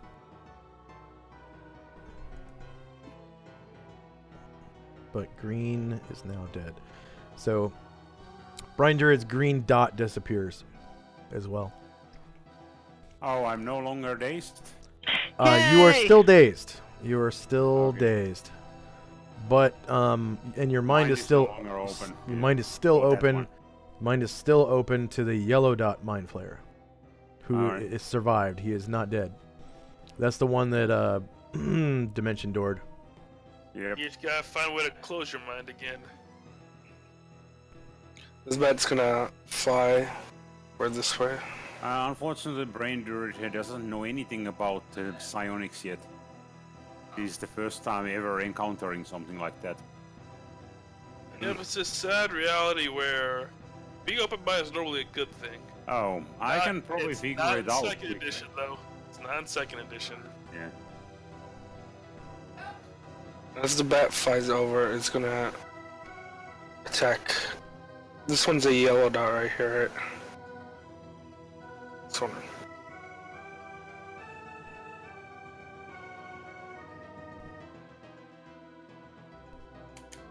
Okay, your This one's a yellow dot, right? This one here? Yeah, the one I have the Yeah. pointer on. Yep. Oh, Then, this yeah, one. Yeah, that is yellow dot. Okay, yeah. As this bat flew over it, we'll take a bite at it. What would that be attacking from the flank or the front? Or the bat flew this moved? way. Yeah, this bat right here flew. Oh, over okay. it, like that. It turns to face you as you pass to attack him. Okay. So front. And it will counter you as well. Or melee. Higher ground. Ooh, that's a crit. So the bat would have fallen somewhere else since it's a crit. That's a crit fail. Yeah. So would it have fallen? Cause they go prone, right? When you crit fail.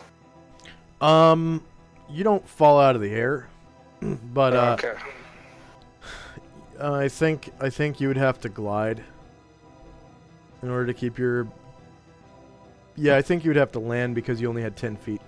Gliding makes you lose what, half your movement rate in altitude?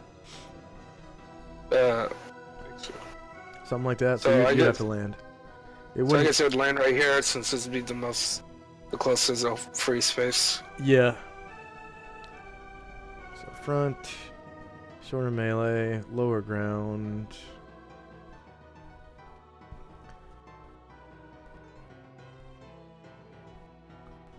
AC 6. So the huge bat is now at. Let's see, you take 3 damage, so you're now at 22. That's the kick me sign, right? No, the kick me sign is a target. It's the bottom right. Okay, the Osquip.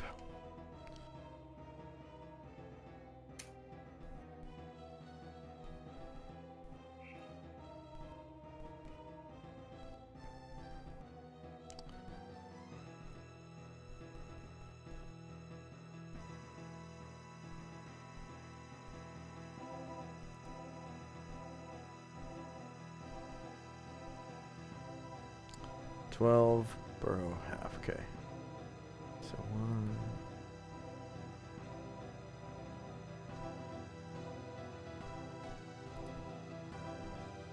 The Osquip goes here, and it starts burrowing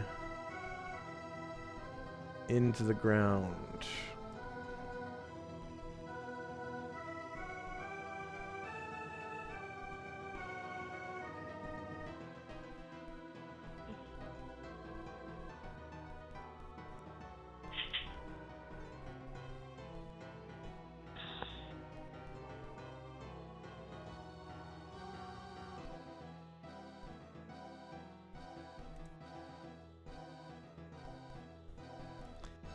Yeah.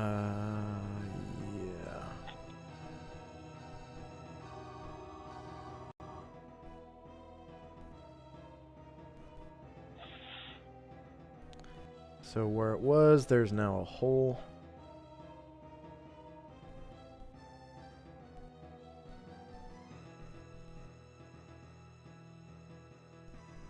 Come on, hole. There we go. Okay. And next up is another huge bat. Okay, that's this one. So it will attack the Kuato right in front of it.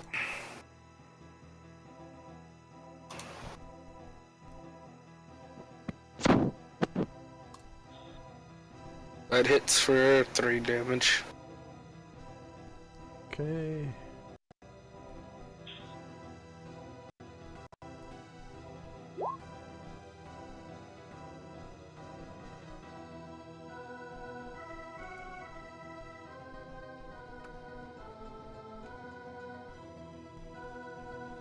Next up is Calamar. Calamar he's thinking, we gotta get inside! Come on, everybody! And he's gonna jog, try to get inside. 1, 2, 3, 4, 5, 6, 7, 8, 9, 10, 11, 12. Move over. 1, 2, 3, 4, 5, 6, 7, 8, 9, 10, 11, 12.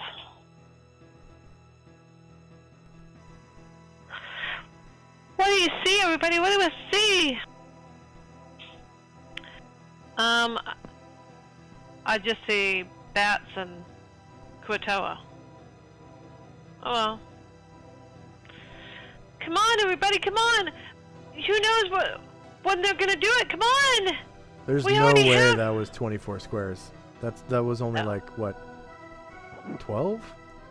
Where were you before? They were right. I was about here. Yeah, you only moved 12 squares. No, there Oh, was okay. no now, way. Now I can. Okay, now you have 2 squares left, because that's 10. Okay. 2 squares 1, left. 2.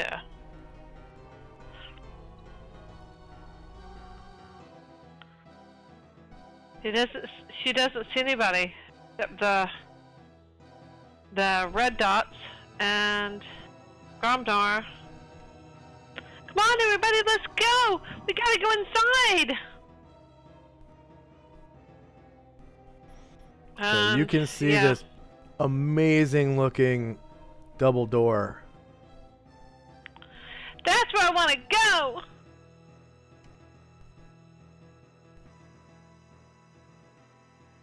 So, yeah. That's his turn. Come on, everybody! We gotta get in! It's not too late! We can save everybody! Everybody, come on!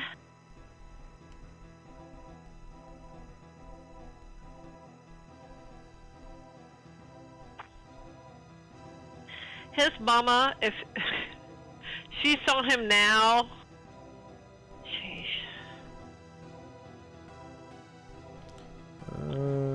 He's talking to a lot of friends.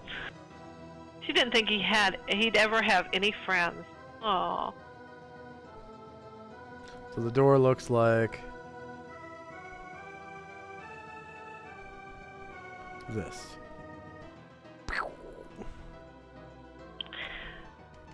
Will it open? We won't. Will it open? It You is. haven't Well, tried. who knows? Yeah, who knows? Yeah. You don't know. We don't you know. don't know. I'm gonna run inside and I'm gonna try it. I'm gonna try it next turn.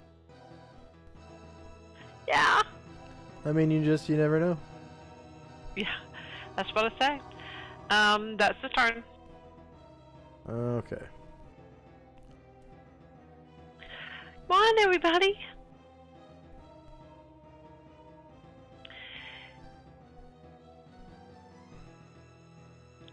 There we go.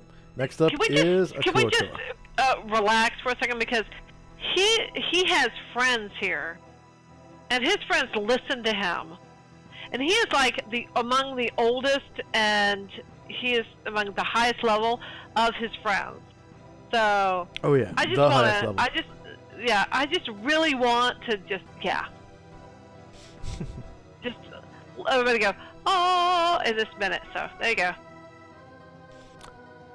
Okay, the blue dot Kuotoa, the only one left, runs up to try to open the door.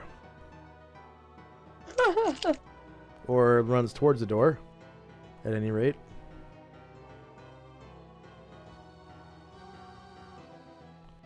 Let's see.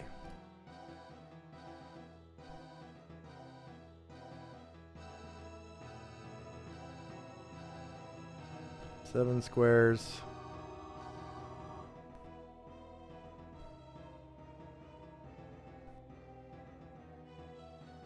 Nine. Okay. Next up is another huge bat. Okay, this is one at the door. It's the one in between the pillars. Yeah, to the temple. He's gonna turn 45 degrees. And then let's see how far he can go.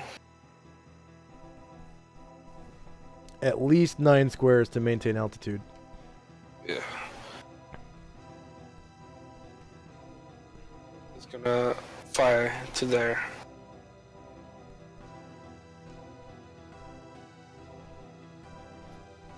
Okay. That was 11 squares, so yeah, he's still flying. Next up is Jezzy.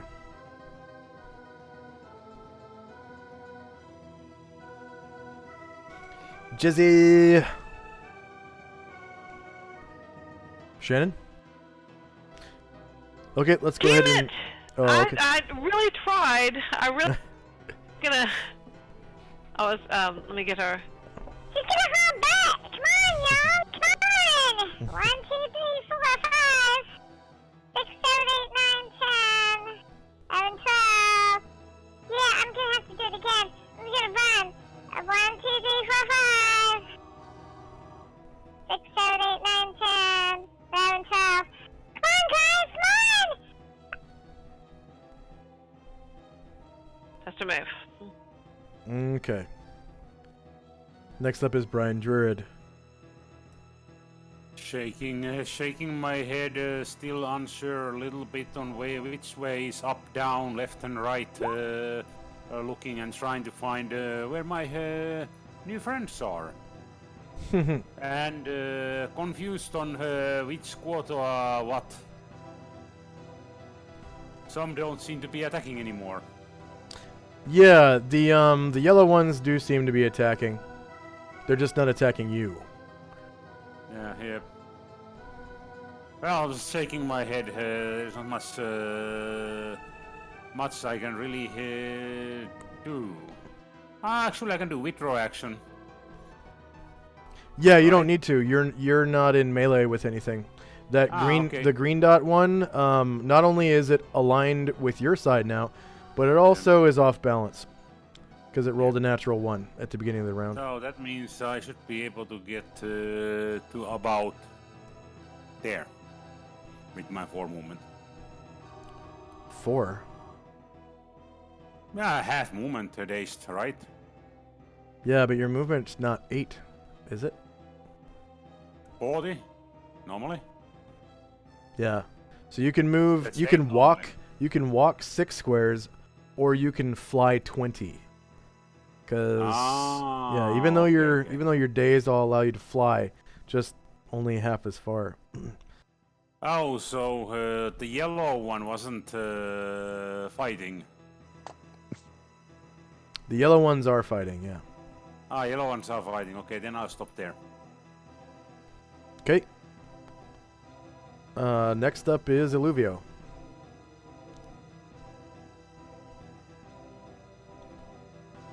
Shannon? Damn it! I keep forgetting! Oh my god! Okay. It's like when you have more people to control. Oh my god, no! Okay. Come on, he must be ready for us. Let's go! 1, 2, 3, 4, 5, 6. No, my monster pictures are not from the AD&D Monster Manual. They're just from Roll20. So if you go into the Art tab, and you click on the drop-down menu. Okay, Art tab, open up. Holy crap, I'm lagging. Oh, I'm in the Art tab, Jesus. Okay, the drop-down menu for the selection is Portraits. And then you can type in anything and they'll come up with cool portraits for monsters or characters or whatever. Okay, sorry to interrupt, Olivia. He's talking about his. We've got to go in and help Kalamar. His mother, you know, she's rotten. She's just foul. And yeah, that's the end of his thing. Okay, huge bat. I'm going to press my mute. Okay, this one is just gonna... And that'll be it for it right now. Okay, Asher.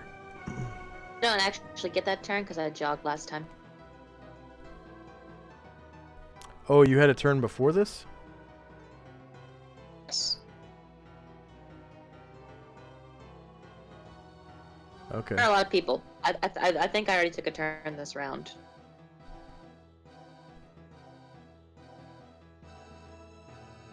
Forgot to roll initiative this round, but then I wouldn't even be on the thing.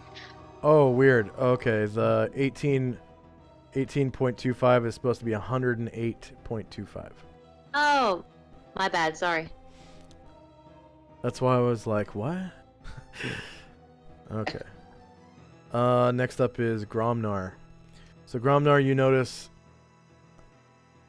there's still some fighting noises coming from the south. And there's also that big damn door to the temple north of you.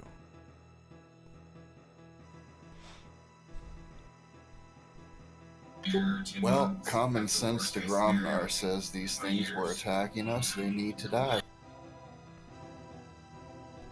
Yay! The red ones are on our side. Yeah, to Gromnar, common sense isn't so common. So, yeah. Exactly. Well.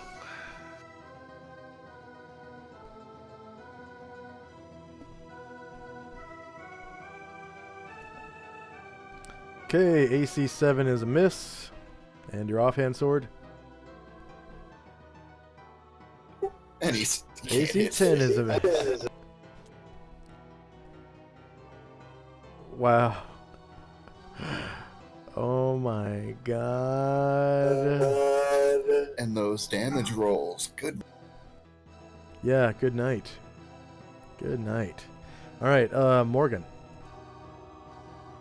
He doesn't get his turn because he jogged and climbed the mushroom. Oh, yeah. Kalmar. Jogged. Okay. Jezzy. Yep, Jogged. Well, just flew. Livio. ran, yeah. Jogged. Okay. End of round. And do you guys want to keep going? I think we should call here. I got a thing in All right. an hour and I need Yep. some time to rest. Combat technically is not over, so I won't be awarding experience. There's only 1, 2. Wow. 2 Kuotoa.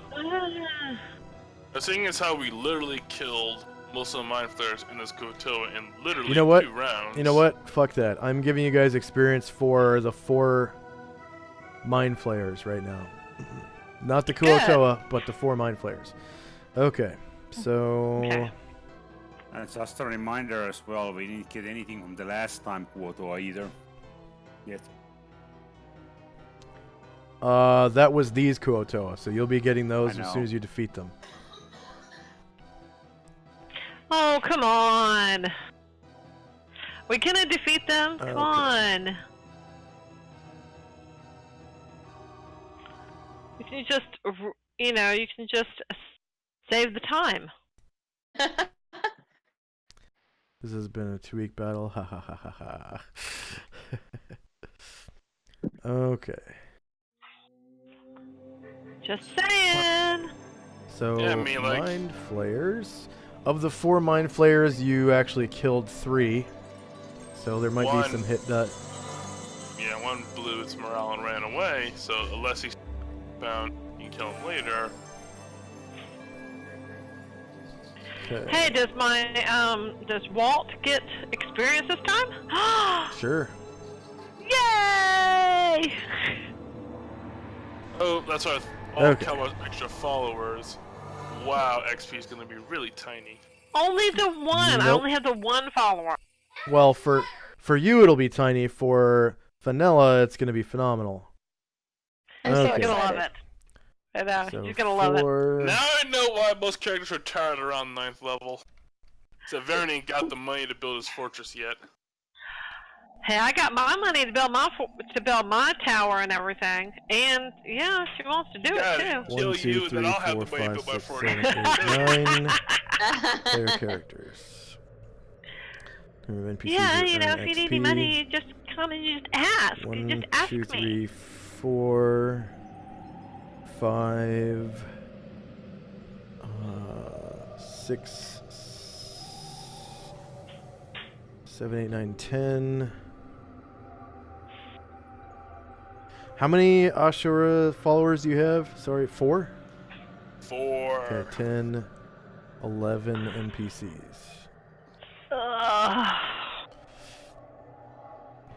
Hey, Number look of this creatures way. defeated was If 3 of them.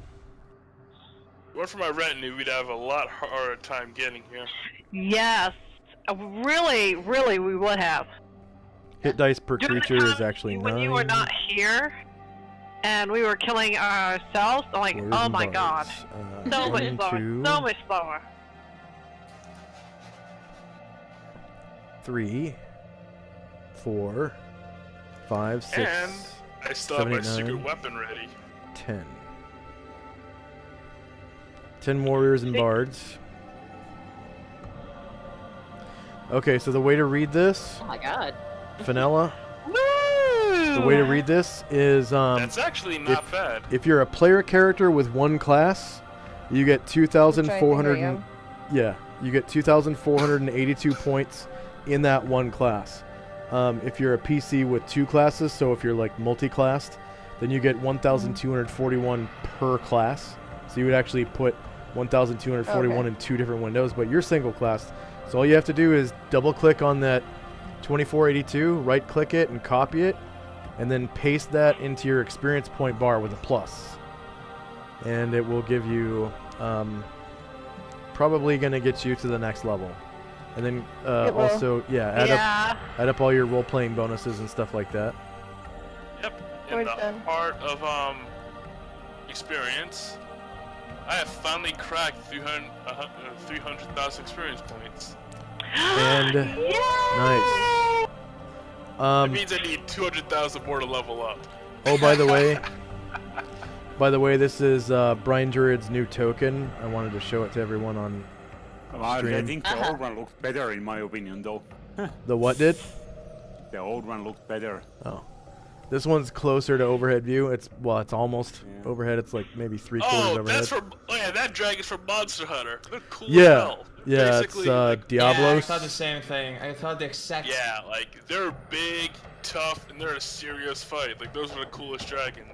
Yeah. Like, you gotta spend like a good hour fighting a Monster Hunter dragon. Wait, how was it called? Gravios? It was Gravios? Huh? What? Bravo? The name of the dragon race in Monster Hunter. that Diablos? you're referring to, it's Gravios or Gravios. I don't know how you spell it. Okay. So Fenella is now level 2. 2. Yep. 2482. Did anyone else level up? Dean is almost there. Oh wow, you did all your experience Let already. me check, Okay. because that was hell of a lot of experience. I may even have leveled up again or something. Wait, are you talking about me? I need. Yeah. I need Yep. 9,000. Yeah, like I said, I got it the first time, but it's not that hard. Yeah. Cool. All right. Pretty straightforward, which is great. Oh yeah. And then, so now your level is 2, and you get some spell slots out of it. Yay! Yeah, you get another level 1 spell slot. Okay. And since you haven't had the chance to rest, you can't fill it yet. So when you add it to your spells, just check it off as though you had cast a spell already. And you can, if you want to, you can figure out what spell you want to put in it right now. What do you mean check off? I don't understand that. Oh, one. there's a checkbox to the left. It looks like that. Oh, okay. Yep. And if you want to, you can figure out what spell you want to put in that the next time you rest, but that could change. That's always subject to change. So, yeah. You could do it now or wait. And then that's pretty much it for level 2 for you. Do you want to get HP as well? Yeah, that's right. So go ahead and click on your token, and then click on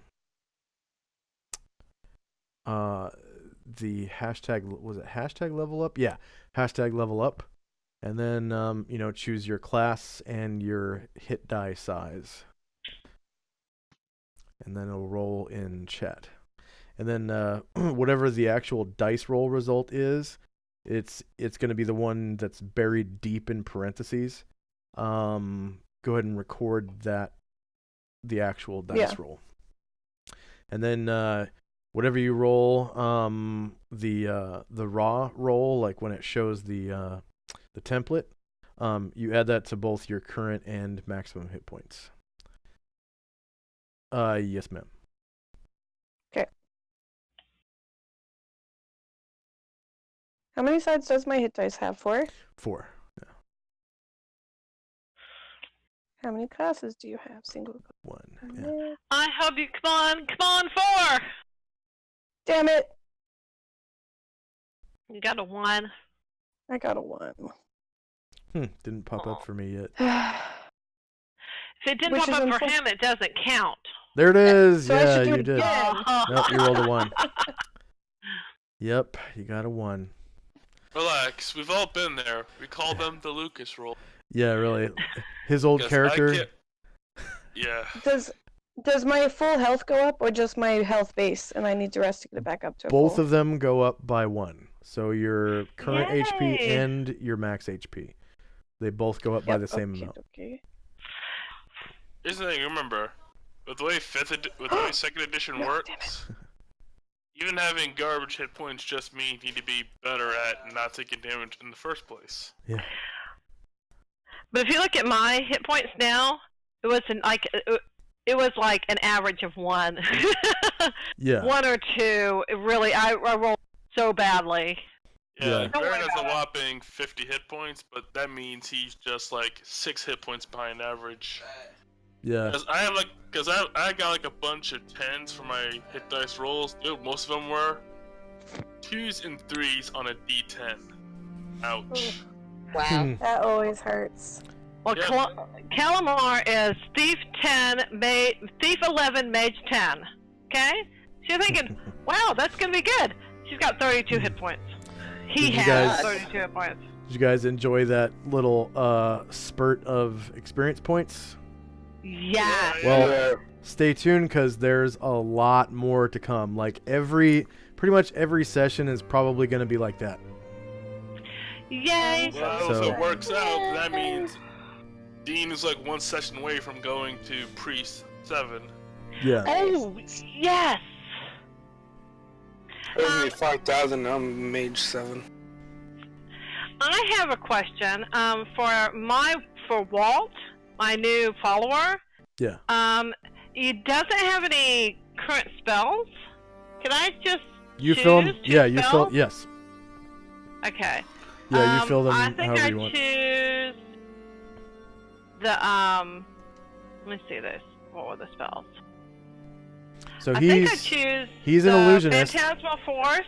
He's an illusionist. Color spray. So he gets an extra illusion spell.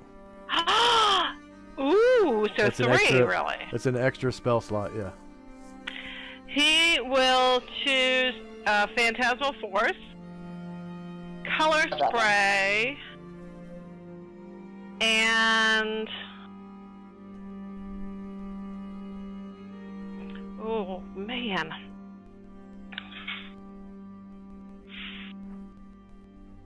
I want to say friends, but maybe I'll take another color spray. Yeah, color spray. I'll take 2 color sprays and an audible glamour. Okay. Yeah. And I already have color spray. Go ahead and add audible glamour on to the honeydew list. And yeah. Man, have I got some work to do. Holy shit. I gotta make a macro for audible glamour. I gotta make some more psionics macros and a couple more monsters. And But the color spray you already have, right? I already have color spray, yeah. Okay. Yeah, pretty so sure. 2 color spray and... Oh yeah, I wanted to put duh. Okay. So first of all, let me enter these here.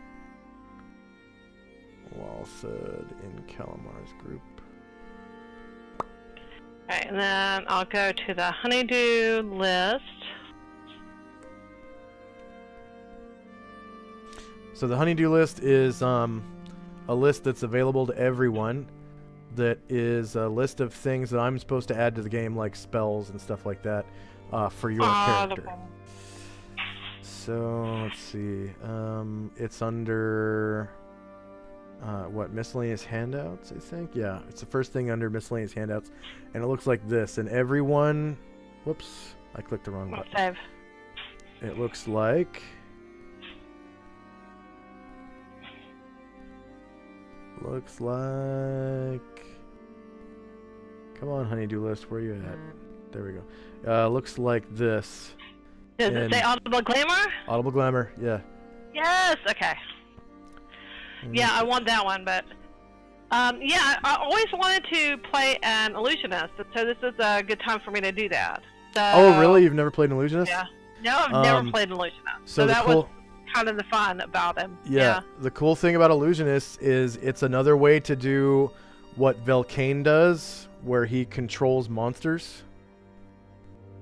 Yeah. So you can create an amount of monsters whose hit dice add up to no more than your levels in illusionist. So he's a level 2 illusionist, so he could create up to 2, 1 hit dice monsters or 1 2 hit dice monster. Well, I'm going to be level 3 next time, so. Yeah. And then, of course, you want to use a spell that's appropriate, because if you just use visual spells to do that, it's really easy for the enemy to bust through it and, realize that it's an illusion. But if, like, when you start getting to level 3 illusion spells, you can cast spells that have both auditory and visual elements. And then, like, the higher level ones are, like, auditory, visual, and olfactory. Oh, yeah. So you can, like, create orcs that actually smell like orcs.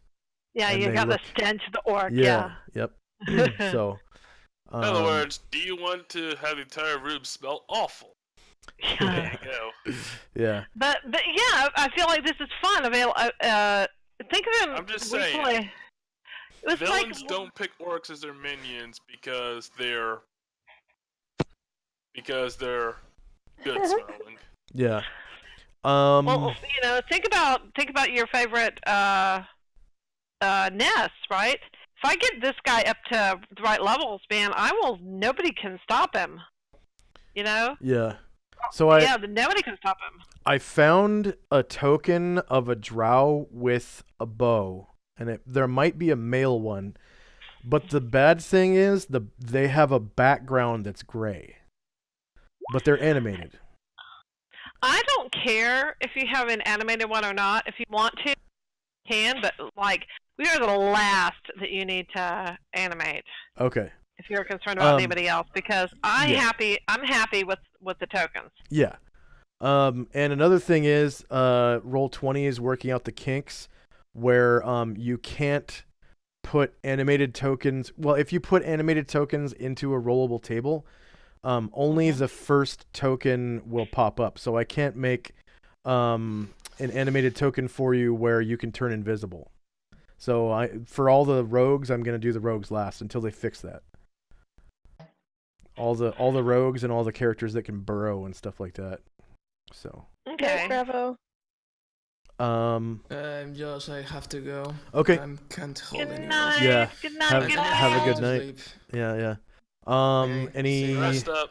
Any feedback for me? Could I have done this better? Or let's say goodbye to Fanburst. Thank you so much, Fanburst, for all of the music and stuff that you've provided to this campaign since SoundCloud kind of screwed over Roll20 back in 2016. I want to say thank you, Fanburst, so much. I have listened to your music for hours and hours, countless hours. I wish that things had gone better for you and that you don't have to go out of business. I just want to say thank you again, Fanburst. You're a great service, and I really hate to see you go, because I'm not going to be able to get. Yeah, I'm not going to be able to get the same I mean, I will get higher quality stuff, but I won't be able to get the same volume. And you guys have the volume that I needed. I literally have, one track per monster, or not one track, but one playlist per monster from your website. So, yeah, thank you very much. And now Monster's gonna have to start sharing tracks. Yep, I'm just gonna go back to where we had combat music. That's because that's all I can do really.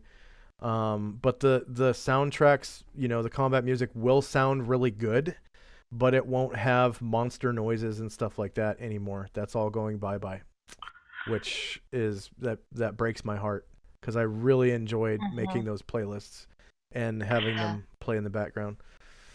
Yeah, and you don't realize until you don't have them, and then when you don't have them, then it's like, oh my god, it's so important. Yes, it really is. Yeah, I hope that Roll20 kind of pulls their head out of their butts and lets us basically have a Roll20 cloud where we can all upload stuff onto it. But I'm trying to if any of you guys have Pro or Plus subscriptions, I wrote a suggestion thread on the Roll20 forums for that, and I just need the votes. That's all I need. So Plus and Pro people can they have votes, and I think I'm not sure if free accounts get to vote at all. I don't think they do. I think it's just Plus and Pro. So, and if you have Plus, you get like 8 votes or something like that, and if you have Pro, you get like 12. Like you get more votes, so you can vote on more things. You can only upvote once per thread. So each idea you can upvote once. Yeah, plus and Pro members only for that. Any feedback for me? Could I have made things better or made any of the music better? Or made things faster? That was good to me. Okay. Well, there's not much we can do about music at the moment. Yeah. Okay. For me, go ahead. Because we've talked about it, if you could set up a macro for that situation, because it's bound to come up again. Yes, I definitely will. Actually, could you put that on the honeydew list for me? Let's see, miscellaneous. Yes, I can. Honeydew list, show to player. So if you click on edit, and then just like right near the top, right underneath, please place spells at appropriate level. If you put macro for Fenela's abilities, and I'll remember to do that. Shouldn't be too hard. It's just a couple of dice rolls and stuff. Minus it just looks so pretty when in the nice macro form. Yeah, it does. And I'll make it look nice. I promise. And I want you to know, because I've been playing a lot in a new Friday game, and I love the game and I enjoy it, but there's no automation. It's 2E, right? There's no automation, and I'm like, oh god, how hard it is. They use the other sheet. It really is. The one that has the sheet is more automated, but it doesn't fill in the stats for you like this one does. So in my opinion, the other sheet is garbage because this one fills in your stats for you. Like that's the coolest thing I've ever seen. A sheet that actually fills in your stats. Yeah. But yeah, it really did. Last night was the first night we had a battle, and I forgot I hadn't filled in any of the stats from any of my weapons or anything, and so they had to do like, we'll just roll a d20 and we'll see whether you won. I'm like, I finally went in and I entered in the for everything for all the characters and everything. Yeah. But that's neither here nor there. That's a different campaign. Exhausting. So, that was anyways, so exhausting. Is there any other feedback for me or any business before we shut down the stream? Nope. Yep, I'm ready. Okay, so I'm gonna shut down the stream right now. So for our viewers, thank you very much for watching. We'll play same time, same day next week. So that's Saturdays at 10 a.m. Pacific, 1 p.m. Eastern, for 5 hours. And hopefully we'll see you then. If you like who we are and like what we do, please explore our links to Patreon and PayPal. And we'll see you next time. Bye-bye. Bye.